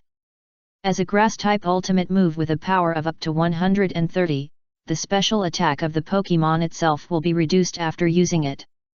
This also proves from the side that the girl she has reached the end of her rope. This is her last desperate attack. When the two black-robed men saw this scene, they were not surprised, but overjoyed. "Protect!" They ordered their Pokemon to use Protect. Not only was the girl's battle command poor, but she also did not understand the basics of the battle. She did not even consider Protect an almost essential skill. In the battle, it is often only after Protect is forced out that the trainer will perform some decisive and powerful moves. Sure enough, the Pokemon of the two black-robed men all protected and easily resisted this leaf storm. The girl of the Solans family showed deep despair on her face, as if the whole world was collapsing at this moment. Even the full-strength attack of the Pokemon given to her by the family was resisted. Is she really going to die here? Just when she was stunned and lost consciousness, the two ghostly black-robed men again commanded the Pokemon to launch a fierce attack. Almost all of the girl's Pokemon had fallen in a pool of blood, with heavy casualties. Faced with such a tragic situation, the girl felt heartbroken, but she was powerless. He, Don/Molly, you'd better obey me quickly before you die, live a good life, so that you won't come to this world in vain. One of the black-robed men laughed obscenely, with greedy and obscene eyes, staring at the beautiful but desperate girl in front of him. Don't even think about it. The girl felt an unprecedented fear and helplessness surge in her heart, and gritted her teeth and said coldly. Just as the two black-robed figures approached the delicate girl step by step, the Pokemon that were originally following the black-robed men suddenly seemed to have noticed something unusual. One of the Pokemon turned its head sharply and let out a deafening roar towards a corner deep in the forest. This sudden change caught the two black-robed men completely by surprise, so that when they realized the danger was coming, it was too late. There were countless poison flashes with purple mist sting swept towards them like a storm, piercing their bodies accurately. Instantly, the two black-robed men fell backwards as if all their strength had been drained. Their bodies were covered with dense small holes, and blood flowed out from the wounds like a spring, and soon gathered on the ground into a shocking pool of blood. The girl watched everything happening in front of her eyes. Her heart was full of astonishment and fear. Especially when the blood of the two black-robed men splashed on her face, she felt a piercing chill in her heart. The warm and fishy blood splashed on her face, making her almost unable to breathe. Chapter 129 The Girl in Love. Two idiots, don't know. Another black-robed man walked out of the darkness, followed by a spider Pokemon, Ariados. He was also followed by a Ghastly, who quickly dealt with the Pokemon left behind by the two black-robed men. After all, these Pokemon had already been through battle and were already exhausted. What's more, the two Pokemon next to the black-robed man seemed to be extremely powerful. When the battlefield was cleared, the black-robed man took off his hood. There was a deep scar on his rough face, and his eyes were full of lust and greed when he looked at the girl. Oh, such a beauty, I didn't expect that I could enjoy it too. The girl thought she would be saved by a kind trainer. After all, wasn't that what she had read in the storybook before? But the big man's words and his lustful eyes made her feel like she was falling into an ice cellar again. She didn't expect that she would fall into the tiger's mouth just after leaving the wolf pack. Just when the big man's sturdy palm was about to touch the girl's delicate skin, a very fast black shadow suddenly appeared. Ghastly beside the big man reacted instantly and cast Protect. Ding! The black shadow quickly retreated and merged into the darkness again after failing to hit it. Who? The big man shouted angrily, and instantly leaned against the tree tightly, his eyes wide open, and looked around the dark forest vigilantly. He didn't expect that after he, the fisherman, got the advantage, there were still people hiding in the dark who didn't make a move. Those who hide their heads and show their tails, if you have the guts, come out and fight head-on. The big man released two Pokemon again. Although their levels were not high, it seemed that this could bring him a little sense of security. The dark depths of the forest were silent. The big man's mood became more and more tense as the atmosphere became more and more tense. The big sweat beads on his forehead dripped all around. He could only hear his own breathing and the girl's sobbing. Damn it, shut up, stop crying. The big man was annoyed by the girl's sobbing and cursed. At this moment, 4 energy attacks appeared in 4 directions centered on the tree that the big man was leaning against. The big man quickly ordered the Pokemon to use Protect, but the flaw was finally found. The black shadow flashed again, like a death scythe that quietly harvested the man's life. The girl looked at it blankly and found that it was actually a Murkrow. The mantis stalks the cicada, but the Oriole is behind? Little do you know, there is a hunter behind the Oriole. A clear and confident voice of a young man sounded. Are you okay? Hey-you showed a kind smile and pulled up the girl who was lying on the ground. Delicate, smooth, and slightly warm. It felt like a piece of warm jade, making people feel very comfortable. This was the first feeling Hey-you had when he touched the girl's wrist. He reacted immediately and quickly let go of his hand. Hey-you pretended to be shy and scratched his head. He was already very skilled in acting like this. The girl looked at the Prince Charming who came to save her on a colorful cloud. She wiped the blood stains on her face and felt inexplicably blocked in her heart. Wow, Wu, feeling that the current action was somewhat intimate, a blush quietly climbed up her cheeks. From childhood to adulthood, she had never had such an intimate action with any man. But if it was the boy who saved her, she would not be disgusted, and a strange feeling grew in her heart. Buried her head in Hey-yu's arms, sobbing softly. My name is Solans Kyoyu, you can call me Satsuki or you. The girl's face was slightly red, and she was a little afraid to look directly at Hey-yu. Seeing Solans Kyoyu's shy expression, Hey-yu knew that his hero-saving beauty drama was very successful. Attitude is the mask of the soul. The girl who has not yet experienced the polishing of society does not know how to cover up her emotions well. You can call me Hey-yu. Miss Kyoyu, how did you meet those bad guys? As a member of the Solans family, the girl should be protected when she goes out. Yu was a little surprised that she came out alone. But he had a rough guess in his mind. The girl's thoughts were not difficult to guess. But it was obvious that Solinskaya did not recognize that the cadabra she bought was purchased from Yu's stall. I came out to buy some resources for my Xiaobing. In the past, the family purchased them. I was a little curious, so I ran out secretly. Yu's mind was very simple. She had no guard against Yu, who saved her life, and told him everything. But when it came to running out secretly, she pouted again, her pretty face slightly red, a little embarrassed. As for the little ice she was talking about, it should be the ICV that appeared in the battle just now. The scene was silent for a while, and Yu didn't know what to say. Brother Yu, I have sent a message to the family. The rescue will arrive soon. Let's wait here. Yu lowered her head and whispered. It's really dangerous for a girl to be alone at night. Yu nodded and agreed. Took out dry matches and bonfires from the space backpack, and the ignited flames dispelled the darkness around them very well, bringing some warmth to the two of them. This place is the closest. Fallerber town is only less than 50 miles away, so help will arrive soon. After the fierce battle just now, most of the girls' Pokémon were seriously injured. Even Tropius, the strongest one, was extremely weak at this moment. The girl's tears were not dry yet, and she treated her Pokémon very sadly to recover from their injuries. You are so relieved after just meeting her once? Are girls so gullible nowadays? Yu was slightly touched when he saw that the girl did not take any precautions against him. But in the end, it came down to 5 words. Easy to cheat, naive. Use mine, this is the healing potion I prepared. Yu took out a bottle of emerald green potion from his space backpack, which was made with the heart of a grass attribute Pokémon, and a few precious medicinal materials were added to it. For example, the energy purchased from the Chinese medicine store in Lavaridge Town powder. Brother Yu can mix potions?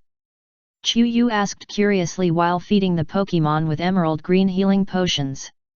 I am a breeder and can mix some simple healing potions.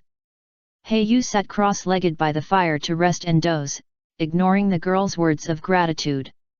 At this time, talking too much will have the opposite effect. He said that every word he said was just right, neither arousing the girl's suspicion nor making the girl despise this kindness too much. Sure enough, Yu gathered up her red skirt, squatted by the campfire with her hands on her knees, staring at Yu's pretty face, lost in thought. And when Yu's eyes swept over, he hurriedly lowered his head, as if he was embarrassed about being caught peeking. Yu's mouth curled up slightly. He knew how easy it was to capture the girl's heart with a hero saving a beauty. Hero saves a beauty, the girl is in love. Chapter 130 Returning a Favor? Crackle. The branches in the bonfire exploded from time to time, and more than 10 minutes passed quickly. Yu and Yu beside the bonfire did not speak, but an ambiguous atmosphere gradually filled the air. Yu secretly looked at the boy who saved him with the corner of his eye. The boy's pupils were as black as ink, exuding irrational luster. His handsome appearance combined with his gentle temperament made people feel good about him. Thinking about it, Yu was a little shy, and hurriedly combed her hair with her hands to hide her emotions. However, this short ambiguity was soon broken by a brown light from the horizon. It was a Pokémon that looked like an ancient pterosaur. Aerodactyl. Aerodactyl's body is grey, with blue pupils. There are 2 horns on its head that extend backwards. The inner side of its wings is purple. There are 2 sharp claws on its wings. Its teeth are serrated. Part of its body is made of stone. Aerodactyl's speed is lightning fast. It landed on the ground in an instant, raising gusts of dust and blowing up fallen leaves. On Aerodactyl's back stood a tall, thin man wearing glasses, who looked to be in his 30s or 40s. He wore a green expedition suit, and his hair was messy like a bird's nest. He looked very sloppy, and he must have not taken care of it for a long time. The sloppy, thin man frowned slightly, looking anxious. When he felt that Kyoya was safe, his expression gradually eased. Dad! Kyoya was happy, and ran into the man's arms. Dad, you are finally here. Do you know that Kyoya almost couldn't see you? Kyoya Karen cried with rain, looking very aggrieved. The sloppy man's eyes flashed with love and doting, and he gently comforted her. Okay, Kyoya, don't cry. Don't sneak over next time, okay? Tell Daddy how you got rid of those bad guys? Solan's Cao Sheng doted on his daughter very much. Knowing that his daughter was in danger, he was horrified and hurriedly ended the experiment that was halfway through.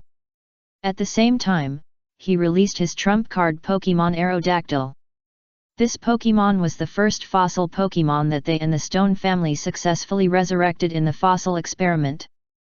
The speed race value is as high as 130, and with the acceleration skills Rock Polish and Agility, it is extremely fast. Therefore, he rushed here at lightning speed. If something happened to his precious daughter, Cao Sheng would not be able to explain to his wife. Kyoya looked aggrieved, holding her father's hand and shaking it, while telling the various experiences along the way. When she talked about being chased, she was scared. When she talked about escaping from the wolf pack and falling into the tiger's mouth, she was nervous. But when she talked about Heiyu's heroic act of saving the beauty, she looked shy and secretly looked back. After understanding the whole process, Solan's Cao Sheng's expression eased. After looking at Heiyu, he said, "Don't worry, Kyoya, I will help you thank this young friend. As for the few people who chased you, when we go back, the family will conduct a thorough inspection based on their appearance. The family will not have been wronged for nothing." The sloppy man spoke softly at first, but then as cold as ice, with a hint of murderous intent in his tone. Obviously, if those people just now had relatives or friends, they would probably be in trouble and would definitely be implicated. "Dad, you have to thank brother Heiyu. If it weren't for him, I would be in danger this time." Kyoya shook her father's arm vigorously and began to charm. Solan's Cao Sheng nodded lovingly, and after responding, he said to Heiyu, "Please come over, little friend." Heiyu heard the other party's summons, but he didn't dare to neglect it. He felt a strong energy fluctuation from Aerodactyl, which was almost as strong as the last time he was in Rusturf Elite Pokemon battle encountered in Tunnel. "Hello, Senior. I am Heiyu, a trainer of the Alliance who is traveling." Heiyu's tone was neither humble nor arrogant, and he was very calm. "My friend, you don't have to be polite. You saved my daughter, so you are a lifesaver. Just call me Uncle Cao Sheng." Solan's Cao Sheng nodded, showing a hint of appreciation in his words. Trainers of the Alliance should help each other. I just happened to see Miss Kyoya in danger, so I helped her. I can't be called a lifesaver. Heiyu's words were flawless, showing the art of language. Solan's the family's power is not small. If Heiyu can establish some connections, he can lay a solid foundation for his future development.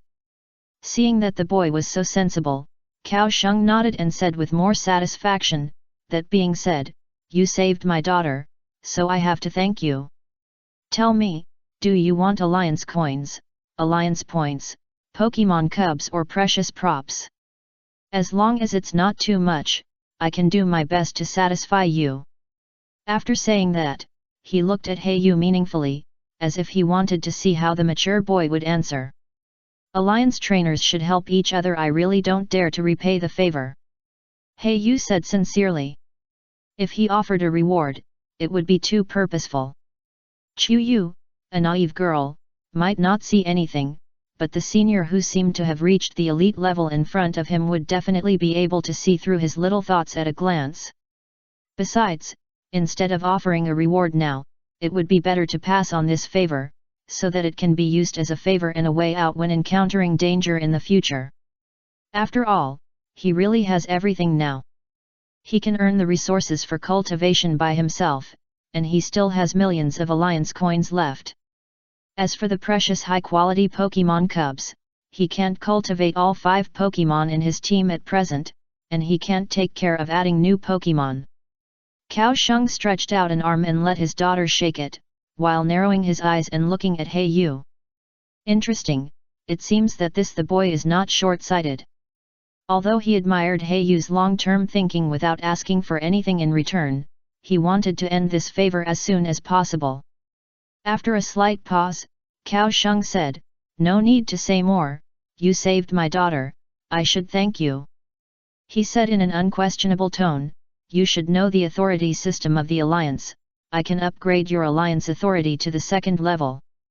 After the voice fell, Kaiyu on the side hurriedly nodded her head quickly, and at the same time, her eyes kept signaling He Yu to agree quickly. As a person from a big family, she obviously understood what all this meant. It means officially entering the sight of the alliance's top leaders, and officially entering the core circle of the alliance. There is no doubt that the 2nd level authority, even if you invest tens of millions of alliance coins, may not be able to be upgraded. After all, being able to help hand ordinary alliance members who are promoted to level 2 authority are either gym leader or alliance professor, who are in high positions or powerful elites. It can be said that behind every level 2 authority, there is a connection with these people. He Yu looked a little strange, scratched his head, and said embarrassedly, "That senior, I have already reached level 2 authority." Chapter 131 Aerodactyl Ah! Cao Sheng was a little surprised, and even Kaiyu beside him was a little confused. You know, even though she was loved by her parents, it was not until she turned 16 some time ago that the family allocated a quota to help her upgrade her authority. "What is your surname, young friend?" Cao Sheng asked tentatively. Obviously, he subconsciously regarded He Yu as a descendant of a big family. He Yu shook his head slowly and said, "I don't have a surname. I'm just an ordinary trainer." He Yu's implication was that there was no family behind him.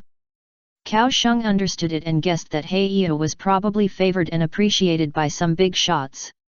In fact, his guess was not wrong. He Yu was indeed appreciated by Norman, so his authority was increased. It's just that the two of them were talking like a puzzle, which made Kaiyu on the side a little confused. Were we still talking about authority just now?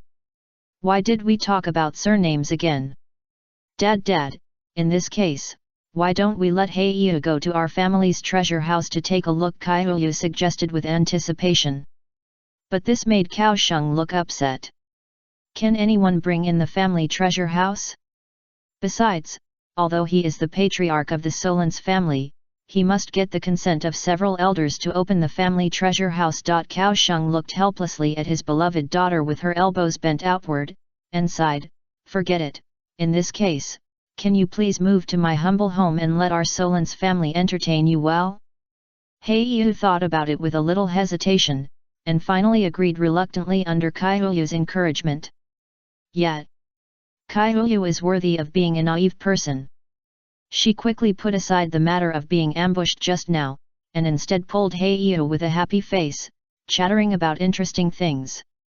He Yu was invited to sit on the back of Aerodactyl for the first time, and asked curiously, "Excuse me, Senior Cao Sheng, what kind of Pokemon is this?" Although he has the memory of his past life, he knows that this is Aerodactyl, but there is no news of this Pokemon appearing in this world. So if I don't ask, it will seem too suspicious. "My friend, you asked a good question. This is the fossil resurrection machine that our family is researching, and the ancient Pokemon resurrected from the fossil." As soon as Cao Sheng talked about scientific research, his senior demeanor disappeared instantly, and his face was instantly full of excitement. With his messy hair like a chicken coop, he was a scientific research fanatic. At first glance, he was the kind of person who could stay in the research room for a whole month without coming out. However, Cao Sheng was still rational at least, and just gave a brief introduction without revealing too many secrets.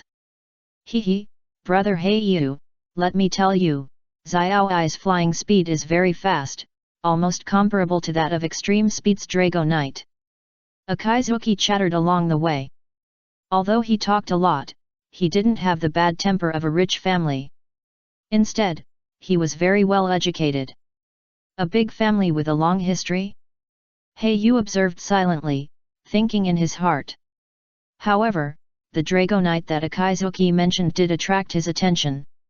In the animation of the previous life, when Drago Knight appeared, it was introduced that it could fly around the Earth for 16 hours continuously. But its race value speed is only 80. Even Pachirisa's speed race value is 95. It was not until he came to this world and searched on the internet that he knew that the 16 hours mentioned here to circle the Earth refers to the champion-level Drago Knight when using extreme speed. And the data of this experiment is probably from Professor Oak's Drago Knight. Heiyu sat on the back of Aerodactyl, feeling the breeze blowing across his face, thinking to himself. Although flying at an altitude of 100 meters, he did not feel any discomfort because Aerodactyl blocked the wind. In this way, in just a few dozen minutes, Chuyu was like a tireless broadcaster, and some of the topics did arouse Heiyu's interest. For example, the experience of breeding Pokemon. Chuyu's Pokemon team is mixed. In addition to a Jumpluff and an Ice EV, there are Pokemon of other attributes. Therefore, Chuyu kept talking all the way, and Heiyu listened quietly, occasionally echoing.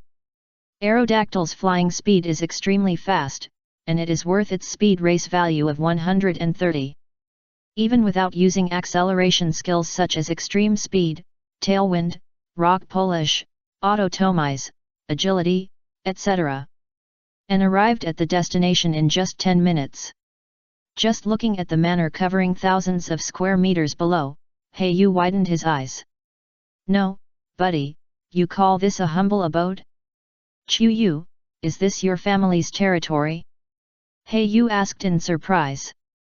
Chuyu shook her head in confusion and said, No, our family members are usually scattered in various cities and fields, and rarely get together.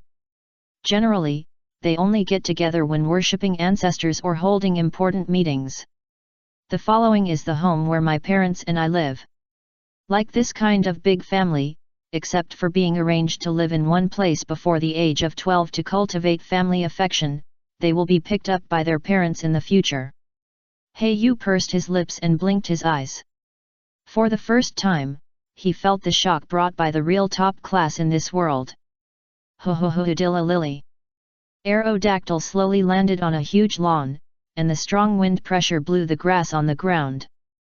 Heiyu subconsciously closed his eyes, and when he opened them again, several servants came to greet him instantly. One of the old men in a black suit was obviously the butler who led these servants. He saluted respectfully to Cao Sheng. Miss, you scared the master this time. Even the emergency experiments were suspended, and the entire research team was shut down.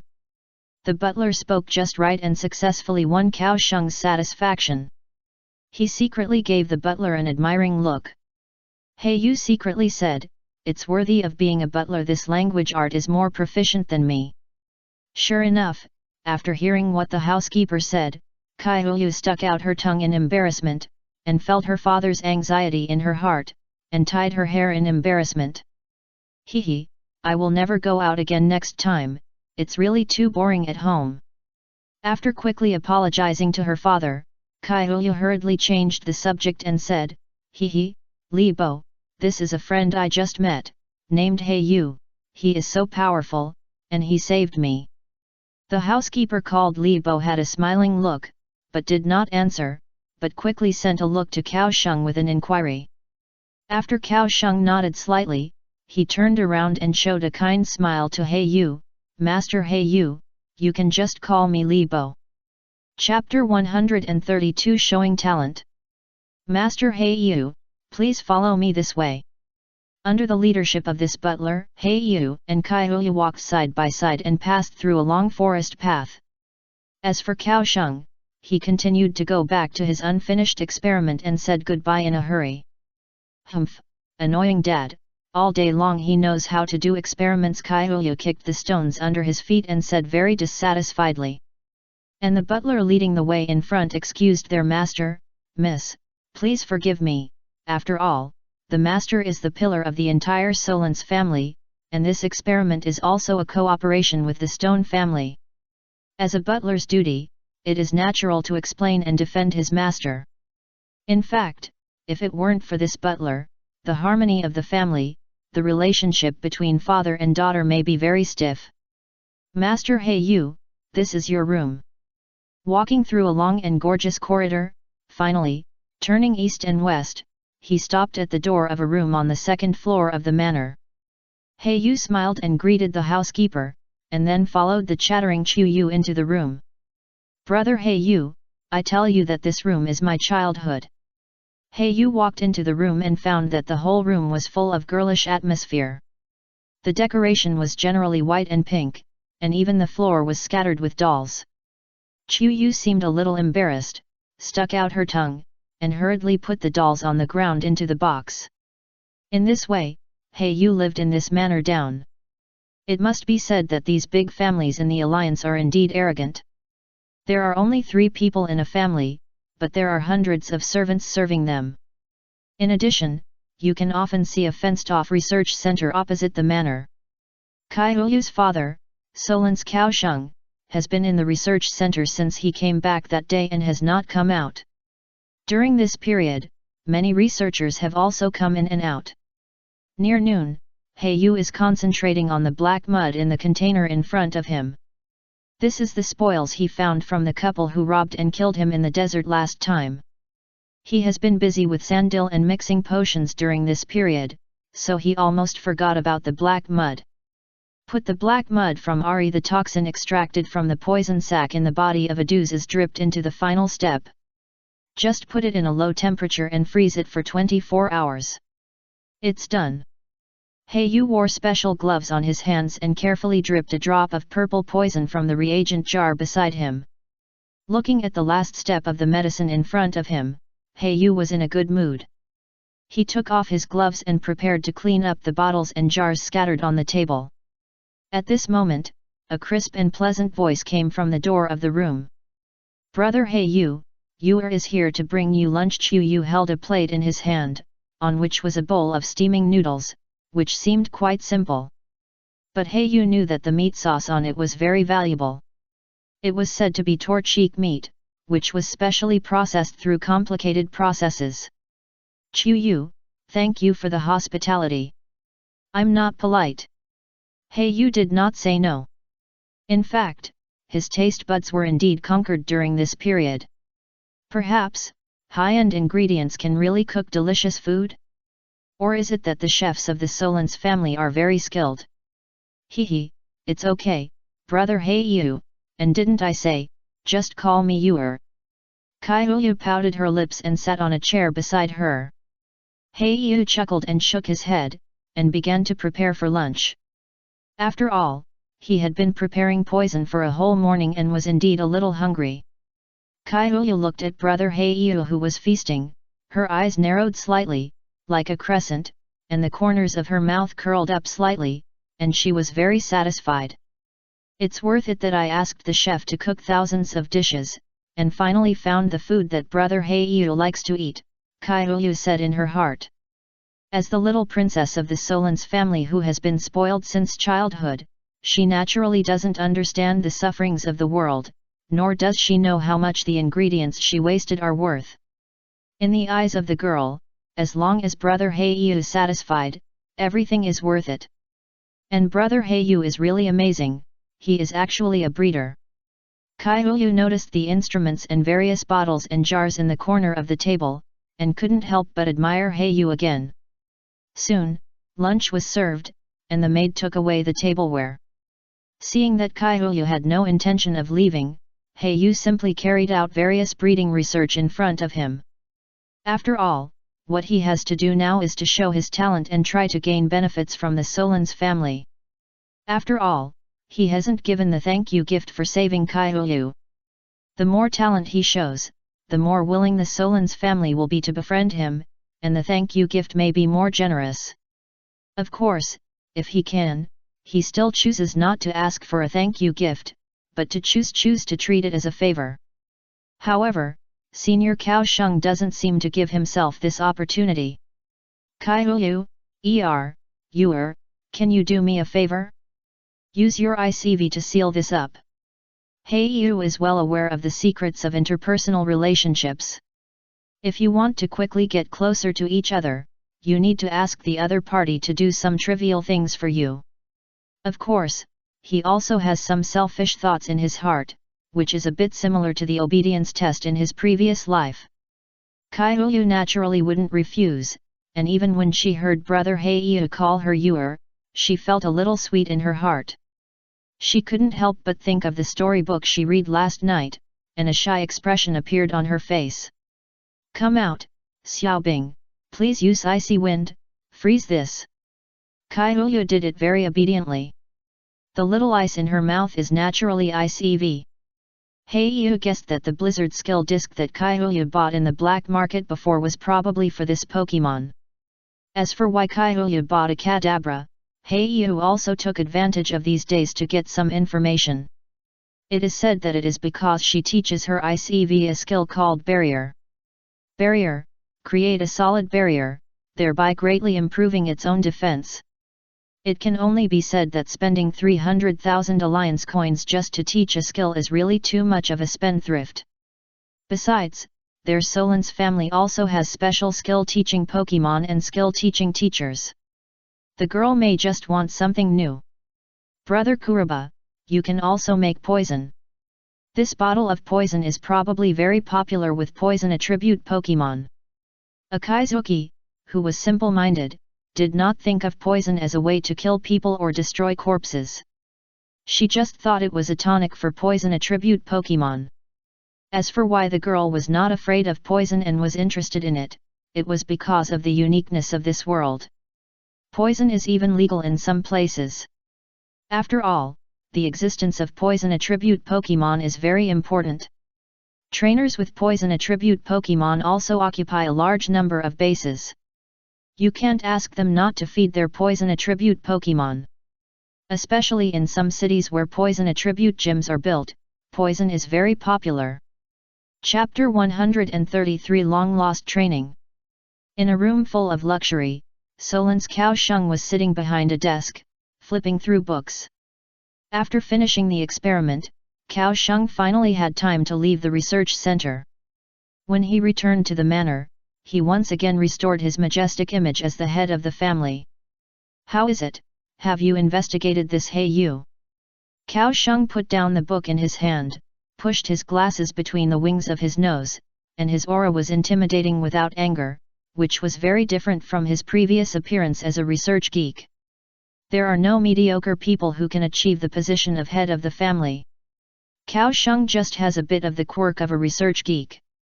In fact, he is also a talented trainer and scientific researcher.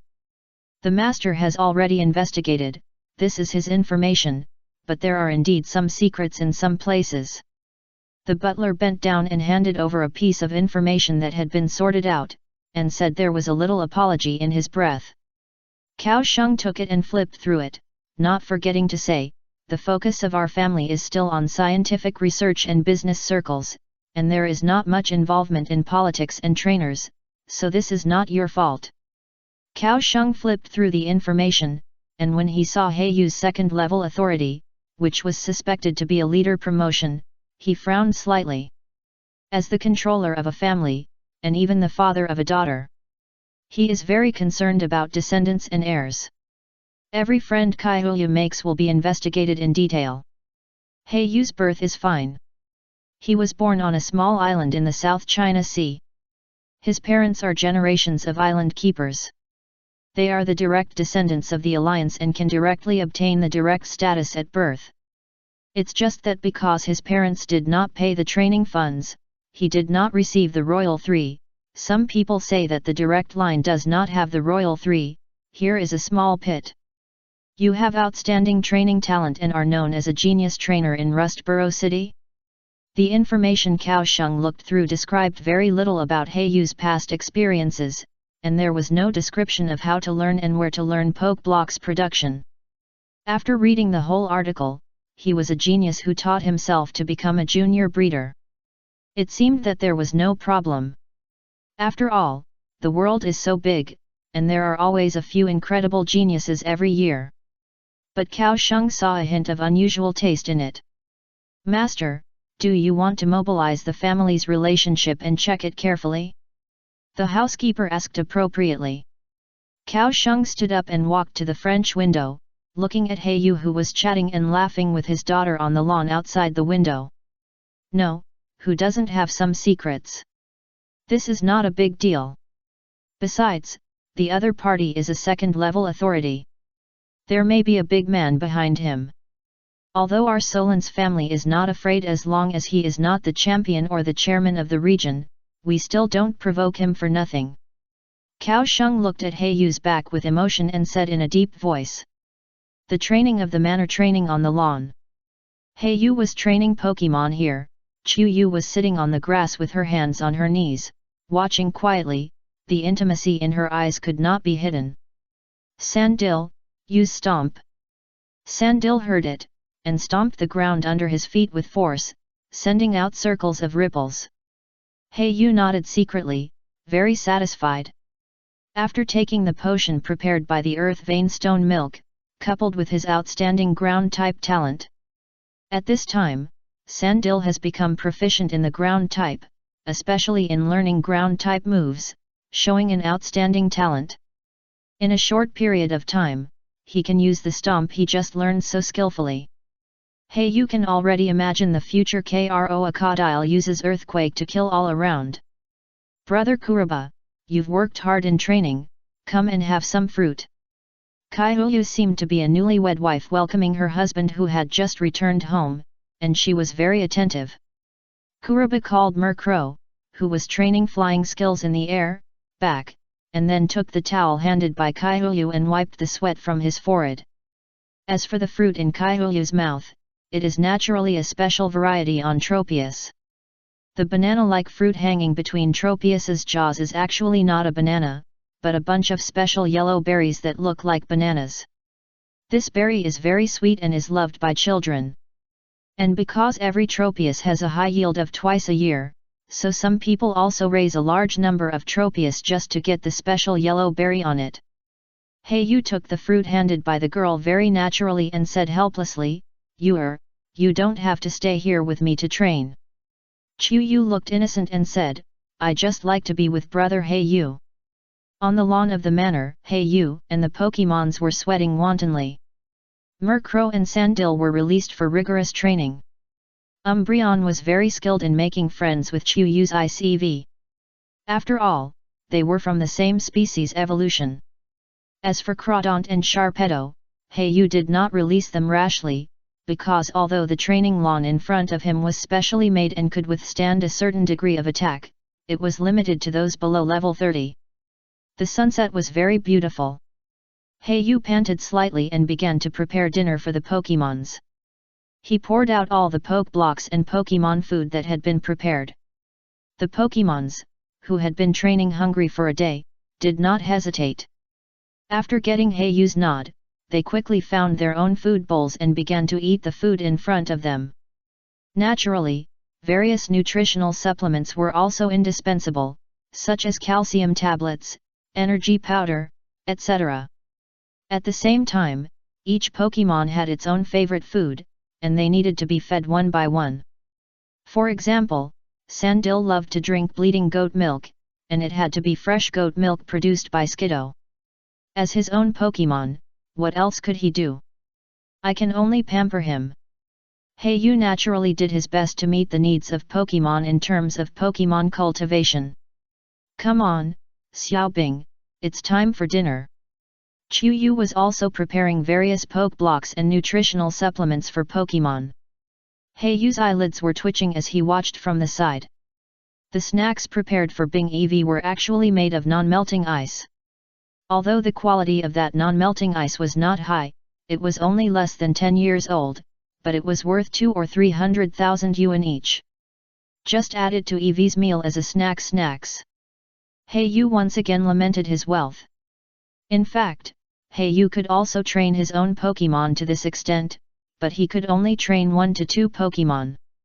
After all, the training funds he had seemed a lot, but it wouldn't take long to evenly distribute them to 5 Pokemon. Heiyu's training plan was definitely the most suitable for Pokemon, but it was also quite expensive. Although it was not as expensive as Chuyu's, it was far more expensive than the average trainer's expenses. Money was earned quickly, but it was also spent quickly. Well, brother Heiyu, Fall Arbor will be here in a few days, the Pokemon exchange fair organized by the town. Do you want to go shopping together? Kaiyu suddenly thought of something and asked with anticipation. Chapter 134 Pokemon Exchange Fair. The Pokemon Exchange Fair, as the name suggests, is a meeting for trainers to exchange Pokemon. After all, there are always some trainers who are not satisfied with the current Pokemon, or prefer other Pokemon. If 2 trainers can reach a consensus, they can exchange their Pokemon. This is also one of the few activities that the official alliance allows Pokemon trading. On the wide streets, stalls are set up one by one. Official activities like this often attract many trainers to come. In addition to Kaiyu, beside Heiyu, there are many male and female trainers here, trying to find the Pokemon they like in their hearts.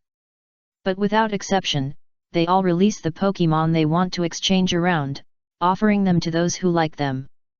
Many people were walking around, looking for suitable objects or favorite Pokemon, shouting loudly, and the whole Fall Arbor town seemed unusually lively. But in fact, these people might not even be called trainers, because they didn't even have a level 20 Pokemon in their hands. Most people treat this as a hobby, not a profession, and the largest number are those insect catchers and shorts boys. Kaiyu looked at the event site curiously. She rarely saw such a lively scene. Mooncloth. Umbreon and Ice followed their respective owners side by side, and no one asked for an exchange wherever the 2 Pokemon passed by. After all, even the dumbest people know that exchange is based on when the business conditions of both parties are equal. Using Caterpie to exchange Dratini is not called exchange, it is called robbery. Of course, in addition to exchanging Pokemon as the theme, many people will choose to sell various resources or materials in the entire Pokemon exchange conference. For example, the stall in front of Heiyu and Chuyu. There are all kinds of miscellaneous materials on it, including rare medicinal herbs and treasures collected in the wild. Boss, how much do you sell this ice rock powder? Chuyu asked the price. Pointed to the powder in a small box on the stall. This is a relatively rare ice attribute resource. Powder scraped from a Valage's ice body. As we all know, a Valage is a Pokemon from Kalos region. Except for a few branches in Unova region, it is almost impossible to see it in other regions.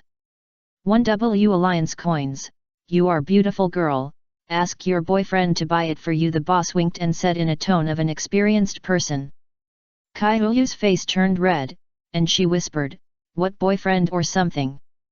Heiyu chuckled, boss, you have a good eye, Satsuki is really beautiful. Heiyu directly paid for this box of ice rock powder. 1W Alliance coins is just a small amount of money for him. If he can use it to improve Kaiyu's favorability, it will naturally be worth it. The two continued to walk towards the central venue of the conference. Heiyu could clearly feel that Kaiyu looked at him with a hint of intimacy. As expected, the closer to the center, the more lively it is. It is easy to catch treasures living in the water. Cayman's dive ball. There are also heel ball, cherish ball, and other poke balls. Don't miss them if you pass by. Gyarados has evolved successfully. Of course, you must have the ability to capture him. If you want to exchange for a Nincada. Precious Meditite Pokemon cubs, rare fighting, psychic attributes, and invincible characteristics of Yoga power. Yoga power, because of the power of Yoga, the power of physical attacks will be doubled. Various shouts resounded throughout the square. Kaiyu glanced at the crowded crowd and shrank subconsciously. There are so many people. Kaiyu suggested going to the store on the other side first. After all, that side is obviously more high-end. At the southern end of the commercial street, a boy and a girl came here holding an Umbreon and an Ice EV respectively. Walking into a shop selling props, there were not many people in the shop, it seems deserted. But the decoration inside is very good, it looks very delicate, and even the hired clerks are of first-class appearance. Hehe, brother Hey you, the owner behind this store is a friend of my father, and Jumpluff's sharp beak is bought from here. Chu Yu introduced while greeting the clerks guarding the store. These clerks also seemed to be very familiar with Chu Yu, and they all smiled and nodded, looking like they didn't dare to neglect him. Excuse me, do you have soft sand and flame orb here? Hey Yu took a look at the various props on the counter and found that they were all molds. Sir, flame orb is a relatively precious prop. I'm afraid that no prop store on the whole street will have it. As for soft sand, the store does have some in stock, but I don't know if the quality can meet your requirements. A clerk stepped forward and answered Hey Yu's question quite attentively. Hey Yu nodded, and immediately, two clerks went to the room on the second floor, seemingly to get soft sand. Hey Yu bought soft sand, naturally for Sandil to wear. After carrying this prop, it can enhance the power of ground attribute moves. It is also one of the attribute props for the public. Therefore, generally any prop store will have stock. But flame orb is different. This precious prop that cannot be mass-produced by factories can only be made by alchemists, prop makers, using ancient methods. Unless there is an alchemist in the store for a long time, it is rarely seen. Not long after, two shop assistants trotted down, each holding a beautiful gift box in their hands. After opening it, there were two purple sandbags in the beautiful gift box, and you could vaguely see the sand inside from the mouth of the bag. Can I touch it and feel it? Hey Yu asked. After getting permission, he put his hands into the two purple bags to feel the difference in their fineness. It was obvious that the soft sand in one of the bags was more fine, and it felt like water flowing through the fingertips. Sure enough, after seeing the appraisal certificate underneath, I found that this soft sand's increase is as high as 14%. It's just a little short of the threshold of rare items. 5% to 15% are called ordinary items, and less than 5% are called broken items. Once the increase reaches more than 15%, it will be called a rare item, which is often hard to find. 1.7 million alliance coins, the price is acceptable. In addition, please help me pack up the sharp bird beak with a 10% increase on the counter. Hey Yu thought about it for a while and quickly made a decision. After all, the funds for cultivation at the same time, when I had enough money, I encountered a suitable prop, so of course I had to take it. The two props added up to 2.7 million alliance coins. After showing the second level authority, I successfully got a 10% discount. This customer has a total of 2.43 million alliance coins. Welcome to visit next time. Hey Yu paid the money very happily. The store owner seemed to have waived the 3 million alliance coins for Chu Yu's sake. After leaving the store, Chu Yu said playfully, I didn't expect my face to be so valuable. I saved 3 million alliance coins. Chapter 135 Pokemon Breeding House. Kaiyu put her hands behind her back and said with a smile, Brother Hey Yu, I heard that the Alliance Breeding House has recently received a batch of special Pokemon from other regions. I am just preparing to choose a new partner. Kaiyu's implication is that she plans to let Hey Yu accompany her to choose Pokemon. Of course Hey Yu will not refuse. After coming to this world, he has only seen Pokemon from the Hone region. He has only seen other regional Pokemon on the internet.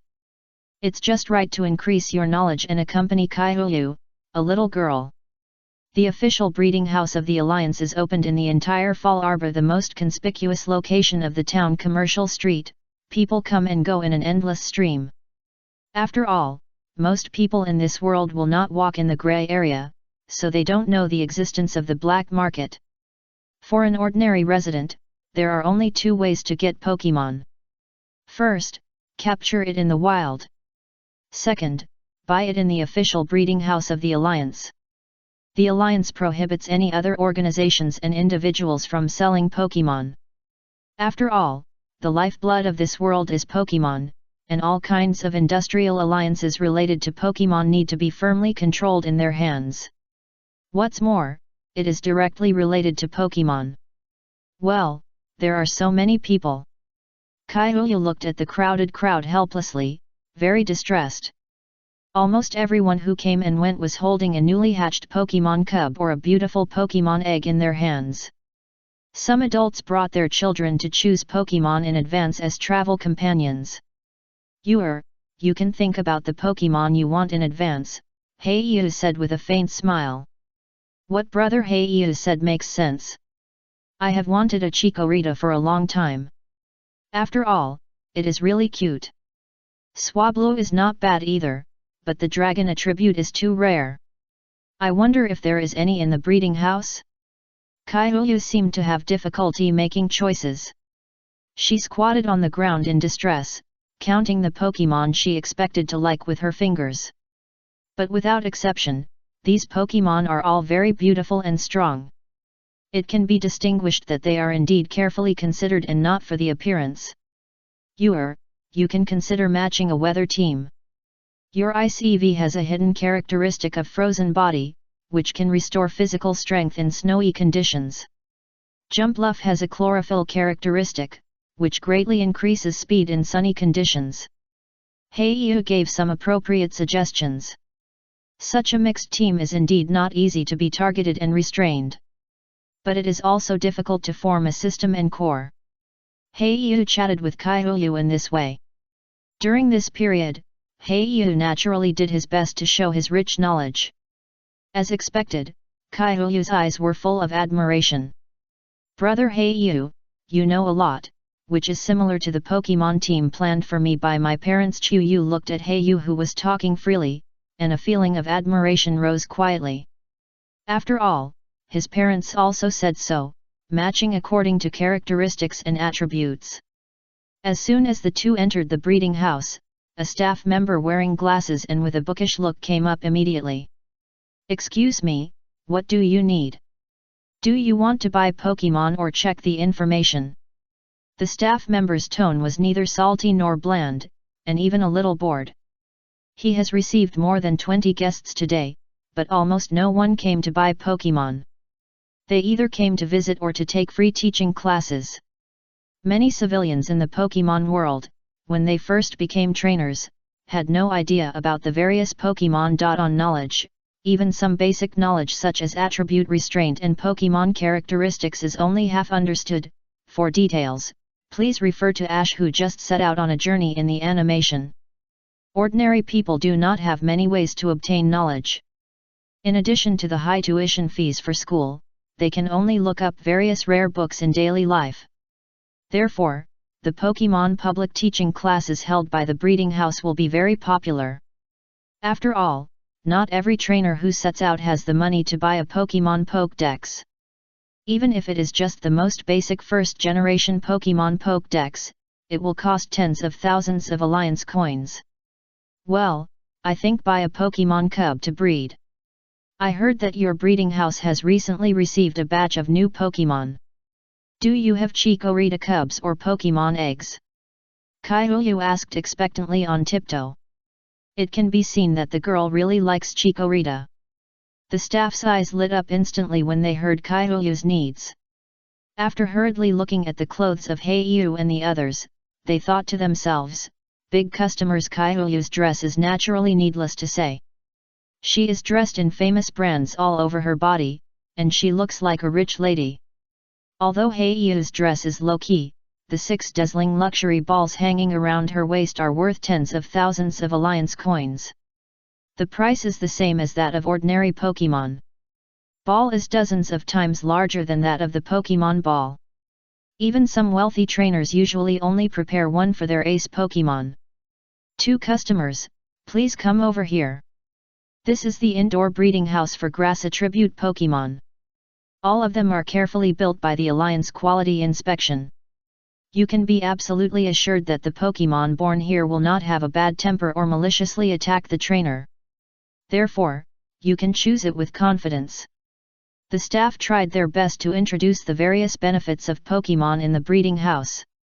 It is indeed as the other party said. Pokemon born in the Alliance breeding house are often very docile.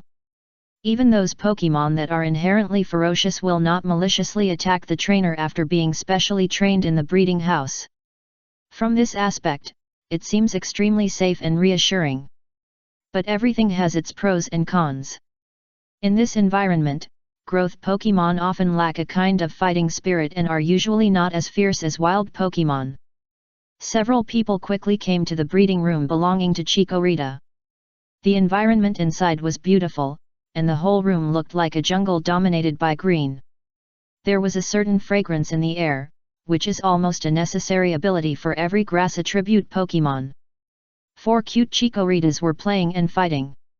When they saw someone coming in, 2 of them hurriedly hid in the flowers in the corner, and 2 of them approached boldly and sniffed the smell of Heiyu and others. Wow, so cute! When Kaihuyu saw the Pokemon she had dreamed of, her girlish heart burst out instantly. This Royal Johto Region 3 is often more popular among women than the other 2. However, Kaihuyu did not forget the main business. After asking the staff for the information of Pokemon, she carefully looked through it. This one actually has the hidden characteristic Leaf Defense, but I remember that Chikorita's final evolution type Meganium can learn aromatherapy and safeguard, right? In this case, wouldn't the functions be duplicated? Hey, this one is not bad either. It actually inherited grassy terrain. The quality of this batch of Chikorita is very high. And this one actually learned grassy oath and synthesis on its own. Is it so intelligent? Better than my Xiaomian. Kaihuyu seemed to have difficulty making choices again. She liked the 4 Chikoritas no matter how she looked at them. They all had their own advantages. Chapter 136 Meeting Steven again. Heiyu was also secretly shocked when he listened to it. These 4 Chikoritas were indeed excellent, and each had its own characteristics. As long as an ordinary trainer gets one, it may only be a matter of time before he becomes a superior in the future. So tangled. Kaihuyu squatted on the ground, stroking the 2 bold Chikoritas. The leaves on the top of his head exuded a faint sweet fragrance, which made people feel relaxed and happy. Heiyu gave appropriate suggestions and analyzed the pros and cons of several Chikoritas. The final evolution type of Chikorita, Meganium, is actually a Pokemon with an awkward setting. The racial value distribution is very even. The racial value of 525 is not only less than that of its other 2. Typhlosion 534 racial value, Feraligator 530 racial value. The most important thing is that the racial distribution is very even, the highest is defense and special defense, and the racial value is only 100. Therefore, most of the Meganium's play style is almost based on mainly assist. After all, there are many transformation moves that can be learned, such as Reflect, Synthesis, Light Screen, Safeguard, Aromatherapy, etc. Finally, Kaihuyu decided to choose the Chikorita that inherited grassy terrain. The Chikorita looked quite timid and kept shrinking in the corner. Until Kaihuyu held it in her arms, it still had a timid expression. Chika! The leaves on Chikorita's head turned slightly, emitting a sweet fragrance. This distinguished customer, Chikorita likes to bathe in the sun, you can often take her to play on the lawn. Seeing Kaihuyu's eyes without blinking, the staff on the side directly bought this Pokemon, and the service was more and more enthusiastic. After all, he could get a lot of commission from this order. Heiyu also secretly sighed, this is the life of a big lady, spending nearly 400W Alliance coins as she pleases. That's right, the one with grassy Chikorita with terrain genetic skills is worth 4 million. A common Royal 3 without any genetic skills usually costs around 2 million Alliance coins. It can reach the superior level above level 40 with normal cultivation. As one of the rarest field skills among many skills, grassy terrain is naturally worth a lot of money. You may not be able to buy the skill disc alone even if you spend millions, not to mention that it is a genetic skill, and this Chikorita itself has excellent qualifications in all aspects. After buying Chikorita, Heiyu and the others did not leave the breeding house directly. Instead, they walked around inside and saw many Pokémon that only exist in other regions, which increased their knowledge. They even saw the dragon Pokémon Noibat that only exists in Kalos region. During this period, the two passed by a room and found that an open class about Pokémon knowledge was being held inside. The room was not big, but it was full of people, most of whom were short-haired Pokémons. Low-level trainers like the Pants Boy or the Bug Catcher. The one giving the lecture on the stage was a girl wearing glasses and full of youth. She was holding a teaching stick on the stage, fluently talking about various Pokémon knowledge, and some difficult professional vocabulary became easy to understand when she spoke. Many people held notes in their hands, recording various knowledge points. But in fact, the knowledge that this girl talked about was some of the most basic attribute restraint and Pokémon recognition lessons, which was equivalent to the knowledge that a junior trainer had to know. But even so, this kind of knowledge also requires means and ways for ordinary people to know. Just as the two were leaving the breeding house, they happened to bump into a person who had just stepped into the door of the breeding house. "Hey you! Steven?" Silver-white short hair, wearing a blue suit and a white bow tie, exuding a luxurious atmosphere from the inside out. "It was Steven who I met in the desert before. I didn't expect you to." Before the two of them expressed their feelings to each other, Caillou on the side covered her mouth lightly and exclaimed, "Steven cousin?" Heiyu was confused again.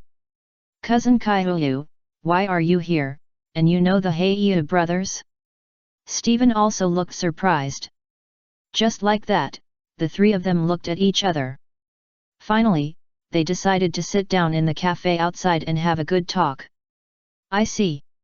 I didn't expect that the Stone family actually had a marriage relationship with the Solence family," Heiyu sighed with a sigh. Chuyu and Steven nodded repeatedly, agreeing. In fact, the second generation of a big family like theirs has a very complicated marriage relationship with each other. Often you may not know him, but you have some kind of kinship with each other. The Stone family and the Solence family are a giant in the business world and a 1,000-year-old family in the research circle. Based on the resurrection of fossil Pokémon, they have launched various cooperations, and naturally they cannot do without marriage to deepen the relationship. "Steven, how did you and brother Heiyu know each other?" Caillou's eyes rolled around, curiously asked. Steven laughed awkwardly and said awkwardly, "It's a long story. I was in the desert at that time." Steven began to tell the story of their encounter. When talking about Heiyu's injury, Caillou looked incredible, and then suddenly changed to a worried look and looked at Heiyu. After Heiyu's eyes signaled, his expression eased slightly. "You two don't look like, although Steven has not experienced the world and does not know the evil of human hearts, he still has the most basic observation of words and expressions."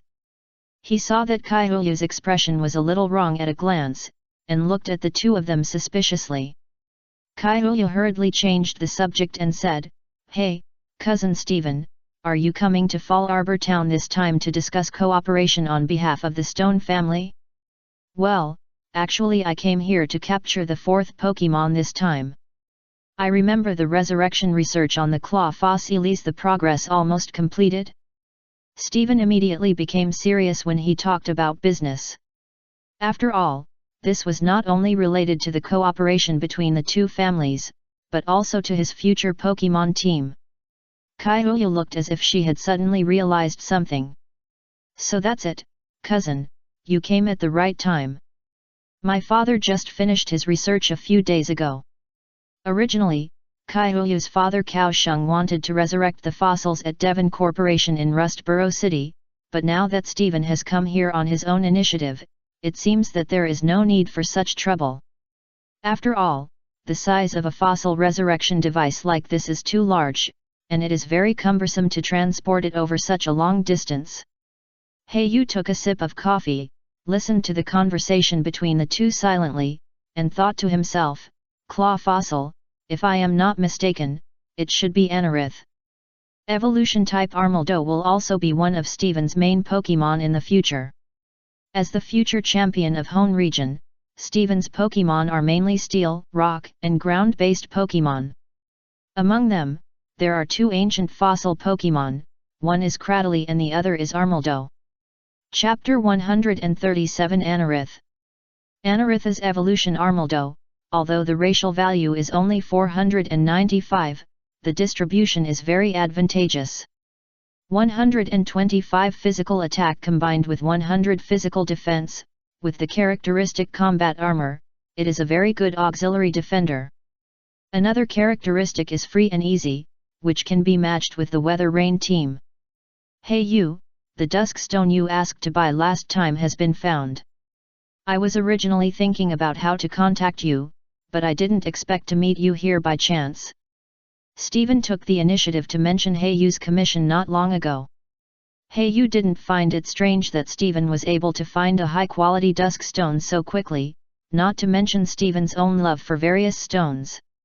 Just the size of the stone family alone, it is impossible that there is no collection of this kind of evolutionary stone in the family treasury stone/ite. Just like that, the three of them sat in a private room in the coffee shop and talked about everything, and their relationship quickly became active. Kaiyu and Steven were about to propose returning to the research center of the Solence family, but Heiyu politely declined, saying that he had something to do. After all, they were going to conduct a research project between the two families, and it would be inappropriate for an outsider to rashly explore it. What's more, for the high-level dusk stone in Steven's hand, he had to raise funds first. After all, after buying two expensive Pokémon items, Heiyu only had a little over 1 million alliance coins left. If he had to leave some funds for cultivation in a short period of time, he would have even fewer alliance coins available. This amount of money was enough to buy a high-level dusk stone. Stone is undoubtedly far from it. Just find a place to sell a few sand isles. They stay on me every day, and I have to spend my breeding funds. Pokémon like Sandil are actually very unpopular in the Hone region. After all, there are many seas in the Hone region, and most of the Pokémon cultivated are mainly water-based. Fire attributes can also be driven by MT Chimney and inland residents. Ground attributes are really ignored. At least among the trainers that Heiyu has met now, almost no one specializes in ground-based ones. Even on the regional network of the Hone region, it is difficult to see. After a trip to the black market, all 5 sand isles and the Pokémon obtained from the last hero rescue in the grove were sold, and the funds on him increased by 2 million. Among them, the most valuable one is the Sandy that inherited Counter and Double Edge. LE. This excellent Sandil alone sold nearly 400,000 alliance coins, accounting for 1/5 of the total. After leaving the black market, Heiyu returned to the town and hailed a taxi. After getting off the taxi, he walked into the manor of the Kaiyu family under the strange eyes of the driver. Heiyu looked calm, and some guards and servants passing by also knew Heiyu, the distinguished guest, so they did not stop him. After walking a few steps, the housekeeper came up and said, "Master Heiyu, you are finally back. The lady has been waiting for you for a long time." Heiyu was slightly stunned. Shouldn't Kaiyu go to the research institute? After reacting, he followed the butler and walked towards a place in the manor he had never been to. After passing through solemn passages, he finally stopped in front of an ancient wooden door. The butler knocked on the door and said, "Master, Miss, Master Heiyu is back. Come in."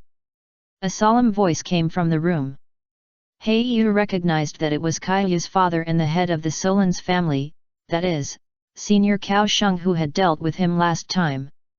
The butler pushed open the door and motioned Heiyu to go in, while he stood guard at the door and waited quietly. After Heiyu walked into the room, he found that it was different from other magnificent decorations. There were only a few tables and chairs in the room. The sofas were already obviously worn out. Perhaps the only thing that caught people's attention was the exquisite instrument in the corner, which looked out of place in the whole room. In the room, except for the head of the Kaohsiung family, Stephen and Kaihuyu were sitting quietly on the side. When they saw Heiyu coming in, they were obviously happy. "Heiyu, let me introduce you, this is the eldest master from the Stone family, Stephen. You young people should communicate more. After all, as geniuses, there is always a feeling of mutual appreciation."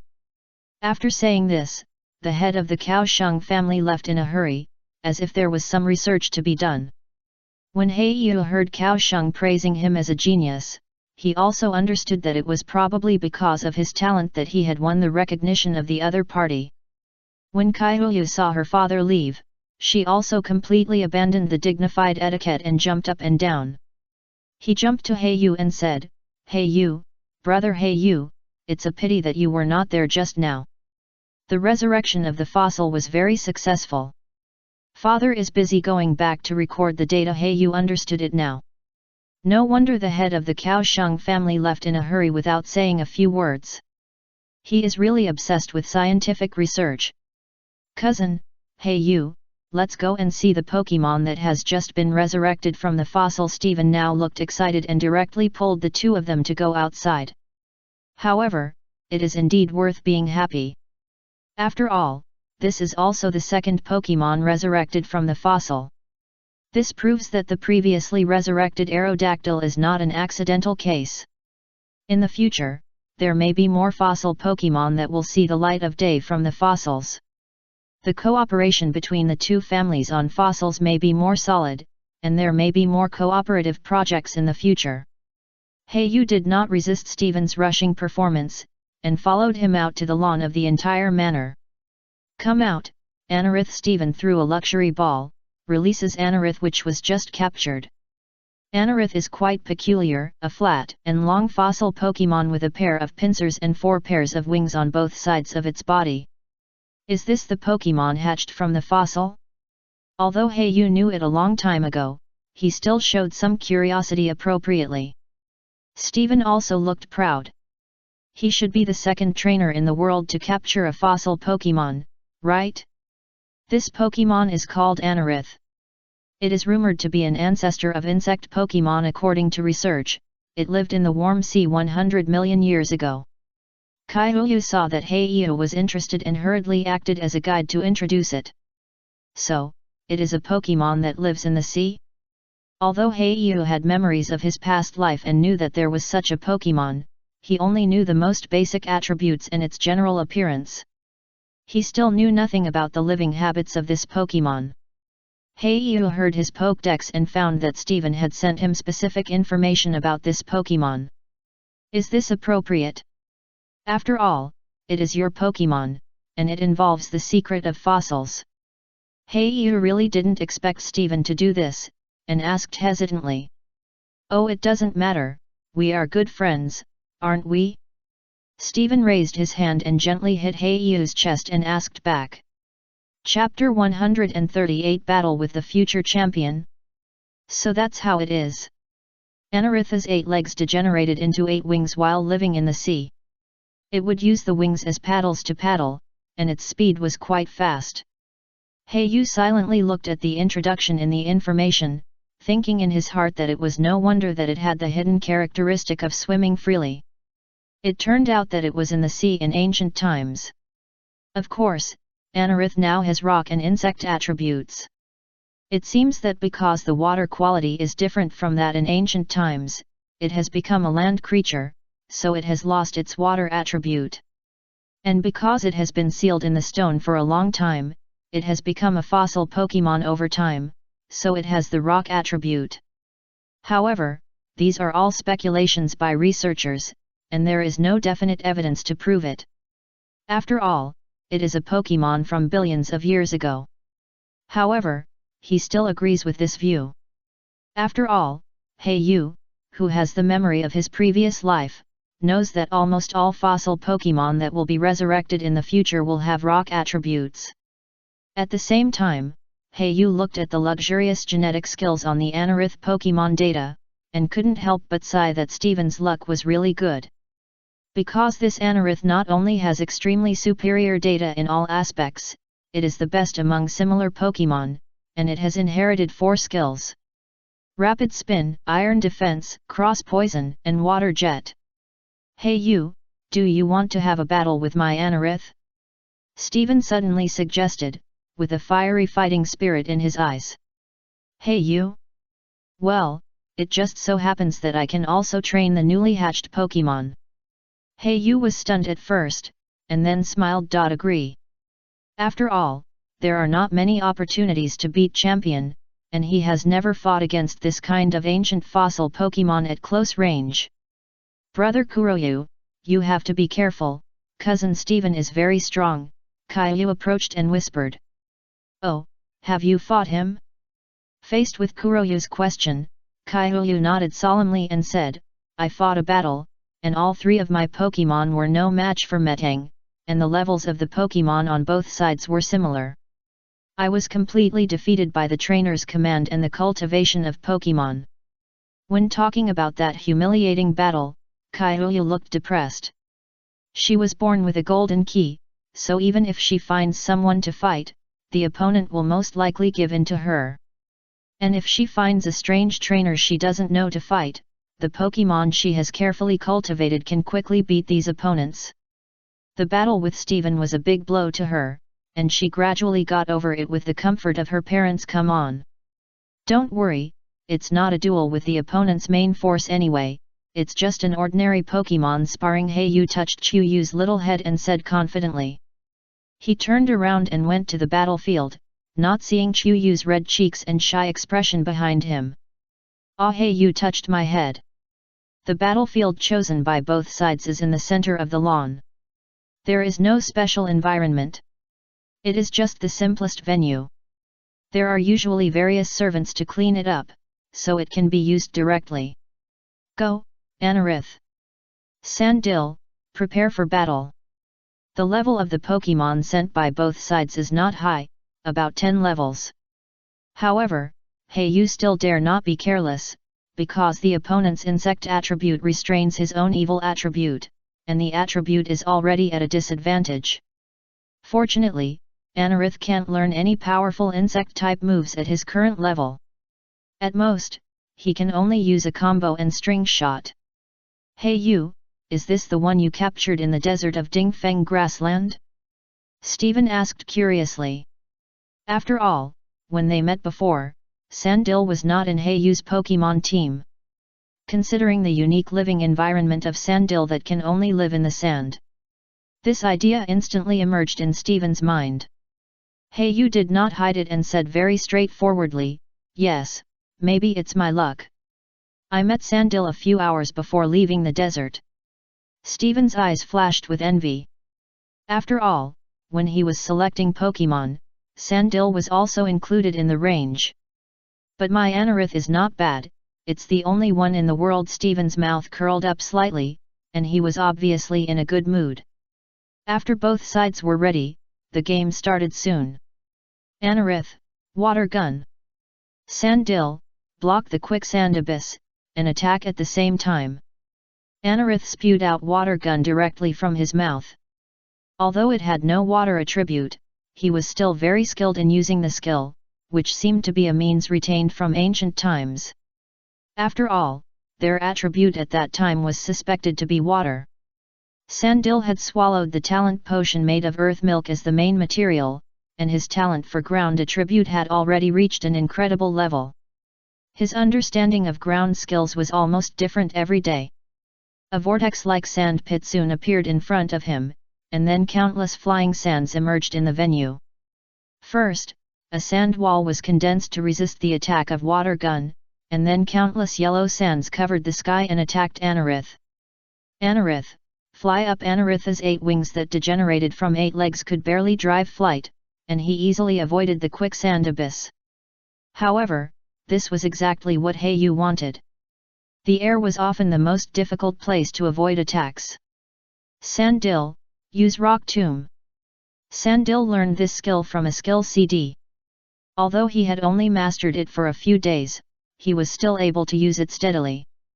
Sandil suddenly hit the ground with his claws, and then the tail behind him kept hitting the ground, sweeping the rocks into the air. Anarith in the air was instantly hit by countless tiny rocks. Although the damage was not fatal, it also caused its wings to be slightly damaged, and it had no choice but to fall from the air. Anarith, continuous slash. Stephen frowned slightly, but still commanded calmly. Because he found that this ancient Pokémon there is also a disadvantage of Pokémon, that is, there is no previous command experience to learn from, and you can only explore the advantages and disadvantages of this Pokémon by yourself, and customize special development and tactics. Sandil, don't be afraid, just use bite to fight head-on. Heiyu is certainly not afraid of close combat. After all, Sandil has been fighting since birth and has a strong fighting consciousness. He will never lose to a Pokémon that has been sleeping in a fossil for many years. As expected, as soon as the two Pokémon came into close contact, they began to collide with each other's skills. Sandil screamed wildly at the crocodile, and Anarith left wounds one after another. Anarith could only take advantage of the blow to use the combo while being beaten, scraping a shallow mark on Sandil's back scales. Sandil, use Torment. While Anarith was taking a breath, Heiyu directly used Torment, which prevented the opponent from using the same skill continuously. That is to say, the combo was directly blocked. After all, it restrained the insect attribute, so Heiyu could not be too cautious. Anarith, Water Jet. At Stephen's command, Anarith endured the wounds on his body and used the Water Jet. The body was wrapped in water, and then rushed towards Sandil like a bullet. The water-attributed moves just restrained the ground. Heiyu's expression did not change, because he knew that this battle was likely to have a result. Sandil, use Protect. As Sandil easily blocked it, Stephen waved his hands and shouted to admit defeat. Stop, stop, stop, I admit defeat. Chapter 139 Dusk Stone. Stephen ended the battle with a frustrated look on his face. In fact, it was not his fault for poor command. After all, this Pokémon like Anarith was the first to appear. There was no experience to draw on in the past, and even the moves he used were the first time he had seen them. None of the data had been tested accurately. As the saying goes, only by knowing yourself and the enemy can you win every battle. Now, let alone knowing the enemy, he only has a vague understanding of his own Pokémon. Hey you, wait until my Anarith evolves, and then we will have another battle. Stephen was obviously not convinced by the result of this battle. Hey you also knew that he had won unfairly. He touched his nose and said unnaturally, okay, I want to challenge the next Evergrande City conference held by the Hone Alliance. I am traveling with this goal. If you are interested, we can have a fair fight on the field. Stephen treated Anarith's injuries. After hearing what Heiyu said, he murmured, the next Evergrande City conference? Interesting. Heiyu was treating the scratches on Sandil's back scales, and he didn't know that his casual words made Stephen plan to participate in the competition. After the two simply treated the wounds of Pokémon, they handed the Pokeball to the medical staff who came. The Solans family naturally has talents specially trained in this area. These medical figures are all graduated from the branch of Joy Academy. After all, only Miss Joy of the Joy family is eligible to enroll in the main school of Joy Academy. Heiyu once again sighed at the arrogance of the big family, which is full of heritage everywhere. Through marriage, they monopolize the upward channel. No wonder they can be called a 1,000-year-old family. Hey Heiyu, you are so awesome. Kaiuya came to the two of them from the corner where she was watching the game, and said to Heiyu with admiration. Stephen looked at his cousin's eyes shining like a little star when she looked at Heiyu, and he was sure of his guess. His cousin was just at the age of falling in love, and when she met a gentle boy like Heiyu, it was inevitable that she would fall in love. Alas, it's a pity that the Solans family might not agree. I can help Heiyu more. Brother Yu, Match them up. Stephen still admired Yu, especially after the last encounter. He asked his family to look up some basic information about Yu. He found that he was a perfect template for the rise of a genius. He was born as a direct descendant of the Alliance, his parents died and he had no relatives. He received investment from the Norman leader and Joy families, and showed his outstanding talent in the position of a breeder. Yu dealt with the little girl Yu while talking to Stephen, and he could clearly see feeling that the friendship between the two is rapidly improving. Perhaps it is unreasonable for men to get closer, and they can often become brothers after a Pokemon battle. In the evening, the sun sets. Chikorita, I wonder if you like this kind of poke blocks. Kaiyu took out a poke blocks that is universal for grass-type Pokemon. Everyone released Pokemon and prepared poke blocks and other food for them on the lawn. Yu also released all Pokemon, a total of 5, especially the rather majestic Crawdaunt and Sharpedo, which instantly attracted the attention of Stephen and Kaiyu. My god, brother Yu, the 5-pointed star of your Crawdaunt is too big, isn't it? It was the first time Kaiyu saw brother Yu's Crawdaunt, especially Chikorita in his arms was scared and timid. Stephen nodded secretly beside him head, worthy of being called a genius breeder. There is nothing to say about breeding Pokemon. Although it is not as good as his own Metang, it is definitely remarkable and unique. But you have to know that his Metang was carefully tailored by several respected breeders invited by his father. Even the minerals and poke blocks he eats are high-end products. And Crawdaunt is a Pokemon with a bad temper, but the one in Yu's hand is so docile, and the outer shell seems to be darker red than ordinary Crawdaunt. Stephen was secretly shocked by Yu's breeding talent. Kaiyu, who was standing by, didn't think as deeply as Stephen, but she came from a big family and could see that several Pokemon were well cultivated. Brother Yu, can you customize Chikorita for me? A breeding plan and exclusive poke blocks? Kaiyu suddenly held Chikorita in front of her chest and asked expectantly. In her opinion, if she could let big brother Kuraba also participate in the joint breeding of Pokemon, wouldn't it be like raising a child? Chikorita is the crystallization of the two. When Kaiyu thought of this, her heart was secretly sweet. Kuraba didn't know what the little girl in front of him was thinking, but he showed hesitation on his face. Although I am a junior breeder, I have never received private customization, whether it is a breeding plan or poke blocks. After all, he had to travel in the past and couldn't stay in one place for a long time, so he couldn't collect timely Pokemon data. In addition, he was often in the wild, unlike other traveling trainers, so even in Rustboro during the days when City was popular, he did not accept any private customization orders. It's okay, brother Yu, I believe you. Yu patted her chest, looking relieved. After a brief thought, Yu found that this was also an opportunity to train himself, and said, well, I can only be responsible for the cultivation of Pokemon below the superior level. If it exceeds this level, I can't do anything. Yu's highest level Crawdaunt has not yet reached the standard of level 40 superior, let alone customized cultivation plans for other Pokemon. Yeah, brother Yu, don't worry, I will never lack your cultivation funds. Yu looked like a little rich woman, and even hurried to send Chikorita was stuffed into Yu's arms, fearing that he would regret it. Yu lifted up the little cutie in his arms and began to collect data, taking out simple equipment and instruments from the space backpack. Then there were a lot of materials and various strange equipment.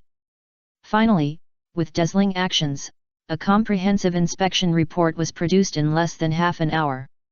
It seems that I have to stay up late tonight to work overtime. I will show you a simple cultivation plan tomorrow, Yu said with a smile. Similar cultivation plans often require precise data and various modifications before they can be fully produced. It is not that you can formulate it with a simple inspection. That is irresponsible to your customers. Well, it's dark, cousin Stephen, are you going to stay here tonight? Kaiyu looked at the sunset in the sky. After Stephen collected all the Pokemon, he said, "No need. Uncle Changdao should come to pick me up soon. I have already obtained the cooperation data on fossil Pokemon. It is time to go back and report to the family." Sure enough, a luxury extended sports car drove over not far away, and an old man walked out of it. It was the old man with a powerful Bastiodon that Hayu met in the desert last time. The old man walked to Stephen respectfully and handed him a beautiful gift box with both hands. "Master Stephen, this is the dusk stone you commissioned to collect." Chapter 140 The Growth of Breeders. After dinner, Hayu arranged evening training for several Pokemon. Crawdaunt, needless to say, followed caste form to learn rain dance. This skill has been mastered now. The next goal is to continuously expand the range and rainfall. Sharpedo has made rapid progress since taking the talent potion. He has started training Ice Fang, Toxic Fang, and other skills. After all, you can't rely on Crunch alone to conquer the world. Some biting skills of other attributes must also be mastered. Fortunately, when making the talent potion last time, a Fang of Walrein was mixed in it, so Sharpedo's talent control of ice energy has improved. Umbreon now has to learn Dark Pulse and Attract. As skills that have just been learned with skill discs, they must be used proficiently in battle. Among them, Dark Pulse is the top priority. After all, it is a rare offensive skill of Umbreon and it is also a property of this system. It is worth mentioning that the hidden power disc used by Umbreon last time was finally found. It's actually psychic attribute. This surprised Kuraba. After all, psychic attribute itself is powerful and mysterious, and it also restrains poison and fighting.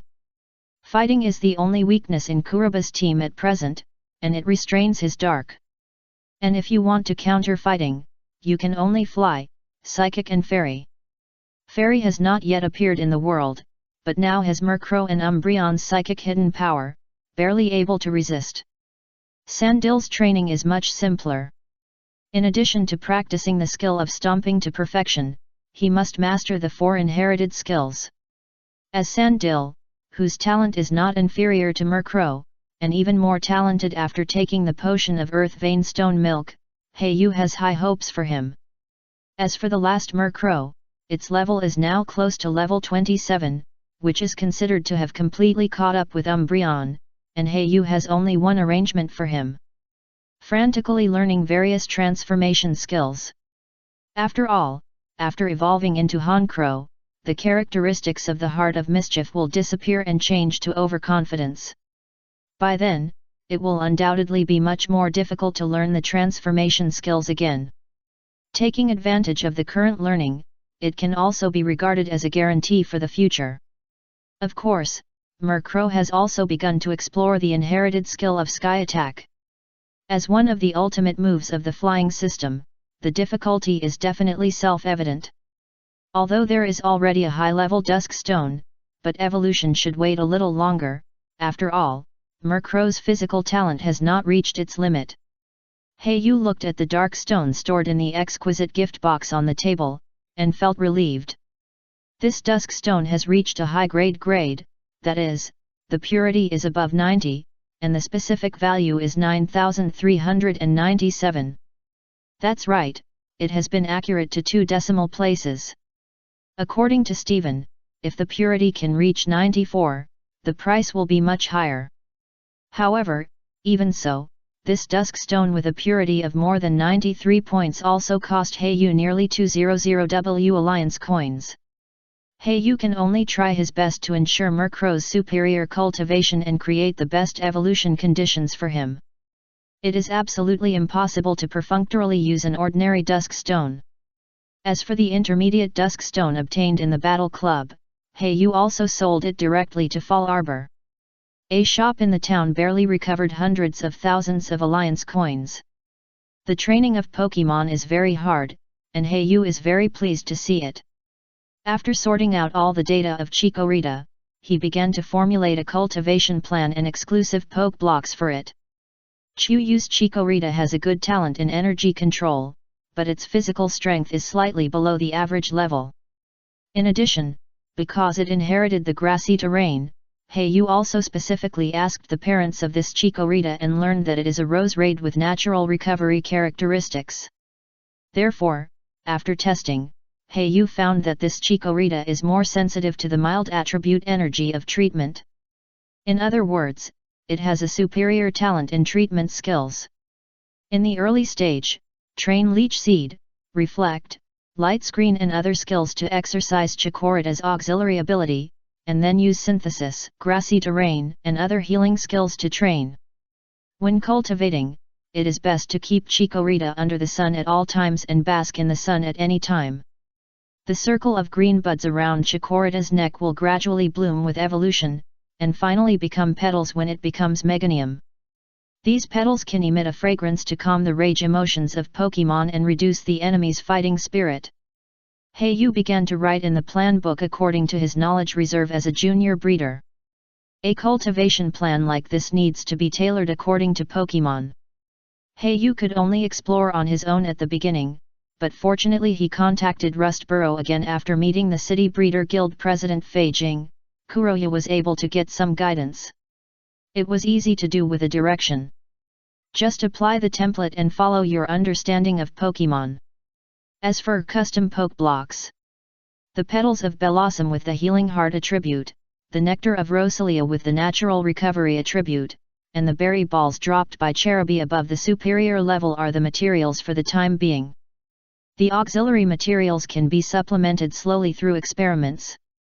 Kuroya's poke blocks help increase Pokémon's talent in healing skills, allowing Pokémon to respond to mild healing. The more energy, the more sensitive, the stronger the control. Of course, Heiyu alone cannot complete the production of poke blocks, and of course he must ask Master Feijing for advice. As the president of the Rustboro City Breeder Guild, Master Feijing is naturally happy to guide Heiyu, a talented junior. Heiyu began to try to make poke blocks. Although he was very confident in this recipe, after all, no matter from which aspect, no flaws could be found. But, practice makes the truth. Heiyu did not dare to have absolute confidence, not to mention that there were those complicated auxiliary materials that needed to be tested one by one. Each poke block's recipe contains the endless efforts of the breeder, as well as that flash of inspiration. Would it be better to add sunken leaves? No, Flababy pollen seems to be good too. Skiddo leaves. It seems that goat milk is also a good material, with a certain healing effect. In a room on the second floor of the manor, the lights were on all night, and only a young man could be vaguely seen from outside, writing furiously in front of the desk. At night, all the Pokémon fell asleep, leaving only Umbreon and Murkrow to accompany Heiyu. After all, these two Pokémon are completely nocturnal creatures, and they are more active at night. Therefore, Heiyu has always let them serve as personal guards and sentries. Although it is very safe in the Solans family's manor, the two little ones who have long formed a habit are still conscientious. Uebu. Ga. Chapter 141 Team Rockets. Seeing that it was almost dawn, Heiyu simply didn't plan to rest and took out the psychic training manual from the space backpack. Before, he had only read a little bit of the introduction and instructions, and had not practiced deeply. So that's how it is. In addition to self-cultivation, psychics can also awaken through external stimulation. Heiyu sat cross-legged and began to calm mind according to the above method. Unfortunately, the birds outside the window began to sing. It was dawn and he had not yet entered the deep calm mind state. Is it so difficult to calm mind for the first time? Heiyu finally had a certain understanding of the difficulty of practicing calm mind. Looking at the servants who had already started working in the garden downstairs, Heiyu rubbed his sore eyes and simply stopped caring about psychic. Just when Heiyu was about to go to the restaurant for breakfast, the Team Rocket's computer, which had no news, suddenly rang. Heiyu hurriedly closed the window and the door, and finally carefully entered the Team Rocket's website. Team who received this message: Rockets members please meet up with Movili City within 7 days. Heiyu looked at the mandatory tasks posted above and frowned. According to historical records, he has never received any mandatory tasks as the team leader of Team Rockets. It seems that Team Rockets will make a big move in Moverly City. Originally, according to Haeyu's planned route, he should first explore the northern region of the entire Hone region, and then go to the southern coastal area and the Sea City. The next stop originally planned was Fortree City, but now it seems that the destination must be changed temporarily. Haeyu glanced at Murkrow, who was still on guard by the curtains. A hint of tenderness flashed in his eyes, and he stroked the fluffy feathers. "Thank you for your hard work, Murkrow, come back first." Haeyu went to the restaurant downstairs for breakfast. Chuyu was not here. It was estimated that she had not gotten up yet. But here he saw a surprised person. "Senior Kaosheng, good morning." Haeyu said respectfully to the middle-aged man who was sitting in the main seat with a vigorous face. Kaosheng laughed heartily and gestured to Haeyu to sit down. "Haha, Haeyu, you don't have to be polite. Looking at your expression, it seems that you didn't get enough rest last night?" Although Haeyu tried his best to cover up his expression, the tiredness in his eyes was still visible. Haeyu told about the training plan for Chikorita of Kaihuyu and the exclusive poke blocks. There was silence in the room for a moment, and even Kaosheng looked unexpected. Obviously, Kaihuyu, the little girl, probably didn't tell her family about this matter. "Although Kaihuyu didn't tell me about this matter, I still want to ask you how sure you are?" Although Kaosheng knew that Haeyu had some talent in the position of breeder. But this kind of exclusive breeding plan is often something that only some mid-level breeders can do. Only with sufficient experience and knowledge reserves can a Pokémon breeding plan be completed. Kaosheng stared at Haeyu with a sharp gaze, trying to see something from it. Haeyu looked at him without hesitation, without any emotional fluctuations. "Although I am only a junior breeder, I am still certain about this matter, and I have asked Master Feijing to help check it." Haeyu faced doubts, neither humble nor arrogant replied. Kaosheng nodded thoughtfully. With the president of the Breeders' Association helping to check, the credibility has indeed soared. "In that case, I'll trouble you, my friend. I will pay the highest market price for all the commissions from Kaihuyu."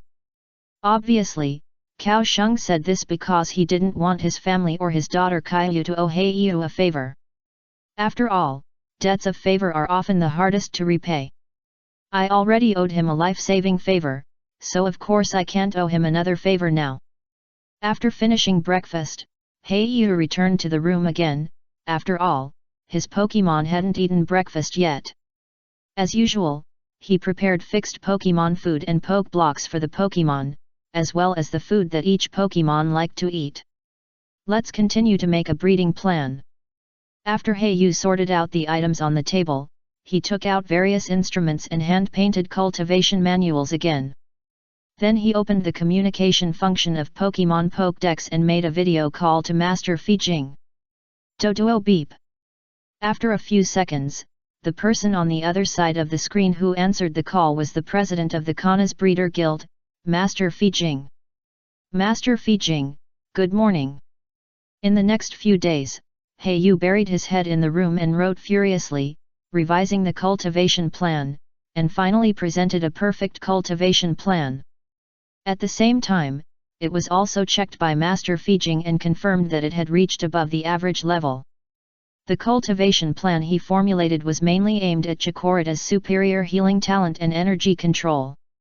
In terms of skills, only a few offensive skills such as Weather Ball and Energy Ball were needed, and the main focus was on Safeguard, Aromatherapy, Leech Seed, Grassy Terrain, and other skills.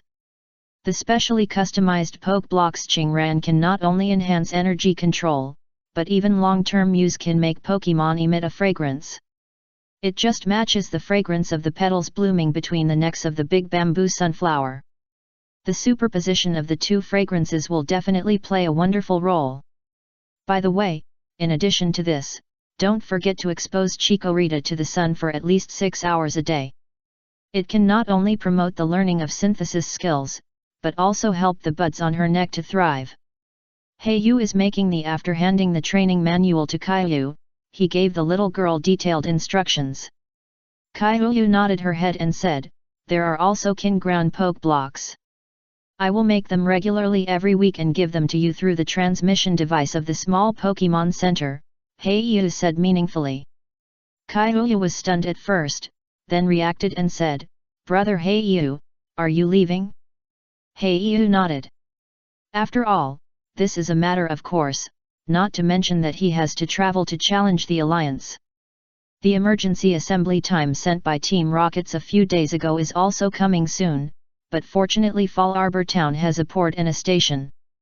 Kaiyu lowered her head and was silent. As a member of a large family, although she is spoiled by her parents, the superior education she received since childhood makes her a sensible person. "Brother Heiyu, thank you for saving me. I will remember this kindness in my heart forever." Kaiyu suddenly raised her head and smiled at Heiyu. Knowing that Heiyu was about to leave, Kaiyu had been pestering Heiyu for the whole day, seeming to cherish this last time together. Early the next morning, Heiyu and the Pokemons hurriedly had breakfast in the manor and headed for the station in Fall Arbor Town. Of course, they took the fastest and most convenient maglev train in the Alliance. The little girl is quite thoughtful and actually prepared a luxury seat. Heiyu looked at the luxury seat ticket that Kaiyu gave him before he left, and he was in a good mood. Chapter 142 Train Journey. As the fastest and most stable means of transportation on land, the price of the maglev train is naturally not cheap. Even the worst third-class ticket requires thousands of union coins, which is unaffordable for ordinary people. However, for trainers, thousands of union coins are easy to get to the destination faster, which is definitely worth it. And the luxury seats in Heiyu's hand cost tens of thousands of union coins. After all, there are always some trainers or wealthy people who are willing to spend money to make this train journey more comfortable. "Hello, welcome to the Fountain Train." A staff member in work uniform smiled. He bent down and tried to reach out to help Heiyu take off the backpack on his back. Heiyu waved his hand to reject the other party's kindness. Hone region has less than 10 lines of maglev trains like this one. After all, there are many waters here, and the main means of transportation is still ships and cruise ships. It is worth mentioning that almost all maglev trains are named after spring, water, sea, and stream, which are obviously regional characteristics. The luxury seat he is in is more like a small room than a seat. The chair inside can be stretched out and can even be used as a bed for rest. At the same time, the space is also spacious, at least 3 or 4 can be released. Small pet Pokemon is not a problem. "Hello sir, do you need a drink?" A good-looking steward knocked on the door of the luxury compartment where Heiyu was and asked softly. Heiyu directly declined. He was always very cautious about buying water and food from outsiders. What's more, he had prepared it in his backpack. After locking the door of the compartment, Heiyu completely relaxed. The high-intensity research and cultivation plan in the past few days made him physically and mentally exhausted.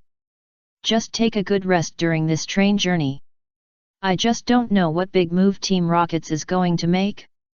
In fact, he didn't want to get involved in this excitement, but if he didn't show up for a long time in this identity, it would inevitably arouse suspicion, and then he would still be targeted by Team Rockets. Rather than doing this, it's better to face it directly. After all, Team Rockets is a powerful black organization that spans several regions in the underground forces and can compete head-on with the Alliance. If Heiyu can have such an additional way, it will be great for future development and retreat. But fortunately, the Psychic Team Rockets member has no acquaintances in Hone region. Heiyu has found out some information about this identity through various historical records and information on the computer these days. The identity he is now replacing, the original Psychic Man, is a member of Saffron City Team Rocket HQ. His original duties are a team leader, commanding dozens of non-staff personnel and 10 Team Rockets soldiers. However, he came directly to Hone region after receiving an emergency transfer order, and was killed by Heiyu before he had time to meet up with the headquarters. It's really fate, but in Saffron City is a psychic, so it's hard not to suspect that you are related to Psychic Jim and Sabrina. Hayu thought so and released several Pokemon at the same time. Of course, Crawdaunt and Sharpedo were not allowed because they were too big. Sandil, don't grin at other Pokemon and humans. Hayu looked at Sandil, who was furry all over and had a ferocious face, and taught him. Perhaps it was because of the fighting experience of raising Goose since childhood that made him extremely vigilant against other Pokemon and humans except Hayu, and he would grin at others at any time. Even Crawdaunt, who was also in the team, got along with each other only under Hayu's mediation. Hayu took out a special teething stick from his backpack and stuffed it into the mouth of Sandil. Into Sandil's crocodile's mouth.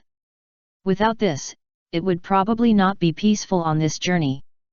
Hayu was just about to put the seats together and lie on them for a short rest when the Pokemon Pokédex immediately made a ding-dong sound.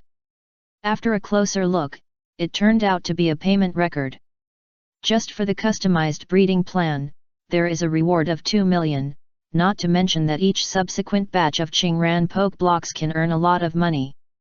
No wonder those respected intermediate breeders disdain to make money by selling Poke Blocks. With this set, all the way to the Pokemon superior level, I'm afraid 500W Alliance coins can't stop it. When Hayu thought of this, he suddenly understood why even the direct descendants of the Joy family were keen to become a breeder. Because it is so profitable. Not to mention the subsequent associated costs. Take the Chikorita breeding plan it has formulated as an example. Will it not continue to breed Chikorita after it becomes a superior Pokemon above level 40? By then, if you want to develop a further breeding plan, you must find Hayu, a breeder who has been in the same lineage for a long time. Otherwise, if there is a problem with the breeding concepts between the two breeders and the plans are in conflict, it will inevitably have a bad impact on Pokemon. The subsequent costs are probably more than 10 million, which is the bulk of the entire money-making plan.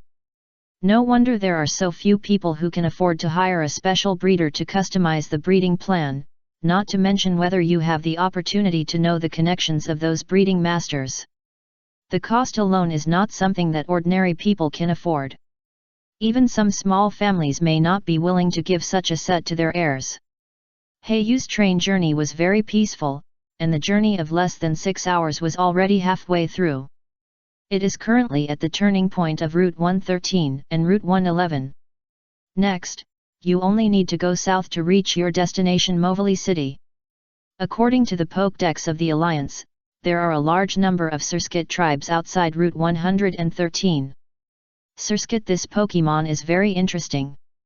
It has the attributes of insect and water, and generally lives in water plants. Pond or swamp.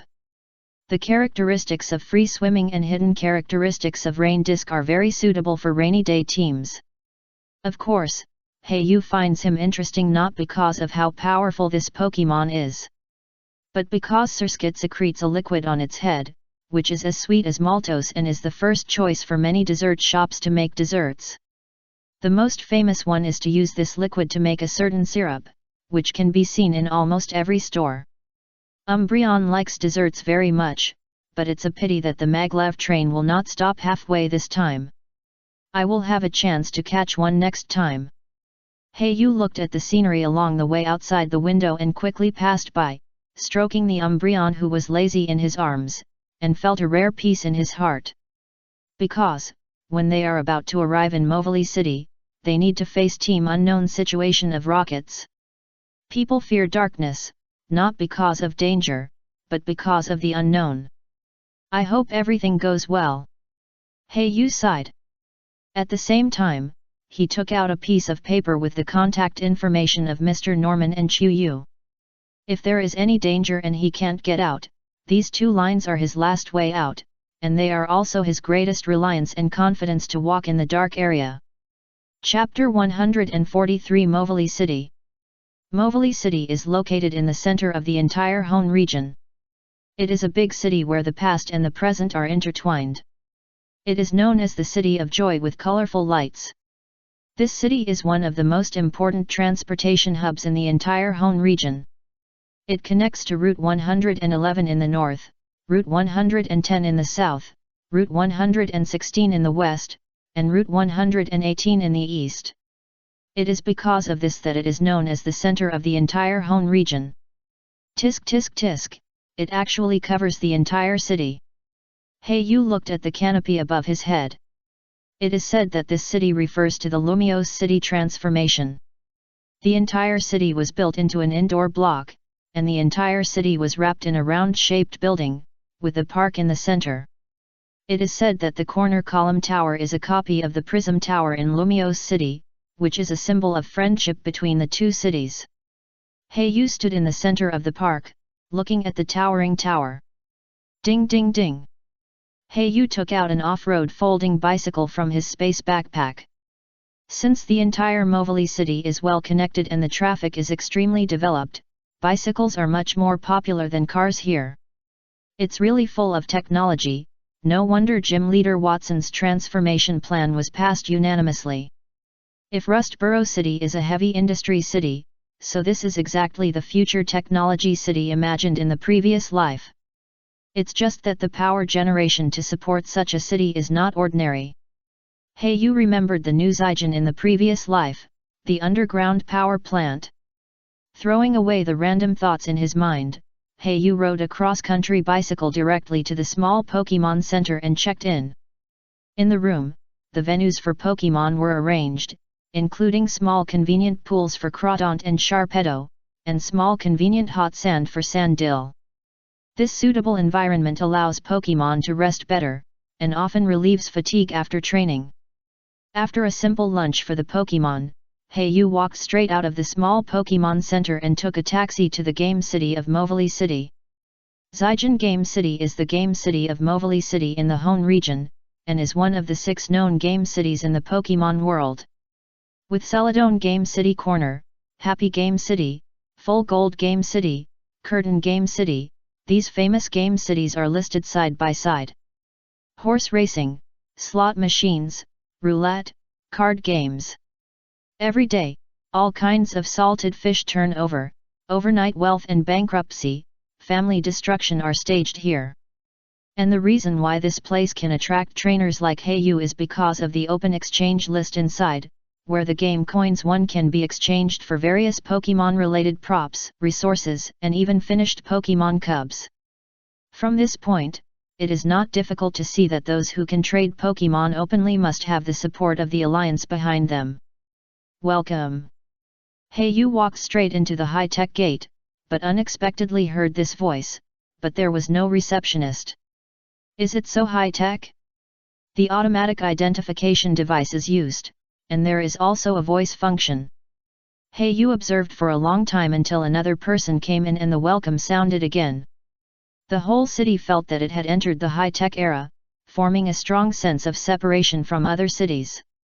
I was curious about the Watson leader who proposed the transformation plan. Walking to the service center in the lobby, I exchanged 100 tokens first, spending 2,000 Alliance coins. This luxurious exchange list can even be exchanged by Royal 3, which is comparable to Team Rocket's redemption list. Yu looked at the various rewards and redemption lists that rolled out from time to time on the screen, thinking to himself. Of course, the game city will not do a loss-making business. Yu guessed that there was a high probability that the odds of winning the bet would be manipulated behind the scenes, and other people probably knew that this was almost an unspoken rule. But even so, there were still countless people willing to come here. After all, it was the greed in their hearts that was at work. The entire game city was divided into many areas. In addition to the crowded hall, there were guards at the door of each area. They held some kind of instrument to scan everyone who entered, and the sign next to them also read Psychic Pokémon and Psychics are not allowed to enter. As the saying goes, behind every rule is a bloody lesson. Yu described what he had probably guessed. With the magical ability of Psychics, you can enter the game without touching the built-in opening in the case of closing, win a lot of game coins. Yu walked in calmly. Although he had some items left by the Psychic, they were all stored in the space backpack, and there was no psychic fluctuation, so they would not be detected naturally. He was now entering a card area, which mainly carried out various card gambling games. As soon as he entered, a noisy atmosphere came over him, and the air was mixed with various smells. The smell of smoke, sweat, and various strange Pokemon smells. Yu wrinkled his nose and resisted the urge to sneeze. Although it was lunchtime, most people here had no intention of leaving. Almost everyone is addicted to it. Some winners naturally shout in ecstasy, and then show off their achievements to the people around them triumphantly. Those who lose naturally curse angrily and slap the gambling machine hard. Finally, when all the game coins are lost, they leave dejectedly and give the game machine to the person behind. Overall, most people lose. There are almost no people who can walk out of the game city with a smile. Those who lose often want to make up for their losses by continuing to play, and they always keep suggesting in their hearts, how can a gambler lose every day? And the winners always want to continue to win, they always feel that today's strong luck seems to be on their side. The final result is that there are very few people who can really win rewards in exchange for rare items, almost very few. Making money through people's greed, unwillingness, and various stimulating emotions, this is the game, the real philosophy of the enduring city. Yu's arrival did not cause any ripples. These people were all immersed in their own gambling world and hardly cared about anything in the outside world. Drunkenness and dreaming. Yu didn't know what to think.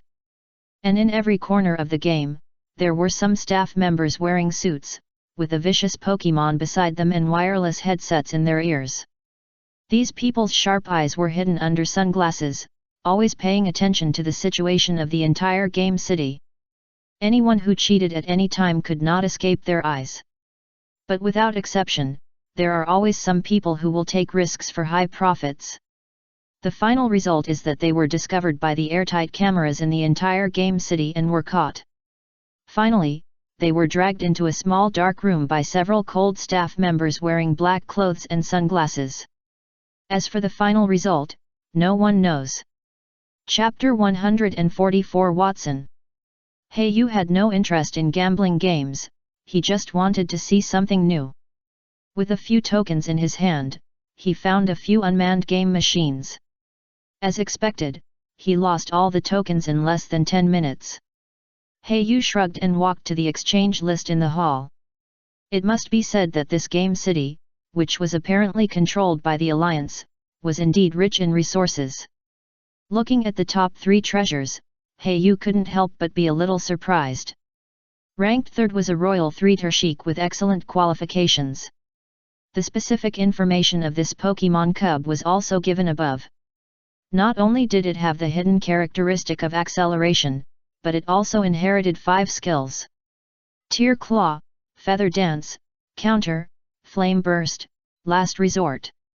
Excluding the almost useless skill of Feather Dance, the other 4 are all very practical. It can be seen that this Torchic really has an advantage in talent inheritance. In addition, this Torchic in terms of energy control, it is particularly marked as excellent, which shows that he has good qualifications, not just relying on his parents' blood. As for the second reward, it is a very rare Pokemon that was once comparable to a quasi-god, Zorua. Not much information was given, but just these 3 words are enough to make most people crazy.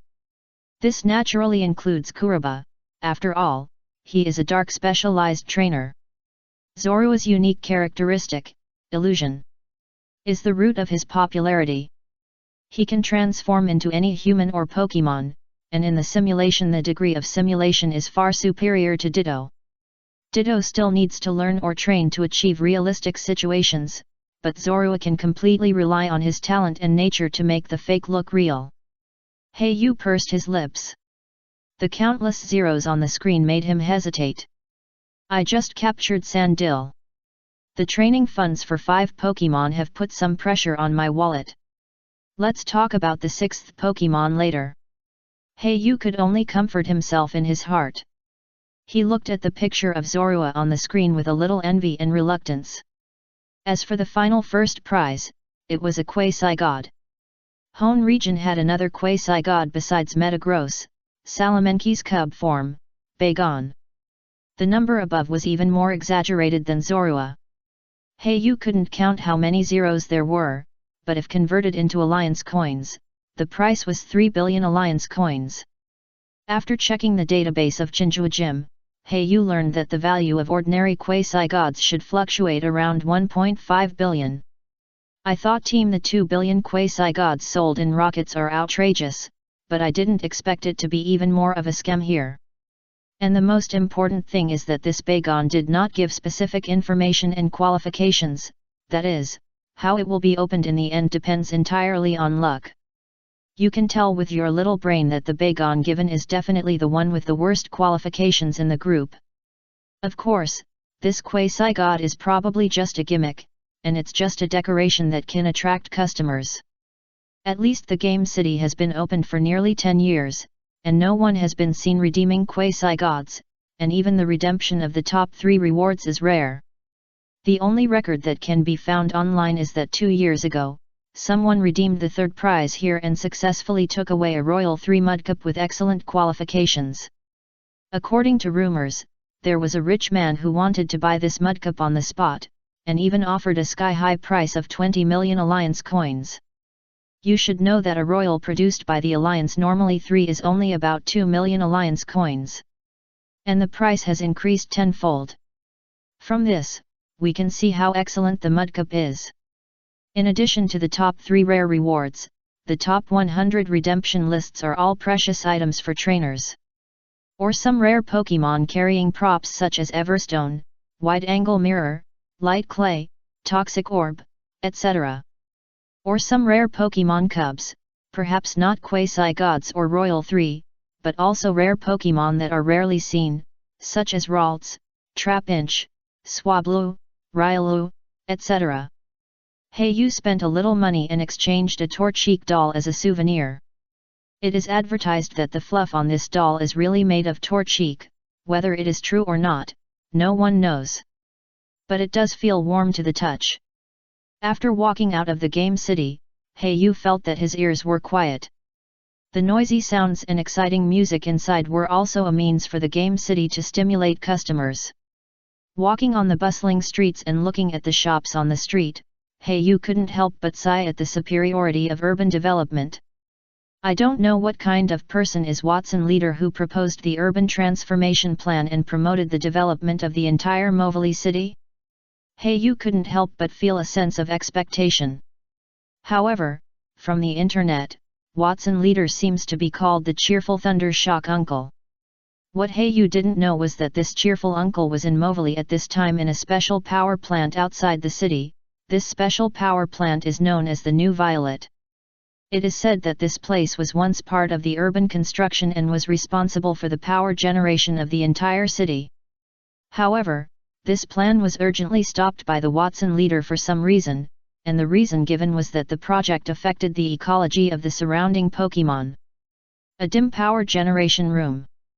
A Pokémon that looks like a saber-toothed tiger, with saffron-colored hair, strong limbs, and sharp fangs is lying weakly in the corner, licking its injured body. The Pokémon has a black Oribug headdress on its forehead, which covers its forehead, nose, and mouth. And under the headdress is an X-shaped beard. It has a spark-shaped light blue tail with an ember-shaped tail tip, which can be seen to be extremely majestic. Creaky. The half-closed iron door was opened, and Thunder, who was quite cheerful in front of outsiders, Shock Uncle Watson, at this moment, walked to the side of the Pokémon with a worried look on his face. Stroked the saffron-colored hair of the Pokémon, and murmured, "Old man, they seem to have found your trace again, it seems you can't stay here any longer." The weak Pokémon lying on the ground heard the words, let out a whine, stretched out his tongue to lick Watson's large palm, and responded intimately. "Sorry, in fact, I don't know what's wrong with the Alliance now. It's full of corruption and darkness, the dark forces are ready to move, and there are many factions within the Alliance. Hoath Lord has not appeared for many years. There are undercurrents in the Alliance, and now I can't even protect you, my friend." When it comes to Ho-Oh, the originally weak Pokémon immediately becomes excited, and a trace of manic thunder suddenly appears on the surface of the body. As the door is slowly blown open by the wind, a beam of sunlight shines into the dim room, and the Pokémon reveals its true face.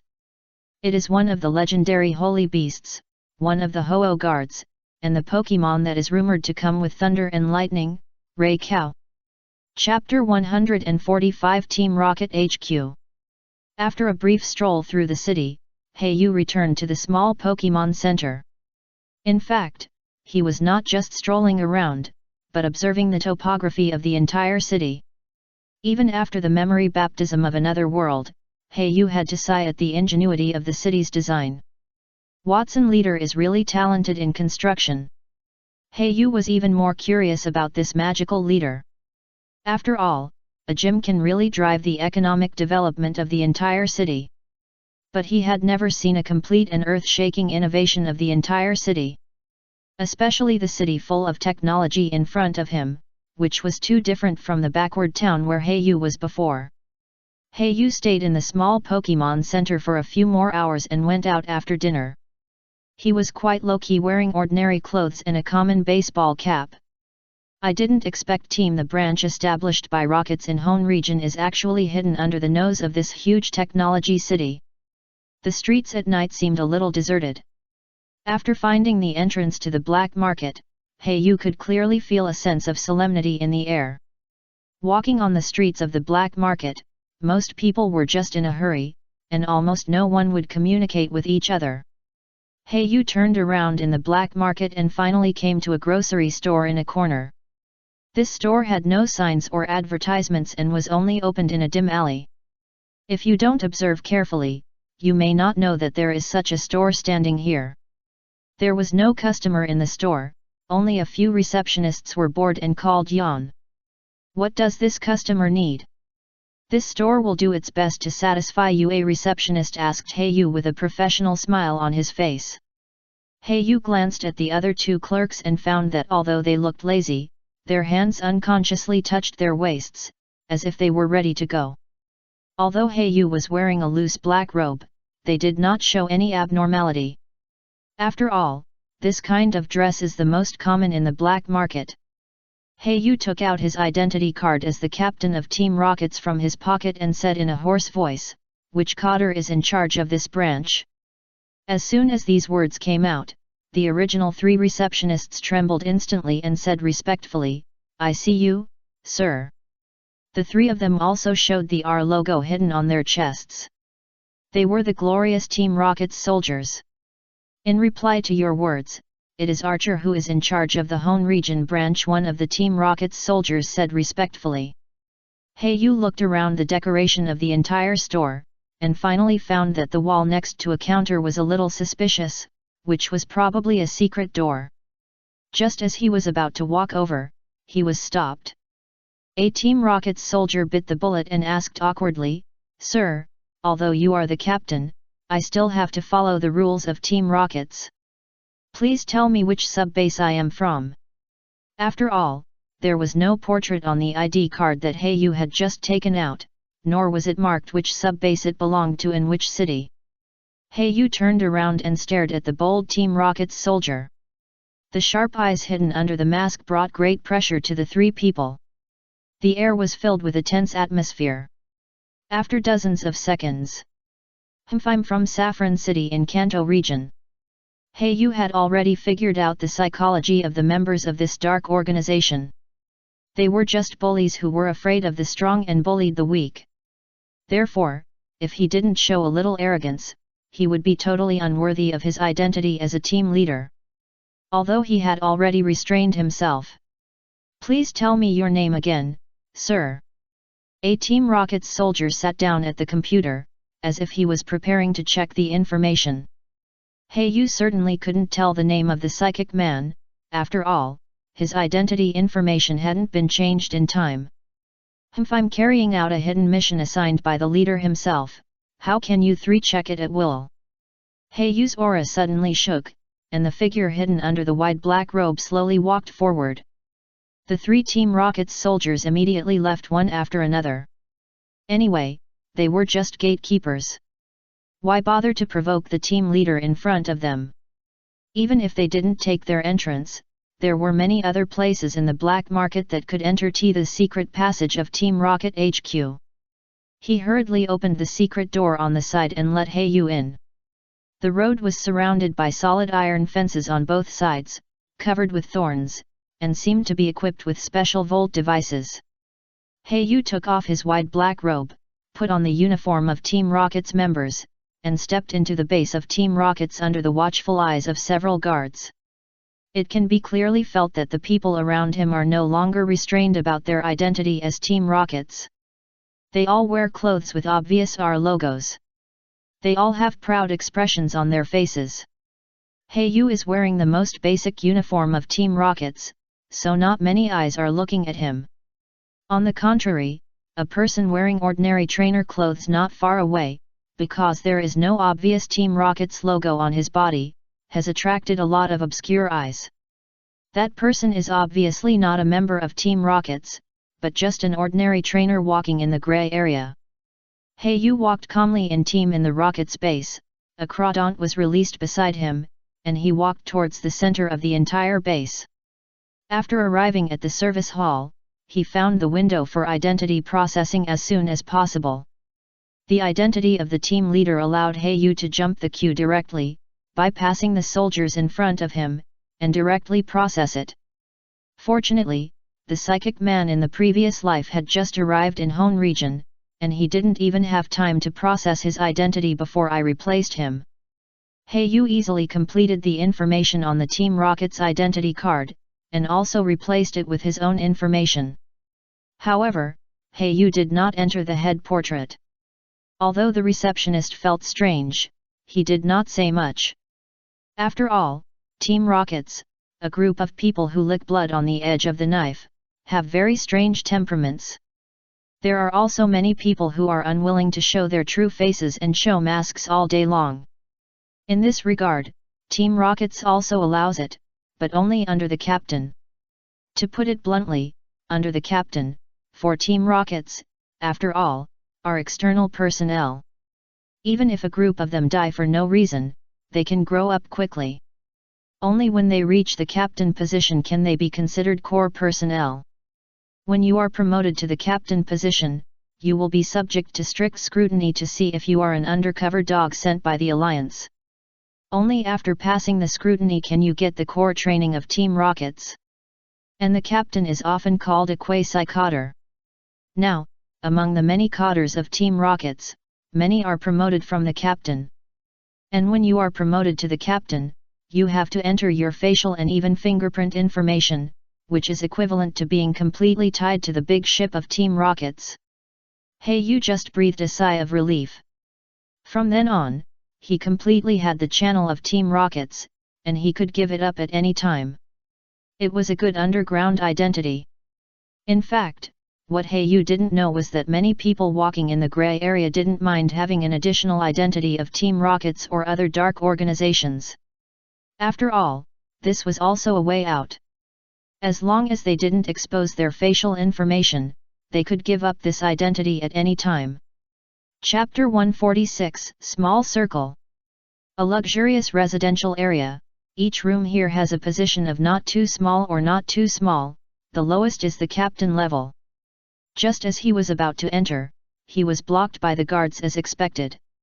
After all, this area is not accessible to ordinary Team Rockets soldiers, so the review is naturally much stricter. However, the identity of the captain of Hayu made it very easy for him to enter, and several ordinary soldiers of Team Rockets did not dare to question him. After finding a room, Hayu slowly pushed the door open and entered, and several sharp eyes were cast at him instantly. Hayu's face hidden under the mask was expressionless, and he sat directly on the sofa in the room under the gazes of these colleagues. There were 2 men and 1 woman in the room, all of whom were captains at the same level as Hayu, and the badges hanging on their chests could prove it all. "Excuse me, but is it Hei Tian?" A slightly charming voice sounded. It was the female team leader. Haishan was the name that Hayu logged in when chatting on the website of Team Rockets, and the people in front of him were all lurking in Hone region like him, with the mission of exploring Team Aqua and Team Magma. Yu replied lightly and stopped talking. The more you talk, the greater the probability of being wrong. Therefore, doing less and listening more is the first principle of Yu walking in the gray area, and it is also true in Team Rocket's. The other two men looked surprisingly the same, and Yu thought to himself, twins? Seeing Yu's cold look, several people did not warm their faces to the cold buttocks. After all, if they can get to the level of team leader in Team Rockets, they are naturally not ordinary people. Not to mention that everyone is now carrying out a mission, and their positions are equal. I believe everyone has received the emergency transfer order? The female team leader fiddled with her wine-red hair and spoke first. The three people in the room had different looks. Even Yu was attracted by her and wanted to see this charming woman. What exactly does the child want to say? After all, she is still acting like a captivate in the black zone, which basically confirms that the woman is definitely a dangerous person. Yu also smelled a little fragrance from the woman. Perhaps others can't smell it, but as a breeder, Yu has been dealing with various medicinal herbs for many years. Therefore, the subtle smell on the woman can't be hidden from him.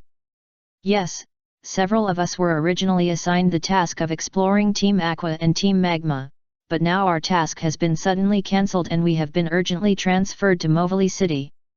I guess something big is going to happen. One of the twin men spoke carefully and speculated. Yu was also a little confused when he heard what he said. After all, in the chat room at the beginning, only the four of them had their tasks cancelled and were urgently transferred to Movili City.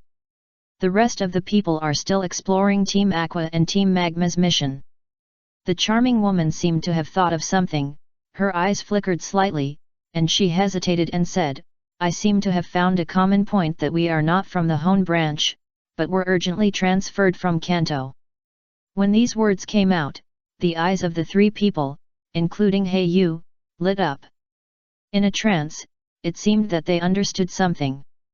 Each of them scanned each other's expressions, as if they wanted to see something from them, but the four of them were all smart, at least there was no flaw in their expression management.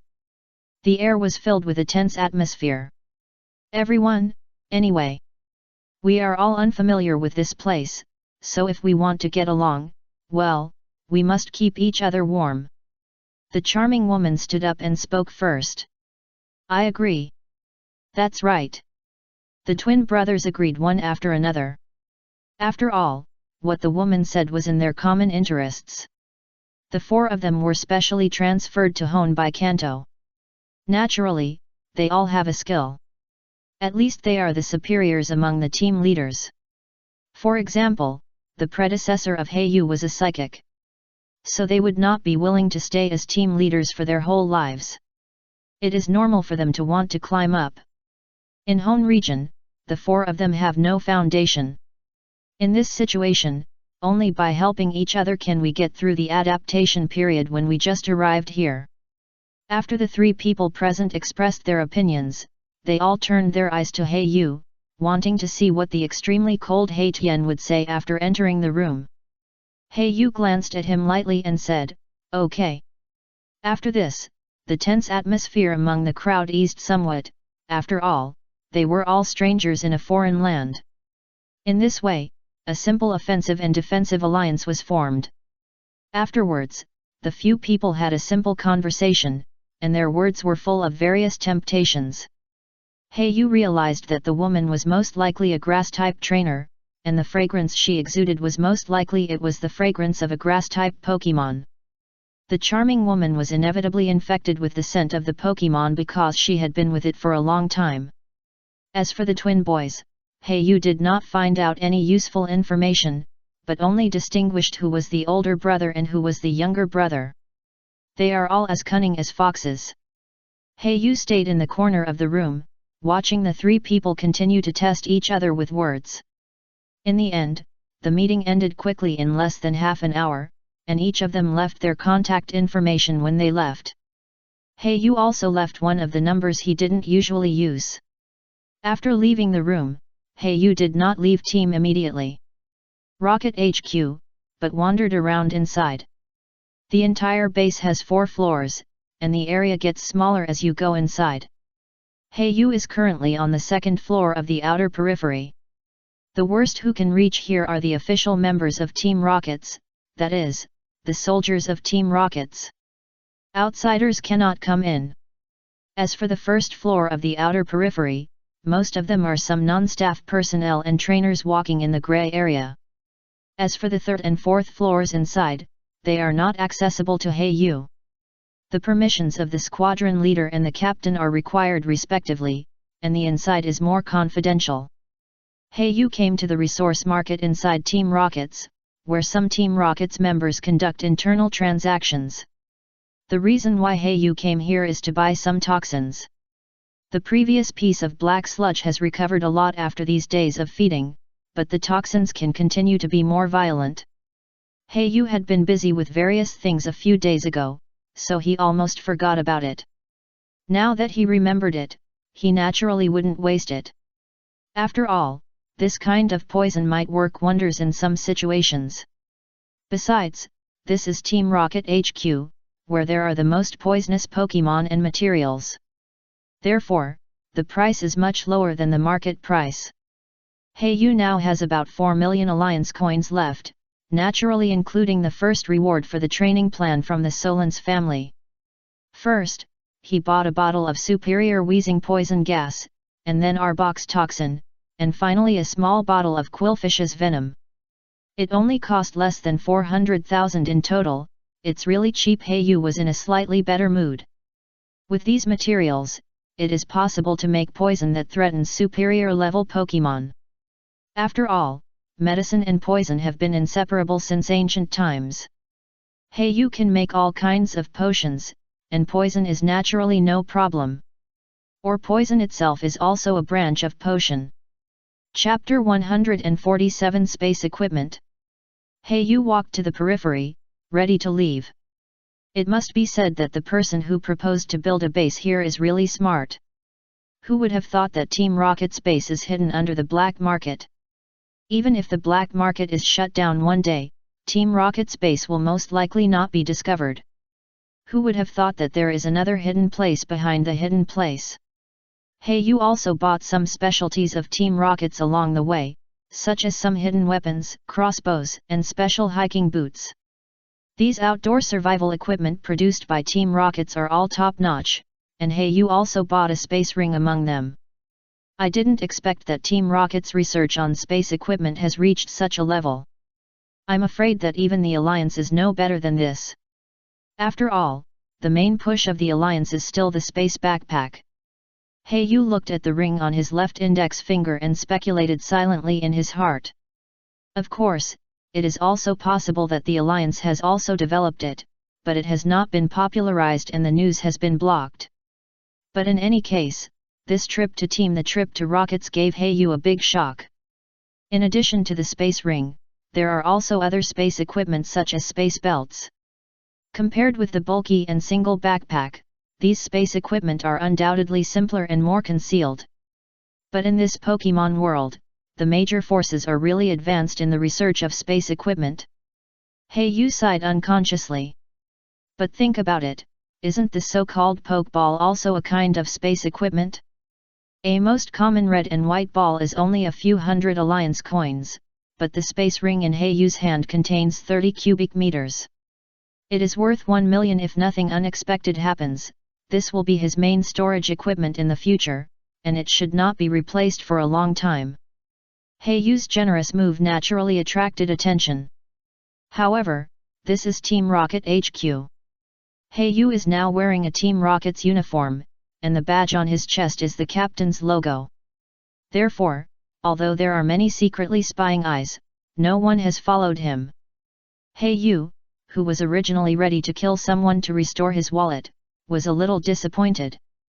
After leaving Team Rocket HQ, Heiyu walked out of a valley. There are actually many exits in Team Rocket HQ, and the final destination is also in all directions. Heiyu took out the Pokemon Pokédex and prepared to confirm his current location. GAGA. Heiyu first took Murkrow out of the Pokeball, and ordered it to explore the terrain ahead. Murkrow flapped his wings very skillfully. Because it was night, the hoarse growl seemed extremely excited. Just as Heyu was silently waiting for Murkrow to come back, he suddenly woke up and thought to himself that it was not good. He wrinkled his nose and sniffed the air a few times. Drug? Heyu quickly lifted the corner of his clothes and covered his mouth and nose, looking around vigilantly. Heyu, I didn't expect that Lord Haitian was so young. I find it incredible. A charming voice came, and the source was the valley where Heyu just came out. Heyu instantly realized that he was being followed, and he hadn't found the other party yet. Quickly took out the Pokeball and released Crawdaunt and Sharpedo. In this way, he felt a little safer in his heart. Looking at the figure in the depths of the darkness gradually emerging, it was the charming woman in the small room at the beginning, the female captain of rockets. The other party's wine-red hair was extremely beautiful under the moonlight, and her surging figure and numbing voice were enough to make men obsessed. But Heyu would not fall for it. He drew out a dagger and prepared for battle. At the same time, he asked coldly, "Is it you? Why are you following me and spreading this drug in the air? Didn't we agree to form an offensive and defensive alliance?" Heyu mercilessly pointed out the woman's tracking and drugging methods, and there was already a hint of cold murderous intent in his words. The woman did not expect that Heyu would notice her so quickly. Means, slightly surprised in her heart. But she still giggled and said, "Don't worry, Brother Haitian, let me explain it to you." After the charming woman said this, she wanted to walk straight forward and get close to Heyu, but what greeted her were several sharp crossbow arrows. Watching the arrows grazing her scalp and shooting into the tree trunk beside her, the smile on the woman's face became more and more stiff. She didn't expect that this kind of hint method in the past would fail today. "Damn, little brat, you don't understand romance." The charming woman kept scolding Heyu in her heart. In the past, whenever she put on this kind of captivating with her charming gestures and suggestive words, which man would not rush to her feet? Because of this, combined with her proficiency in grass-type Pokémon, she was able to get the position of team leader at the age of just 20. Heyu had a blank expression on his face, but murderous intent still surged in his heart. He had always worn a mask in Team Rocket HQ. Now that his true face was recognized, his identity was at risk of being exposed. Although the probability of this was very small, it was not worth the risk even if there was only a trace. The way Heyu looked at the charming woman was like looking at a dead person. This woman has already chosen her own way to death. The charming woman may have sensed Heyu's killing intention, and hurriedly said, "Don't be anxious, Brother Haitian, why don't you listen to my explanation before you start?" Heyu didn't care so much, and directly ordered, "Crawdaunt, Water Jet plus Shell Blade, Sharpedo, Water Jet plus Ice Fang."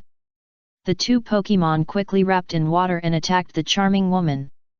Seeing that Heyu started to fight without saying a word, the charming woman kept cursing Heyu as a lunatic in her heart, and at the same time, released Pokémon to resist. As expected by Heyu, the fragrance emanating from the other party was indeed contaminated by staying with grass attribute Pokémon for a long time. The charming woman released 4 Pokémon. A Venusaur, a Breloom, and 2 Sunflora.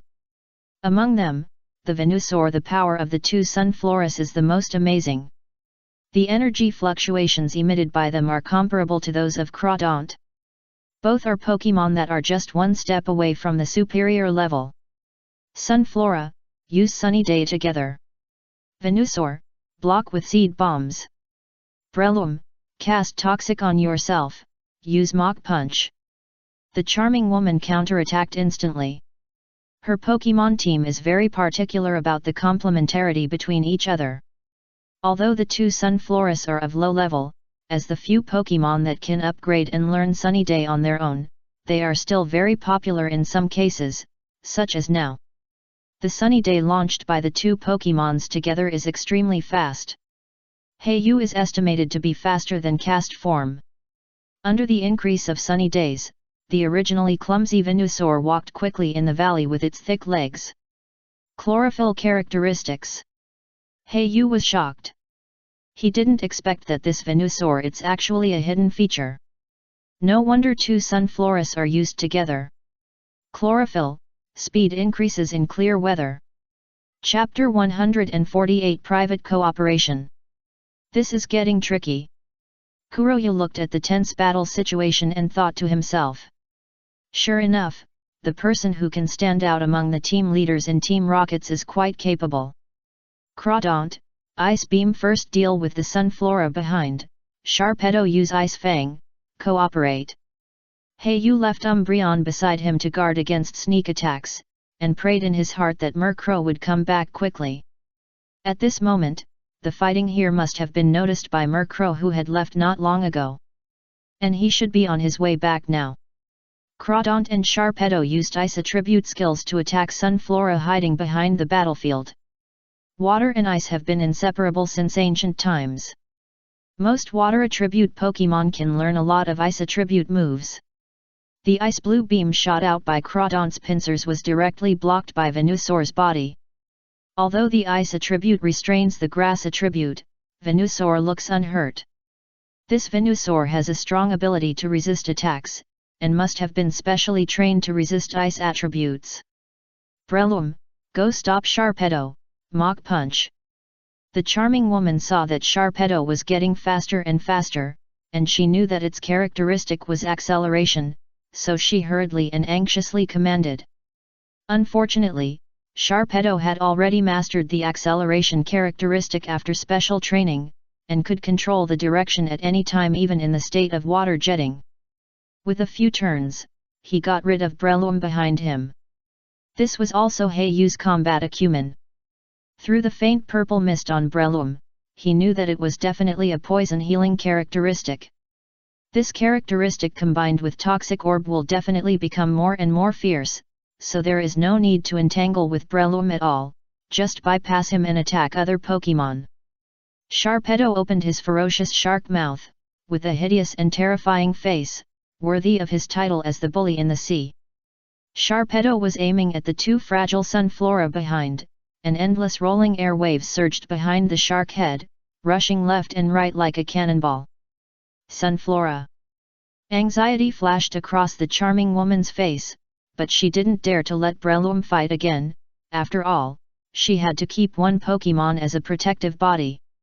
Don't forget, Black Feather's Murkrow hasn't shown up yet, who knows when he will come back and attack in secret. In addition, Black Feather's crossbow is also ready to go. These two reasons make the charming woman dare not let go of her hands and feet to fight, and can only let Breloom protect her.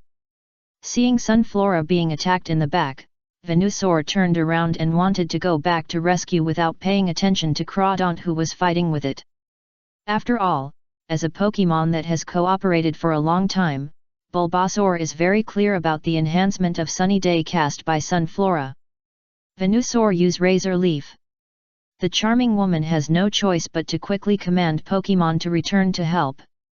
And this is exactly Black Feather's purpose, forcing Venusaur abandoning the front battlefield to rescue. Crawdaunt can pursue relentlessly. If Venusaur does not come back to help, it can only watch Sunflora being defeated by Sharpedo.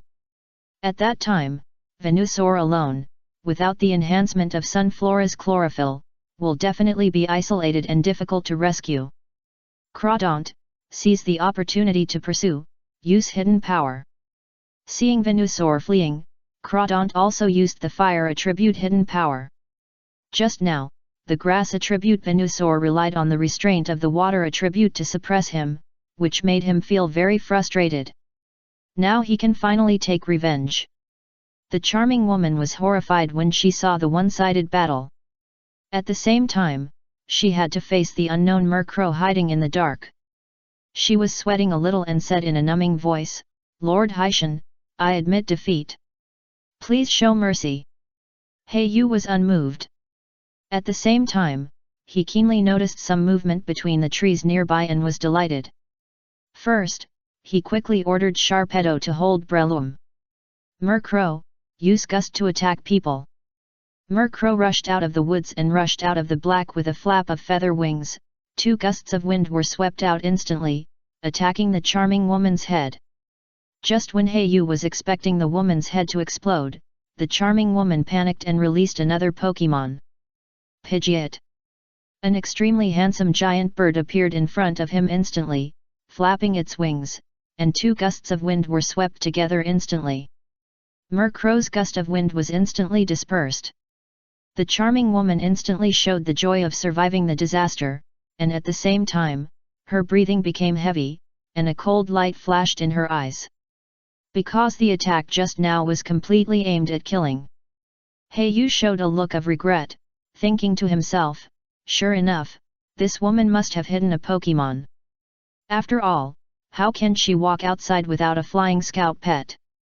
Originally, he thought that even if this woman hid a Pokemon, it would be at most a level 20, which is about the same level as Breloom. But this woman actually hid a Pidgeot. The level of a Pidgeot that wants to evolve must be at least around level 36, which means that now, based on paper strength alone, the charming woman opposite is no weaker than Yu. Crawdont, Sharpedo, Venusaur, Pidgeot. The 4 Pokemon are all above level 36, and they are the main force that determines the final direction of this battle. How is it? Brother Haishan, can we have a good talk now?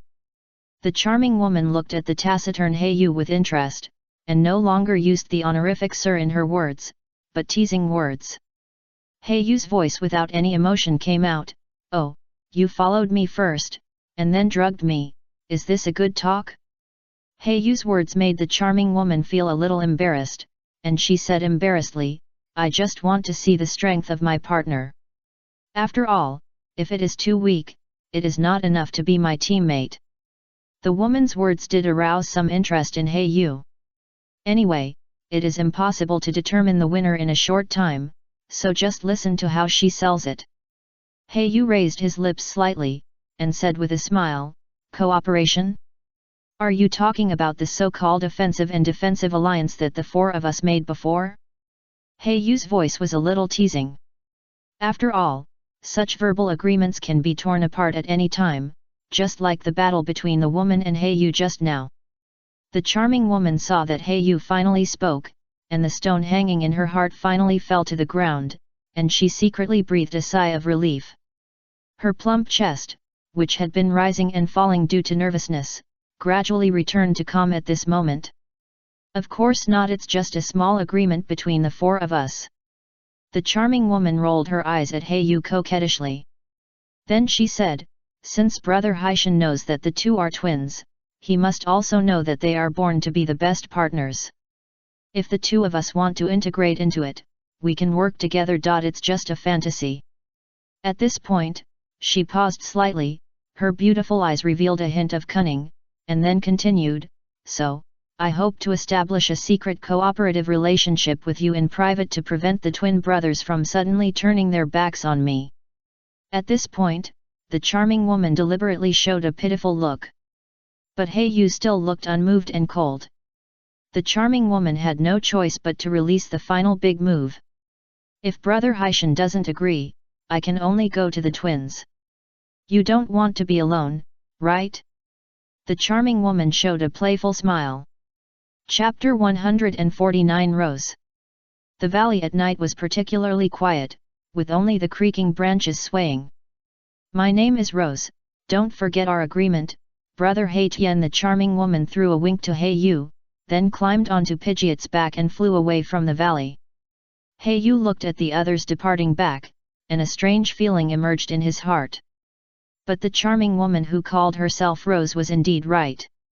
In terms of the small circle of 4 people, the twin brothers undoubtedly occupied a dominant position. If the 2 of them wanted to avoid being excluded, they could only hug each other for warmth again. The world is not about fighting and killing, but about human relationships and worldly affairs. Yu couldn't help but sigh. Put on the black robe again and disappeared into the night.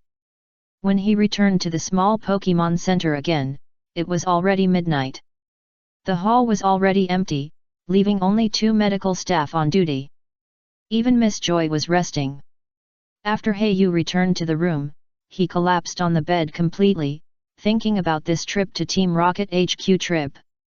The first point is to completely solve the identity problem left by the psychic man. From now on, I am also a glorious Team Rocket's captain. I have an additional identity. If I encounter any trouble in the future, I can give it up at any time. The second point is to change the space equipment. Although my original space backpack is very good, it is still a bit burdensome and cumbersome in the wild.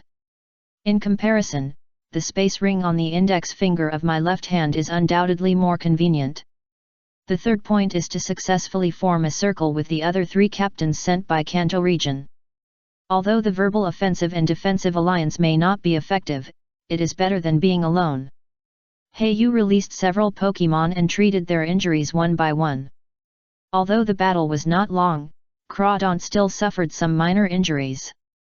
After all, it was a direct confrontation with Venusaur. The main force, Heiyu first fed a small bottle of healing potion, then took out the spray and sprayed it on the wound outside. It will be used inside and outside, and it won't take long for Crawdaunt to recover. But that Rose is really unexpected, she actually used drugs. Heiyu recalled the feeling at that time. That drug is definitely not the kind of ordinary common stuff. I have been dealing with medicinal materials for many years and can smell it. In short, that woman is definitely a dangerous person. Heiyu kept reminding himself in his heart that he must be careful. After all the Pokemon were settled, the door was locked and a glass was placed on the handle. There was a leaf stuck in the gap. Then he closed the window and the curtains, and let Murkrow hide in the corner to be on guard. After everything was sorted out, he dared to lie on the bed with peace of mind, and the dagger was hidden under the pillow. Although it was unlikely to be attacked in the small Pokemon Center, it was still the same saying that it was better to be careful. The next morning, Heiyu hurriedly finished breakfast and went to the self-service video phone in the small Pokemon lobby and dialed the public communication equipment. After answering the call, a cute and playful girl appeared on the screen with beautiful hair and twin ponytails. It was Chuyu from Fall Arbor Town. "Brother Heiyu, have you arrived in Movili City? Why didn't you reply to the message I left on the Pokédex?" Kaiuya pretended to be angry, but her words were full of worry. Heiyu was silent, not knowing how to answer. He made up a lie and quickly changed the subject. Of course Heiyu knew the girl's feelings. After all, he was a hero and saved the beauty, wasn't it to make the Solence family owe him a favor? Now it seems that he has indeed won the girl's heart, but there are also some troubles. "Hi, brother Heiyu, it's like this, my mother came back yesterday and learned that you saved me. She said thank you no matter what." Kaiuya stuck out her tongue and finally got to the point. After thinking for a while, Heiyu said, "Kaiuya, say hello to my aunt for me." "Don't worry, brother Kuraba, I know what to do. By the way, Chikorita is still." Akaizuki chattered with Kuraba about the fun things that happened in the past few days, and looked reluctant to hang up the phone. Kuraba finally saw that the call was over, and for some reason, he breathed a sigh of relief. Turned around and dialed another number. "Brother, you finally remembered to call May." On the other side of the video was a cute child with a ponytail and pink cheeks, very lovable. It was May. "May, long time no see. I've been busy traveling recently, so I didn't have time to say goodbye in advance. Ming. How is Mr. Norman doing recently? Is the opening of the gym going smoothly?" Heiyu first expressed his recent busyness and explained why he had not contacted him for a long time. Then, he politely asked about Mr. Norman's recent situation. After all, he was his first investor and the second noble person besides Mrs. Mehta. Hey, big brother, Dad can finally relax and play with me during this period. Everything in the gym is on track. We are doing well here." May looked innocent and smiling. After a few simple words, Heiyu told his purpose and sent the evolved Breloom over. "That's right, Breloom. When I got up this morning, I was just about to take off the spores that fell off the grinding mushroom, but I didn't expect that when I released it, it was actually a Breloom. It's obvious that the original Shroomish has evolved. This is actually not surprising. After all, Shroomish will evolve when it reaches level 23 evolved into Breloom. The level of the mushrooms he caught was already quite high. Over the past few months, what Heiyu fed him along the way were all the leftovers from the main Pokemon, but they were almost all some precious materials and poke blocks. For wild Pokemon, these foods are no less than delicacies from the mountains and seas, and they are also nutritious. Therefore, even if Shroomish did not actively train, his level naturally increased with the accumulation of energy. After Shroomish evolved into Breloom, it will not drop poisonous spores anymore, so Heiyu simply put it in the Norman leader's Pokemon constant temperature room like Firo. There is a device in the small Pokemon Center that can be used to transport various objects, which can be regarded as a special machine that uses a space. This object can not only transport small Pokemon, but also some simple items. If Heiyu wants to give Chikorita of Kaihuya poke blocks in the future, he can directly use this instrument to transport. However, now Heiyu put Breloom's Pokeball in it first, and then communicate with May to determine the transportation location.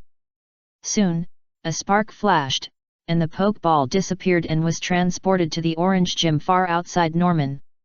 Sure enough, within a few seconds, there was a ding-dong on the Pokédex, which was the message from May. Big Brother, Pokemon received it. Cute emoticon package. Chapter 150 Food Court. Sandil, Murkrow, use hidden power. At a training ground in the Pokemon Center, Kuroyu is training Pokemon in skills. After all, there are too many skill discs added to each Pokemon in recent times. Murkrow is a little easier to say. He has the characteristics of a mischievous heart and is more savvy in learning transformation skills. Sandil is different. Not only does he have to learn inherited skills, but he also has to master new skill discs. Sandil, remember to concentrate when you focus energy. So far, Sandil's strength has been changing almost every day, and he is making rapid progress every day. So far, he has reached level 16. In addition to his own good qualifications, of course, it is inseparable from the huge investment of Black Feather's resources. Those large amounts of poke blocks and earth vein stone milk potions are not invested in vain, in exchange for a rapid improvement in level. And because of the fighting experience when he was born, Sandil has an extremely sharp combat awareness, and can be said to be brutal to the outside world. But internally, Sandil dare not have the slightest usurpation for Black Feather, the master, and he also respects Murkrow very much. Both Pokemon are known for their insidiousness, cunningness, bloodthirstiness, and brutality. In addition, they have many experiences of fighting together, so they will naturally get along well and become good friends. After arriving at noon, Black Feather did not eat in the restaurant of the small Pokemon Center as usual, but went to Movili City, a local feature. Movili City Food Court. Also known as the Battle Food Court, located in the entire Movili, the southeast part of the city occupies a large area. It is said that since it replicates the characteristics of many restaurants in Lumiose City, there are many snacks. For example, village sandwiches, magnemite grilled, purple violet mixed noodles, etc. There is also a special point here, that is, if you want to eat food, you must fight before waiting for the food to be served, so that other customers can watch. For example, Heiyu is now sitting in front of a cafe, watching fighting in the square. Nuzleaf, don't lose to him, show your courage. Don't give him a chance to breathe, Makahita, use continuous arm thrust. On the field, two trainers wearing Alliance uniforms are passionately directing their Pokemon to fight. Finally, one of them wins. According to the bet, the winner's meal will be borne by the loser, which is not expensive, just a few dozen or 100 Alliance coins. Even some delicacies that use Pokemon's body parts as ingredients are only a few hundred Alliance coins, which will not cause any burden to a normal trainer. Therefore, this place is full of ordinary people and ordinary trainers who come to join in the fun every day. Yu ordered a lot of food from the Pokédex with great interest. This place is worthy of being a technology city, and there is even a QR code to order food. Even in the developed Rustboro city, most restaurants use the original menu to order food. Alas, it seems that Nuzleaf will lose this game. Kuroya watched the game come to an end and silently judged in his heart. The skills used by the Makahita were surprisingly powerful. Kuroya guessed that it was either carrying the black belt item that improved fighting type moves, or its characteristics were hidden forced characteristics. Nuzleaf's evil grass attribute was originally restrained by the fighting type twice, so it had no chance of winning. As expected, in less than a minute, Nuzleaf was hit by force palm was solved, Makahita won, so he could eat this meal for free. The meal fee will be passed on to the trainers of Nuzleaf. Kuroya looked at his meal, and there was still a lot of time before it could be served, and he felt eager to fight. He simply scanned the QR code on the table to sign up for the battle on Pokédex, and matched his opponent in less than 3 minutes. Kuroya sorted out his trainer clothes and walked slowly to the battle square in the center. When he saw his opponent, Kuroya raised his eyebrows slightly, and was slightly surprised. The opponent was a big beauty with flowing blonde hair. People. She looked like a classical Western beauty, wearing a purple dress, and with the sound of high heels, she looked very charming. Yu was really amazed by her beauty, especially the temperament she exuded, which he had only seen in Mrs. Meta. But Yu quickly came to his senses and entered the battle state. Sandil, prepare for battle. For this kind of entertainment-oriented battle, Yu did not send out several generals in the team, and just let Sandil come out to exercise. And the opponent was quite elegant, throwing out a Pokeball. A ghost Pokemon wearing a kimono slowly emerges. Froslass. Froslass looks like a kimono, floating in the air. Its head looks like a drop of water turned sideways. There are 2 ice crystals and some holes on the top of its head. Its purple skin can be seen through the holes. And the part that looks like a body is actually empty. This Pokemon can only be used by female Snorant and Dawnstone to evolve. It is a very strange Pokemon and is relatively rare. Yu looked at the energy fluctuations emitted by the other Pokemon. The level is slightly higher than Sandil, but the specific level is unknown. But pressure is motivation, Sandil, this is a fierce battle. Although the level is at a disadvantage, Sandil is not afraid of fighting at all, but instead emits an excited growl. Enough! The warlike blood in Sandil's body is gradually boiling. Sandil, use focus energy. Yu emphasized that Sandil should practice this move, and now he has reached the point of being able to do it easily. Instantly concentrate, and gather all his energy to prepare for the powerful attack. Froslass, Icy Wind. The purple-skirted beauty's eyelashes trembled slightly, and she directed to the center of the venue. Icy Wind was very fast.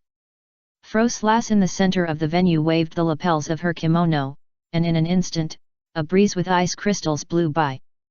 The freezing cold air swept across half of the venue in an instant. Even though Sandil turned his back and used scales to resist, he was still stained with a lot of ice chips. The speed was slightly affected.